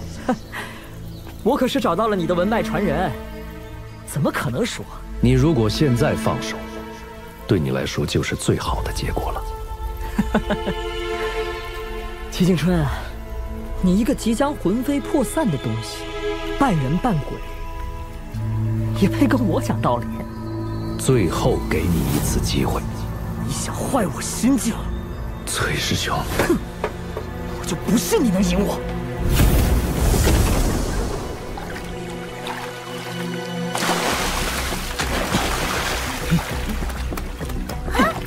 陈平安，你这叫合则而渔。哦，不对，应该是釜底抽薪。你那边怎么样？钓鱼可比读书难多了。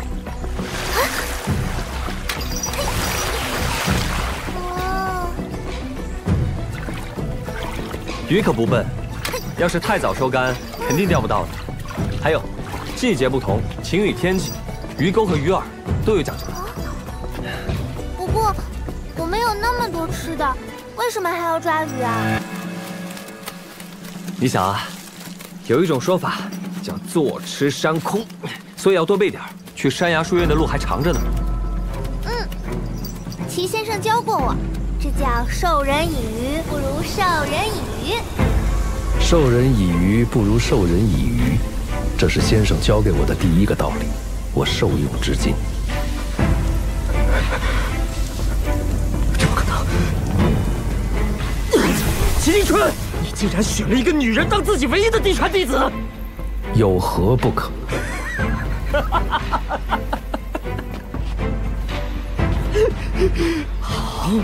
好，我得不到你的文脉没关系，可我与陈平安依旧大道相连。难不成你为了阻我大道，还要坑害陈平安？我劝你现在就斩断这份牵连，这样我还能让你留在中武境当中。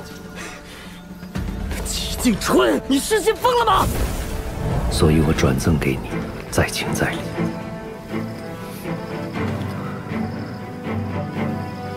那玉簪子是师傅的，你居然带师收徒！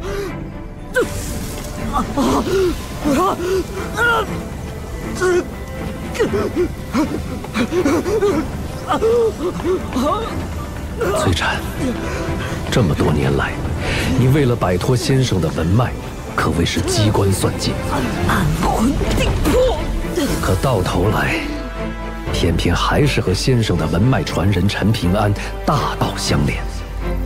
现在落得个道心失守，修为大退，完全是作茧自缚。陈平安并非我的弟子，更不是你的棋子，他会以天下为棋盘，走到你无法想象的高处。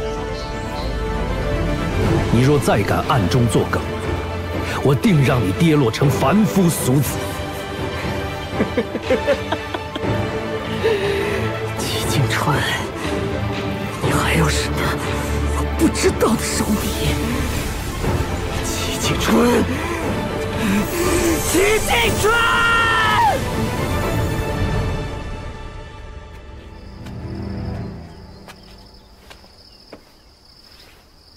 爹，娘，明天我就要出远门了，带着齐先生的学生。听说大隋离这儿有几千几万里远，我也不知道什么时候才能回来，但孩儿明白一诺千金的道理，还望爹娘体谅。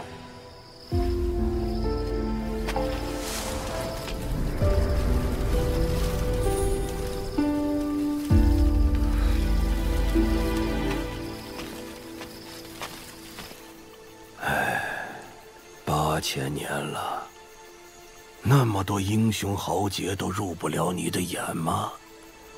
就连风云而生的马苦玄也没资格见你。你到底中意了谁呢？罢了罢了，如此一来也是好事。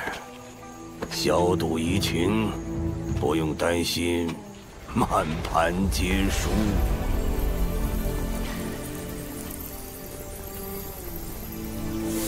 事实上，我见证过许多义气少年，慢慢变成枯槁老翁。你为何偏偏对他如此执着？他就是那位少年。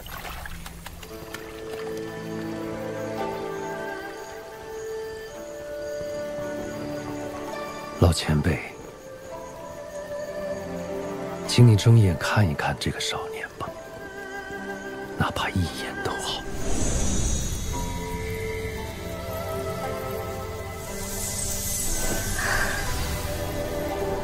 起初只是闲来无事，便随意看看。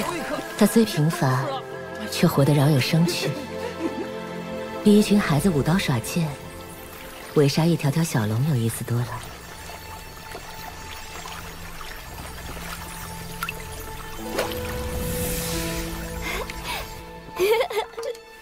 爹，我虚岁5岁，是大人了。以后爹不在了，娘亲就交给你照顾。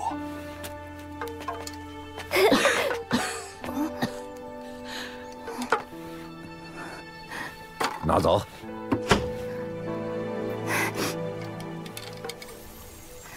求神仙们保佑我爹，救救我娘！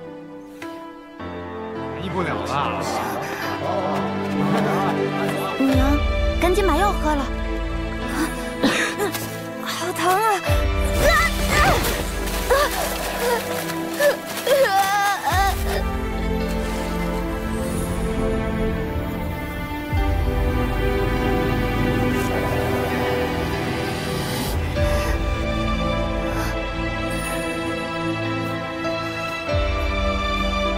林婶婶，我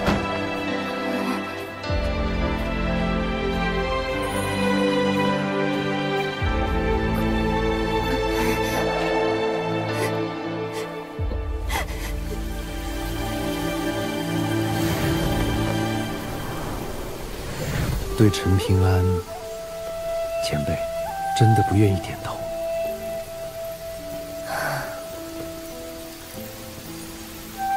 我知道前辈的答案了，看来我们都对这个世界很失望。失望？那你呢？平安，平安，你醒醒！答应过娘的事，还记得吗？平安记得，不可行乞，不去龙窑做工。还要照顾好自己，好好的活下去，哪怕将来的日子比现在更苦更难，只要活着，才有机会过上吃饱穿暖的好日子。爹，娘，我现在足5岁，是大人了，我肯定可以照顾好自己的。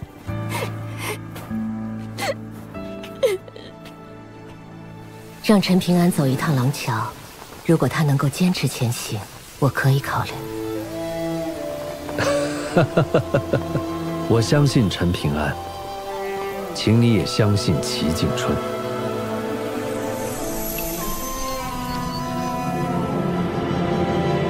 齐先生，你是要走了吗？接着走吧。齐先生，我们去哪儿？不是我们，是你。你要见的是一位老前辈。再来，再来！我想去齐先生说的那个地方。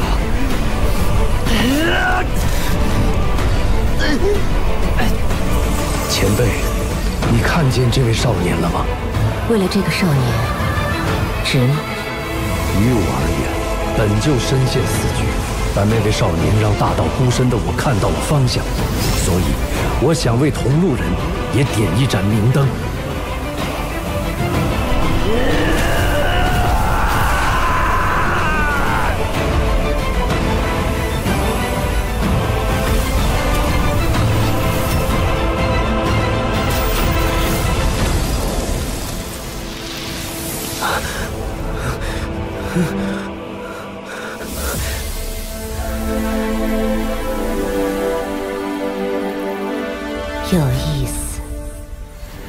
我相信齐先生也愿意去修行那个少年。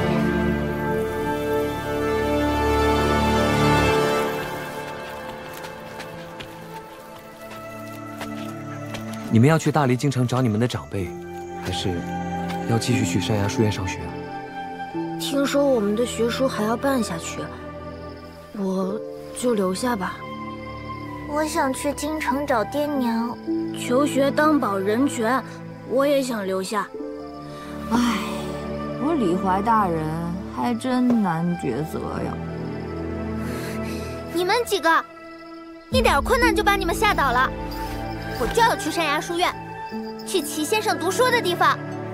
齐先生说过，我们山崖书院的藏书之经冠绝一州。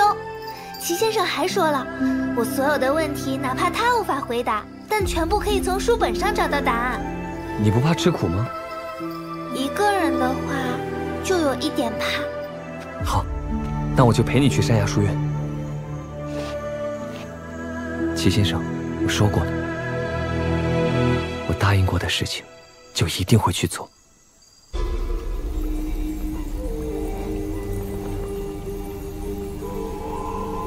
前辈，千年暗示，一灯即明。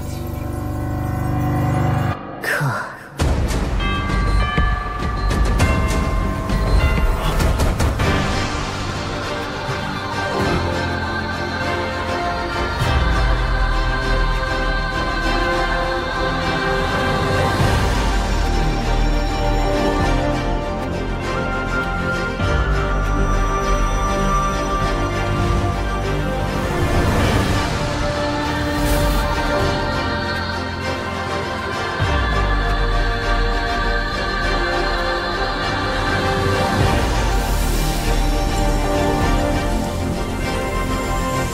这里曾是一处战场，大战落幕后，只剩下这座拱桥。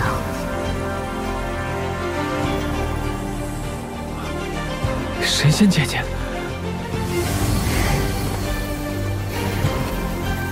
神仙姐姐这个称呼甚合我心。陈平安，我想请你帮我跟外边的4座天下说一句话，可以吗？我已经等了8000年，虽然你的修行天赋远远比不上我之前的主人，但是没关系。从今天起，你就是我的第2位，也是最后一位主人了。立誓之前，你要记住，我现在还不能现世，100年之内，你要跻身炼气室第10楼，才能来石拱桥取走铁剑。虽然暂时无法随你征战厮杀，见面礼还是有的。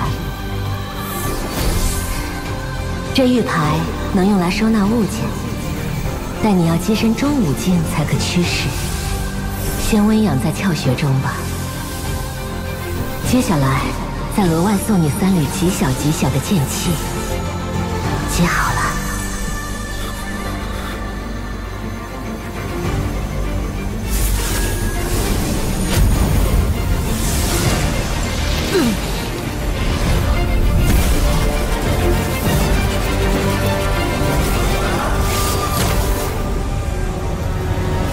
放松经脉，便可心神安稳。陈平安，请你跟我念一遍那句誓言，可以吗？好。天道崩塌，天道崩塌，我陈平安，我陈平安，唯有一剑，唯有一剑，可搬山，可搬山，断江，断江，倒海，倒海，降妖，降妖，镇魔，镇魔，赤神，赤神，摘星，摘星，摧城，摧城，开天，开天。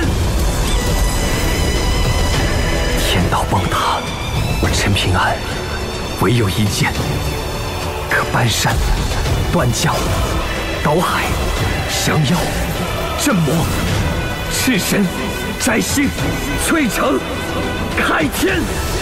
剑来！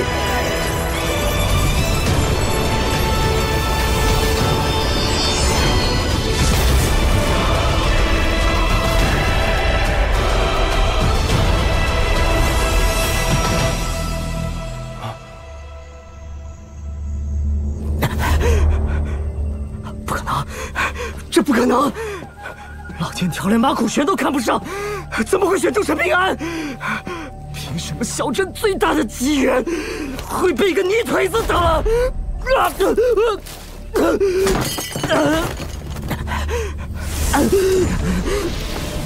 季晨，你这个老王八蛋，还不救我！放我出来！放我出来！老王八蛋，救我！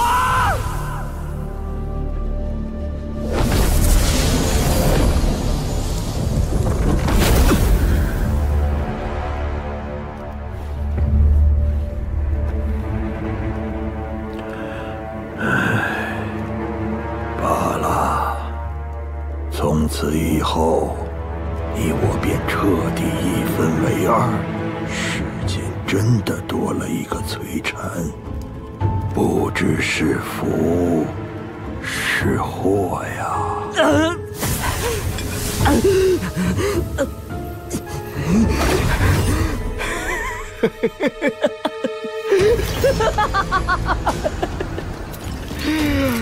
好啊，齐景川，竟让我从此被困于这具躯壳之中。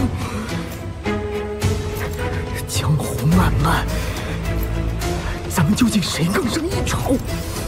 拭目以待。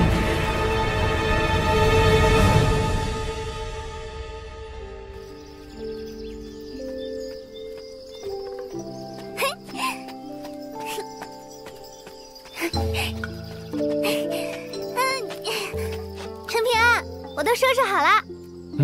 重吗？不重，不那么重。什么时候累了就跟我说一声。怎么可能会累？陈平安，除了东宝平州的形势图，我还放了一些银子和铜钱在里面。比起你送给我爹的金晶铜钱，真的不算什么。你千万别拒绝啊！我又不傻，给钱还不要。你还不傻？为了他们，你都……阮姑娘，以后的事就都麻烦你了。放心吧，你好好保重。那就出发。出发！保重。我走啦。